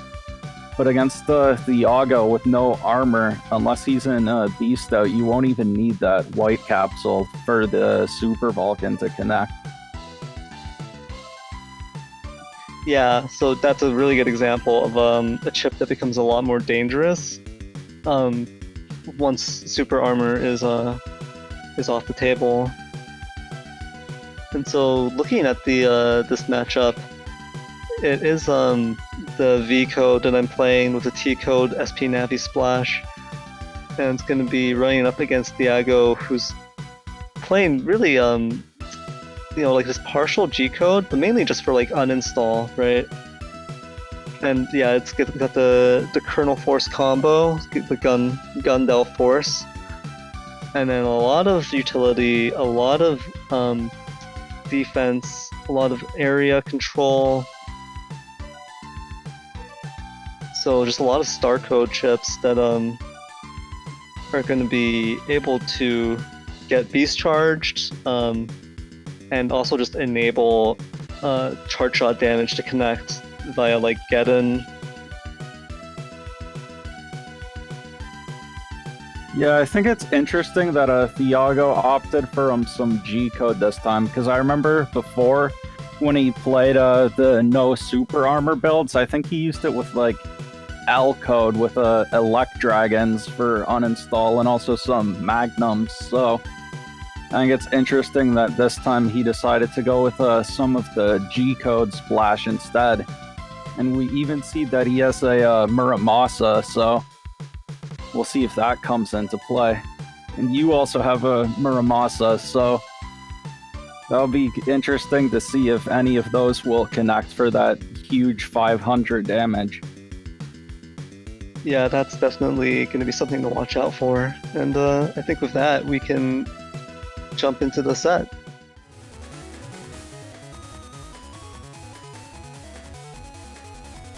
Oh, and it just seems to have a bit of a freeze there, but... Okay, it's back.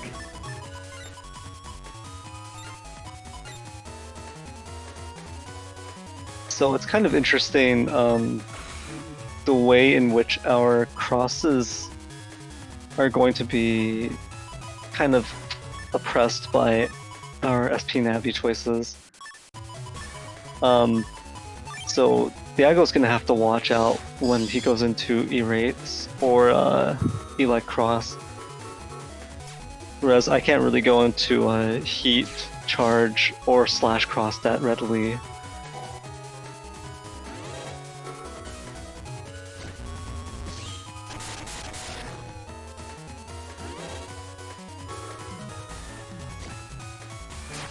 So Tengu Man SP does connect here, gets rid of the life aura, and does a single hit. Yeah, I know that Thiago, I think, usually starts with Erase Cross instead of Charge, but it's a good thing for him that he didn't start with Erase this time, because otherwise he would have taken 320 damage from that Tengu Man, even with the single hit.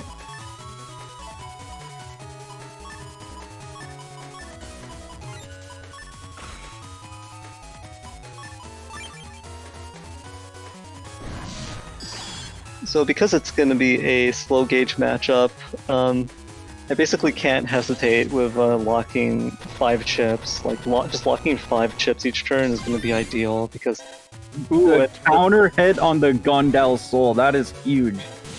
That would have been 480 damage, and also Thiago with the very fancy footwork dodge on that Bubble Star.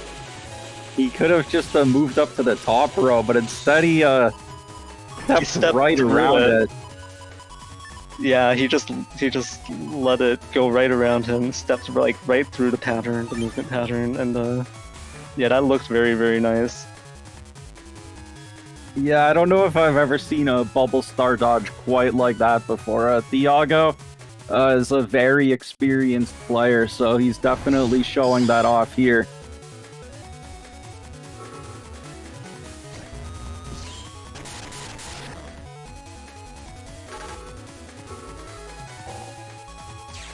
So unfortunately, I don't protect that anti-damage, and that is going to lead to I think the anti-damage being protected here would have actually been a difference between getting deleted and possibly at least surviving a little bit longer there. But instead I got paralysis chained right to the end by that kernel force. Yeah, and even without the Gondel Soul, the damage output from the +1 area kernel force with the Gregor Buster is a huge amount.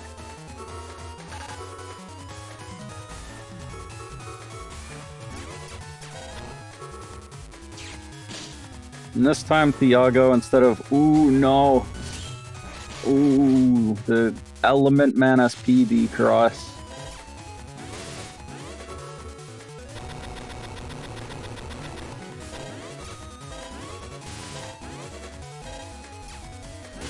And Thiago baiting out your charge shot there.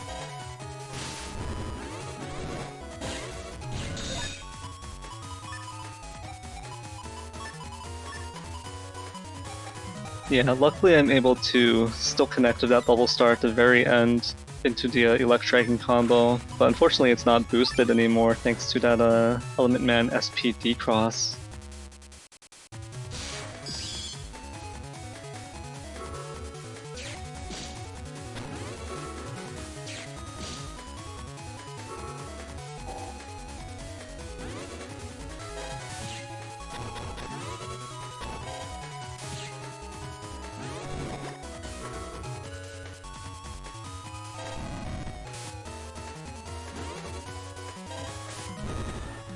Ooh, just clipped them with that one to take the anti-damage. And yeah, so without the super armor, we see Thiago getting flinched by all those erase charge shots, but he doesn't have any bugs or anything, so it's not like that's giving him an HP bug or anything. I think that if you opt to not use super armor, you pretty much have to bring bug stop, because otherwise you're gonna get that high level HP bug and it just be bleeding tons of HP. But now we see the beast out Muramasa turn. We'll see if this can connect. Or no, not a Muramasa. Instead, it's the Tomahawk Man SP. Yeah, and it does do 560 damage, so reduces Thiago to 1, and then even with that wind rack knocking off the life orb at the end there, he just jumps back into his previous position, and the Gregor Vulcan finishes it off. Yeah, the big difference there with the Tomahawk Man SP is, of course, it doesn't cause blink, so he didn't really have a chance to do anything. He was just immediately vulnerable to being finished off with the Buster, as we saw.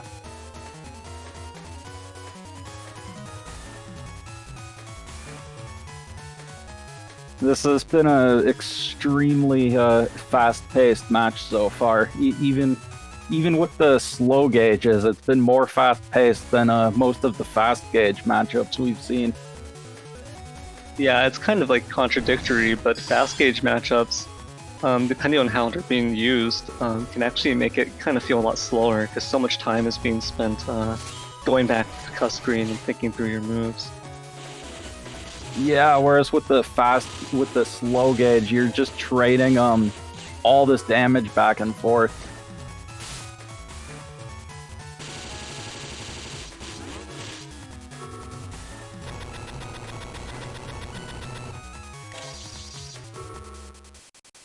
So luckily this Gundam Soul does put him in range of the Tomahawk SP and the Tengu Man SP, so he managed to get a really good trade here, even through the Godon Gundam Soul. Yeah, it's kind of Thiago, even with his full Godon setup, the HP actually ends up being just about even. Wow.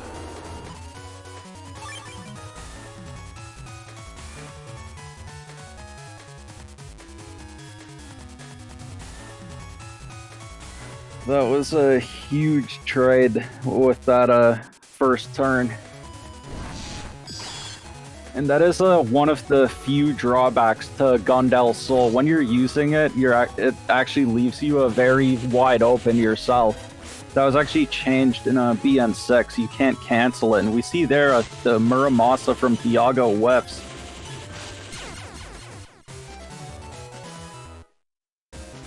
And you close it out with 1 HP left after the Erase Beast charges. That was a 3-round. I don't know if I've ever seen a shorter match that was 2-1. That was only like 8 minutes for a 2-1 match. Yeah, definitely extremely fast-paced, and just enormous amounts of damage being traded back and forth. Some of it being like the ×2 D-cross hits too, just closing the match out. Yeah, there was definitely huge swings back and forth. Having those T-code navis to be able to punish Thiago while he was using the Gundam Soul was huge, and the damage actually ended up evening out from that. So that definitely ended up working out for you in the end, and very well played to both players. Yeah, and I think with that, we are heading into our final set for today, which is Salad versus Symes. Yeah, so I think usually whenever we play, it ends up being like a pretty crazy match. Yeah, but I'm not sure what that has to do with Salad versus Symes. Because obviously when, SoulXCross, play against Salad, it can be crazy, but I just don't know how that impacts this match between Symes and Salad. Yeah, that's true. SoulXCross and Salad definitely have some good matches as well, but I don't think it's quite on the same level as Salad against Symes matches. Yeah. So seen both of them today on stream. We see Symes with the Chonk Gregor setup with the holy panels, and then we see Salad with this very interesting folder, which I can't even really say it's a particular code because it just has so many chips and different codes. We see a lot of defense, but we also see the Neovari, Meteor Knuckle, the uninstall Electragons, so definitely a pretty interesting folder. Yeah, definitely just all of the splash defense and all like the weird like chip pairing, right? Barrier 200. It could have gone into U code for Life Aura, the pair of it, but like it's really interesting this how it chose to get the Barrier 200 out of K instead, so that it can be used in the same turn as a Race Band SP. Because even though you can get it in U code, you generally don't want Barrier 200 and Life Aura on the same turn, right? They're kind of redundant, and it's kind of rare that your opponent will like deal with one of them on the turn that you play it, or like at least easily deal with it. You know what I mean? Yeah, for sure. It can sometimes work out, but I know that in whenever we do EXE format, he pretty much will always bring the Barrier 200 and a W code to go with Double Beast. But fortunately, we don't have to deal with Double Beast here, so. Yeah, the existence of Double Beast is one of the reasons that I don't like that format as much.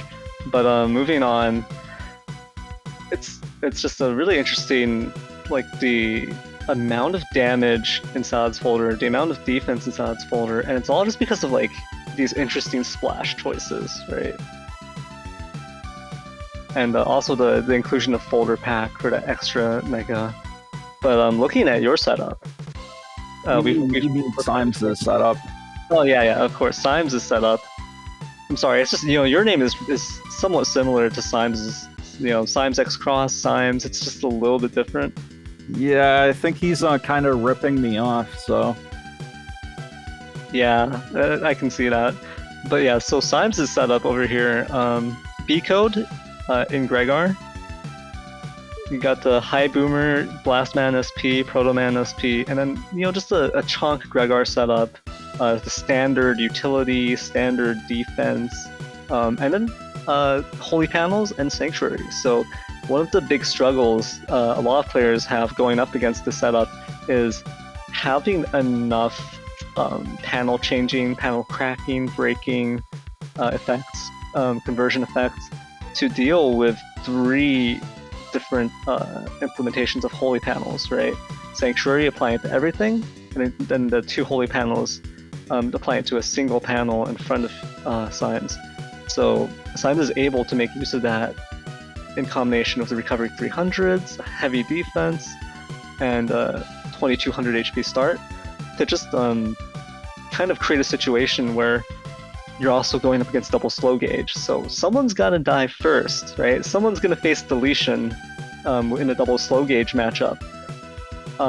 But it's probably going to be the other person just by virtue of how much damage mitigation, how much raw HP Symes has in their setup. Yeah, for sure. One interesting thing to note is that when Symes played the Chonk Gregor in the previous Blood Moon, it was slightly different because it didn't have these E-code chips. It instead had, I think, Element Man SP and some other just utility chips instead. So, but this time Symes opted to go for the that B code coverage with the machine guns and Protoman and Blastman. So it'll be interesting to see how that ends up working out, and also be a high boomer as well. Yeah, so yeah, the chip variation is kind of interesting when comparing it to Symes' previous setup. But yeah, I think with that, we can jump right into the set.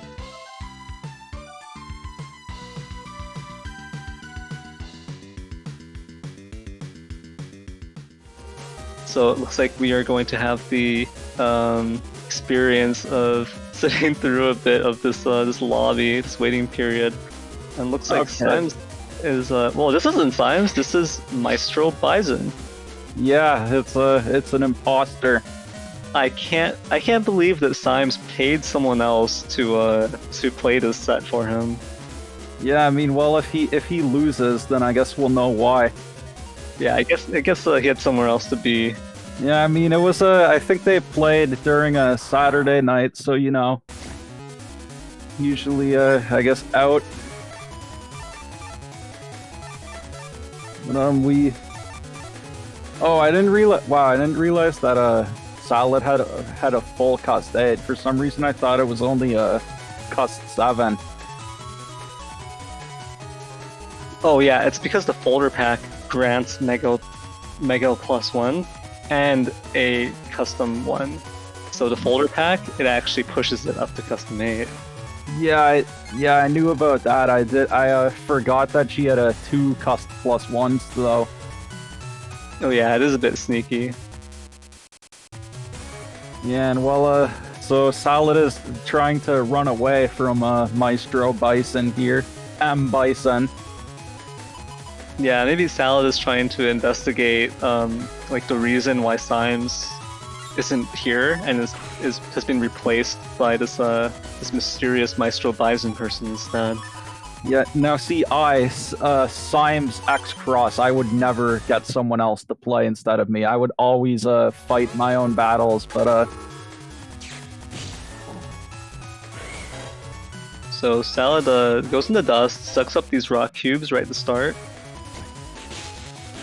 Ooh, but loses Dust Cross right off the bat to a Machine Gun 3. and loses the Neovari. Yeah, and I think that was also a solid 3 hits off of the Machine Gun 3, so just a ton of damage, plus the D-Cross right at the start. But like we've seen before, Salad tends to make you work for that last bit of HP.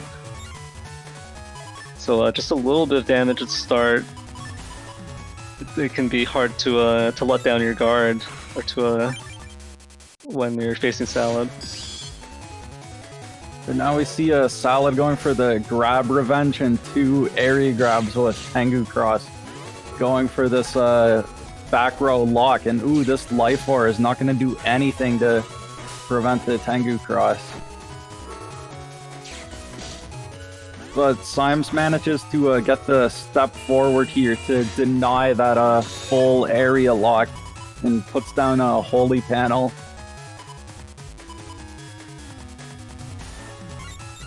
Yeah, here we see the beginning of this this very annoying Holy Panel play where you're just stuck in this situation where Symes is getting this half damage effect, and you've got to start throwing chips at it, start throwing. Ooh. And these machine guns getting so much value.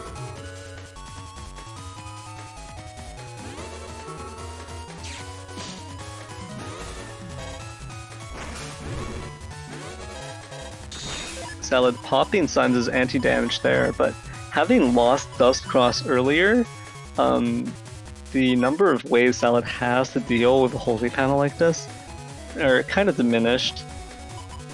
Salad does have this Elect Dragon, so that is one way to deal with it.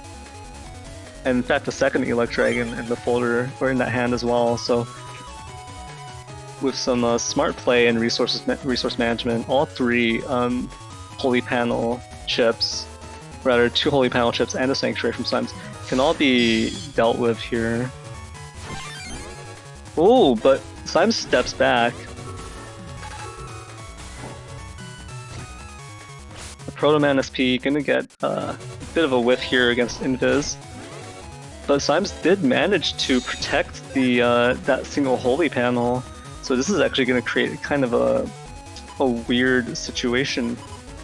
Where... Yeah, Symes might have been predicting the that Elect Dragon play. Yeah, it's hard to say though, as Symes isn't here to speak for himself, but that is definitely a possibility. that's true, and it's not even Symes, it's M. Bison, so... That's true as well. It is this mercenary who we don't even know anything about. Yeah, I mean, if he's anything like the M. Bison from Street Fighter, he's not the nicest guy. Ooh, we see this Blast Man, though, coming to clear the barrier 200, but Salad TFCs with a area grab, and now finally does have that full area lock. Fortunately for this Symes character, Salad has already used Tengu Cross, though. Yeah, so a Tengu lock would be pretty lethal here, but just a Tomahawk is kind of still manageable. Ooh, and Symes is going to knock off Salad's Tomahawk there, but losing Erase Cross himself due to this Wind Rack. Protects himself from the Tengu Man SP using this Invis. Yeah, that Tengu Man would have only done a 50% damage on the Holy Panel anyways, so... But we also see Salad has both fast gauges in hand. So in the slow gauge versus fast gauge matchup, you have the gauge war. And it's basically, most of the time, whoever ends up playing their gauge first can end up losing, because whoever can use their gauge last is the one that will stay in effect. Ooh, so this anti-damage is going to protect from Judge Man and the books, and Salad will probably take one step back. Oh, but no, just gets forced all the way back by the Wind Rack.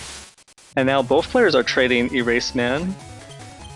And Symes not able to take this one on the Holy Panels, had stepped forward.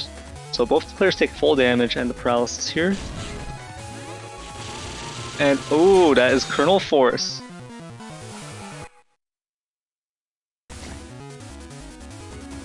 So Symes taking the first game there. And we'll see whether or not Salad can make any adaptations to make a comeback. And so we see for the second round in a row, they're starting on a field with cubes. So it looks like we're going to see Salad go into Dust Cross again to take advantage of the cubes on the field. We also see that bubble wrap here. And interesting to note, because Symes does not have Rush, Salad is free to use this Invis right at the start of the first turn to protect against any cursor. And Erase Man comes through here, but it is stopped in its tracks by Bubble Wrap.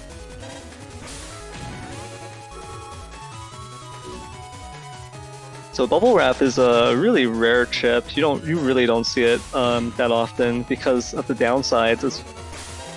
But it has unique advantages to it. Mainly that it returns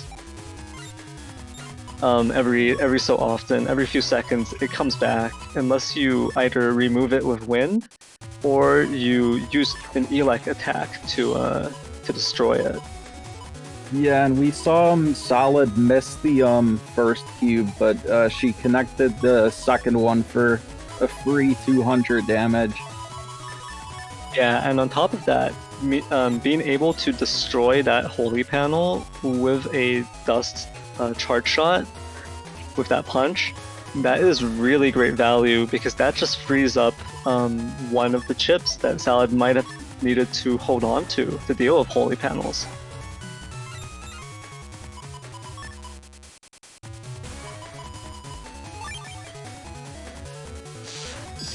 So Symes goes into Elect Cross here, manages to decross Salad, but getting an Erase Man SP in return.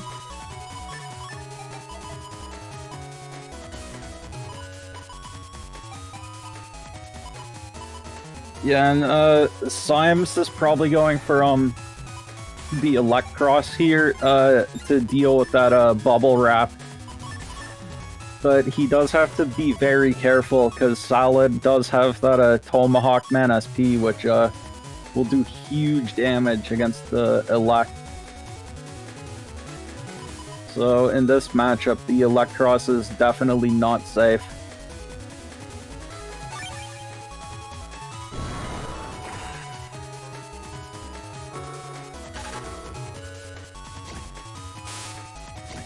So Salad's gonna reclaim this area with Judgment Man, and then area grab. Only gonna get one panel here. Ooh, but Symes does miss with the Elect Beast Elect Breath charge. Mainly because of these ice panels, letting Salad slide forward, back and forth.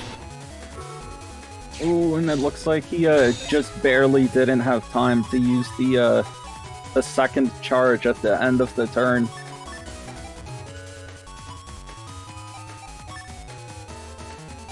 Definitely a rough situation here. Symes does not want to be on even HP with Salad, because Symes started with a lot more HP, so this is an indication that the match is not going his way so far. But he is going to trade back with some Erase Tails. This is going to be some really good damage. Actually using a Wind Rack to remove that pesky Bubble Wrap. Yeah, but that could come back to bite him, not having a Wind Rack to deal with a Life Aura. We'll see if that comes into play later. And we also see a pretty funny interaction there with Symes using a Grab Banish and then Salad TFCing with an Area Grab.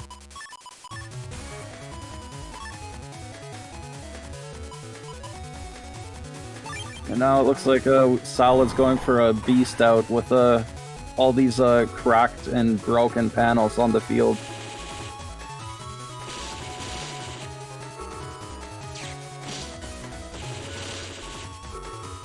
Looks like Salad will just take this a grass field here. Ooh. And it looks like Symes does not have an answer to that Invis, so unfortunately that Kernel Force did not do any damage. If it had connected, it most likely would have ended the game right there. Yeah, and we see there, that's a situation where having the Gundel Force, if you had the Gundel Soul to remove the Invis, that could have made a huge difference. Yeah, sadly Symes is not running a Gundel Soul. And what's interesting here is, I believe that was the second Wind Rack he used, and it was used to combo with that Kernel Force, but because it didn't connect, Salad still has Life Aura and this Barrier 200, so there can be a lot of value from the barriers, since the Barrier and Aura here.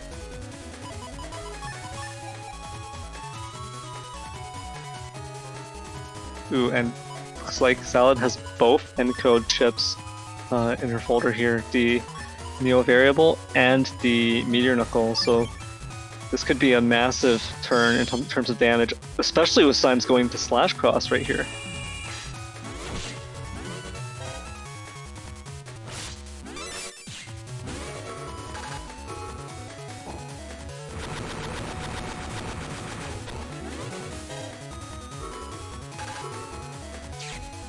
But Symes was, it looked like Symes was prepared for that Meteor Knuckle going into SoulXCross because they had the Invisible, but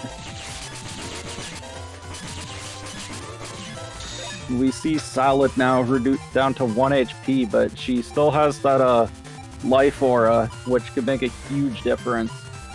Oh, there was just a slight misplay there from Symes, mistiming one of those SoulXCross charge shots. If it had been like a perfect interval and had landed as soon as it could have, Symes may have been able to just close out the game before this turn. So just that very slight misplay has suddenly given Salad this opportunity to possibly pull it back.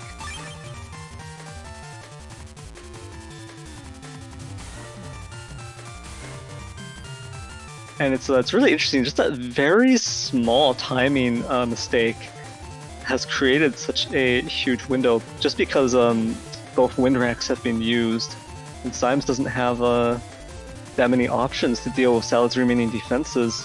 So this is going to come down to whether or not Symes can just finish off this literally 1 HP.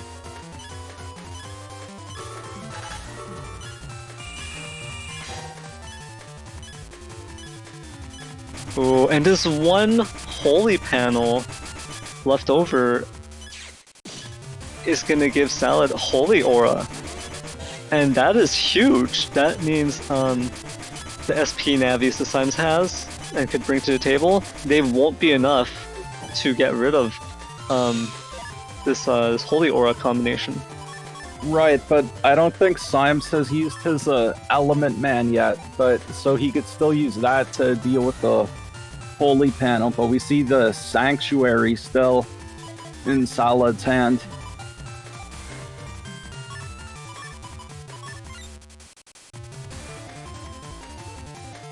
And we also see the fast gauge as well. So if depending on if Symes has any slow gauges left, if we end up with a fast gauge in effect, then we could be heading towards a damage judge in a few turns, because this aura will probably in fast gauge not time out in time. What's really interesting here is also so this Holy Aura combination being able to wall. Oh, and there goes the Element Man. Ooh, but it misses.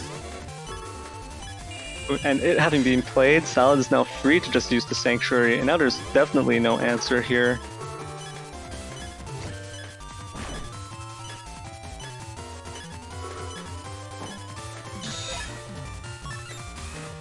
And if it goes to Damage Judge, you have to keep in mind Symes started at 2200 and has 2 Recovery 300s in the folder.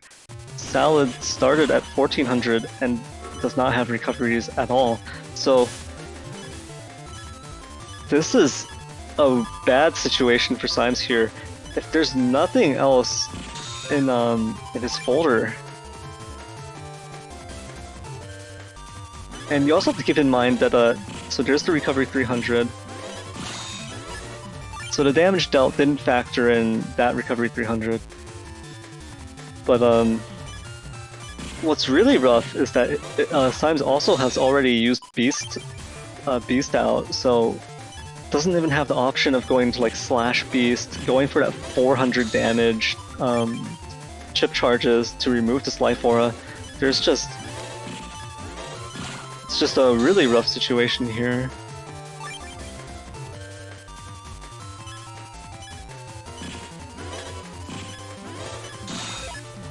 Yeah, it looks like he was dodging most of those Spout Cross charge shots, but I'm not sure that it will be enough.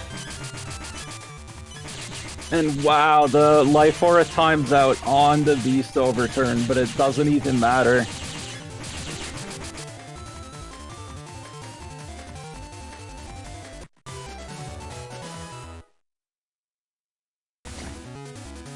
Wow, and just like that, it goes to a game 3. That was so close.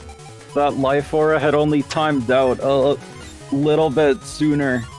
Although Salad did still have the barrier 200 as well, so...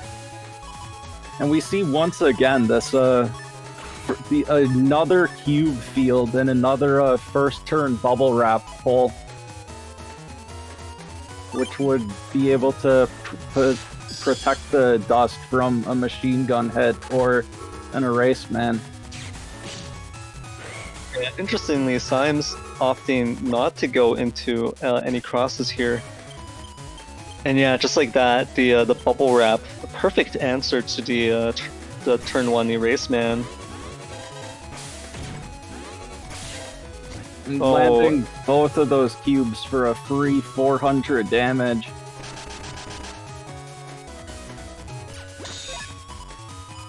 And that wrap comes back right at the end of turn. Those cube fields and these Falzar versus Gregor matchups can definitely benefit Falzar. Yeah, it can be very difficult for Gregor to deal with it, especially if they were looking at /cross as an option. They suddenly have to table it against a cube field like that. Both the cubes potentially interfering with a full area lock, and also just the fact that you might take that 400 damage cube to the face.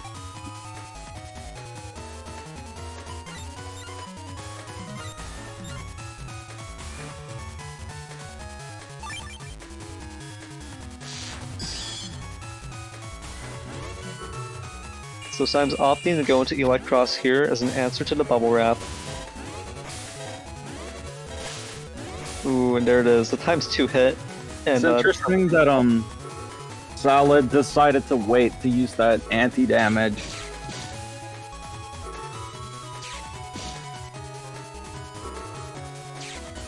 Yeah, it almost feels like Salad just let the bubble wrap get popped there by the SoulXCross. But I can't see the reason for it.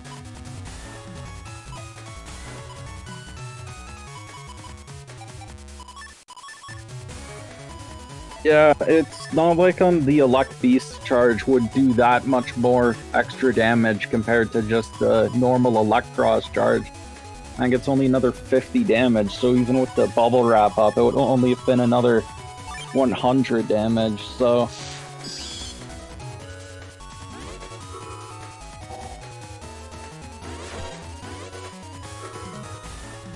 Ooh, and this is quite a catch right here, right on this frame of the charge tackle animation. Into the ×2 erase, man. Yes, this will be double damage, so it's going to be 420 instead of 210. So that was 620 damage. Plus change from that charge shot. Oh, Salad giving a little bit of a few extra books to this. Not really going to matter because of the anti-damage, but...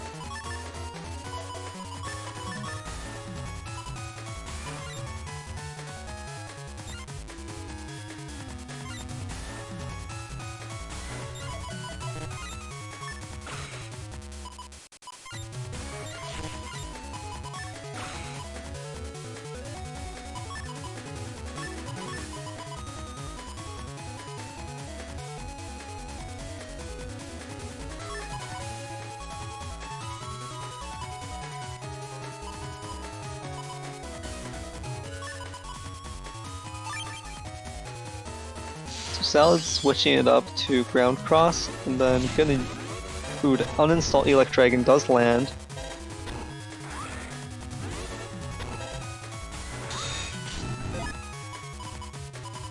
Not able to use those chips at end of turn quite yet. Gonna go into the next turn holding onto them. And Symes drops Sanctuary, but part of it, at least part of it, will be removed by Elect Dragon. And now we see the Salad has the 2 T-Navis in hand, along with a Life Aura.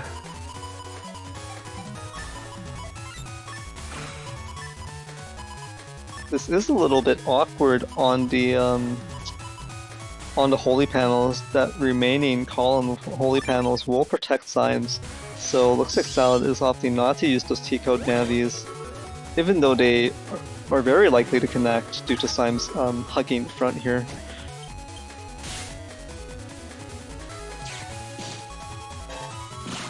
Oh, and that is a D-cross there. Symes is going to lose the Heat Cross, which, you know, this isn't a huge deal, but it is also still double damage, so that would be normal damage on the Holy Panel.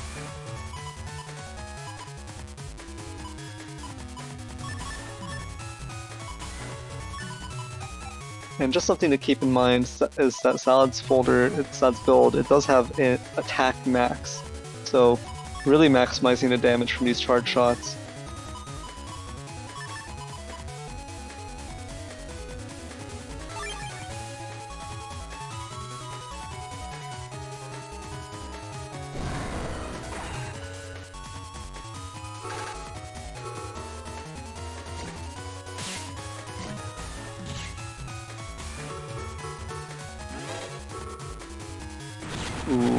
And nice. So the Meteor Knuckles do get rid of all of those remaining holy panels.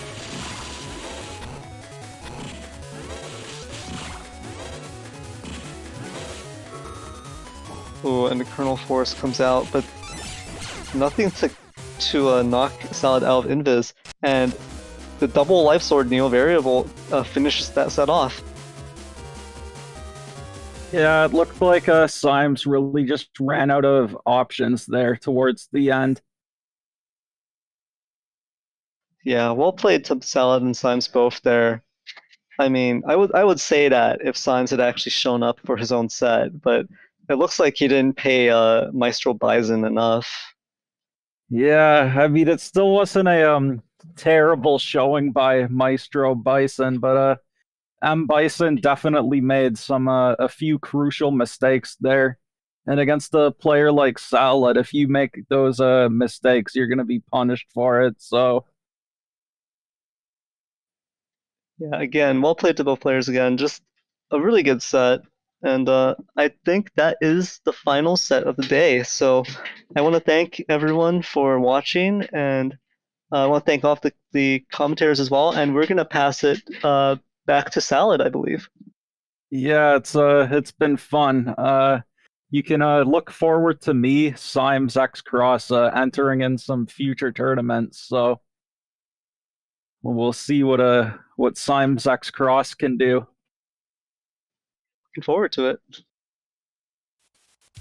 Alright, I hope you guys enjoyed the stream. I don't know if everyone caught it, but Zay donated yet again. Another $15, I believe. I think he showed up in chat earlier and said that he wants to be the guy that donates every single stream, so thank you so much for that. The support is appreciated, and we have plans in mind for the funding we currently have.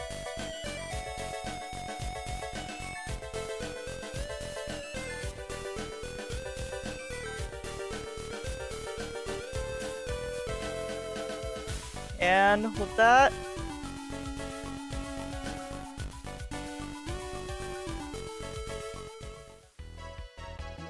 we're gonna be wrapping up the stream for today. So this is the final stream for the Blood Moon 2 Round Robin Stage Showcase. And starting tomorrow, the Double Elimination Top Cut will start. That's 12 players advancing to see who earns the title of Moonmaster out of 38 participants. This is the biggest Blood Moon tournament to date, and I want to give a shout out to All Risk for managing to play out all 37 matches of the Round Robin. That's 2 weeks of camping out and taking initiative to net battle, and yesterday Symes also played out all of his matches as well, taking first place in the placements. Congratulations to both All Risk and Symes. It's a lot of work to do that, guys. And also, I want to give another shout out to Dorman for putting in work as well. They managed to play out 35 matches. And so, I mean, with that, this is going to be 12 hyper-dedicated net battlers going to the top elimination stage. Thank you for watching the stream, all the support, everyone. You're all awesome. We'll see you next week for Top Cup coverage. Take care.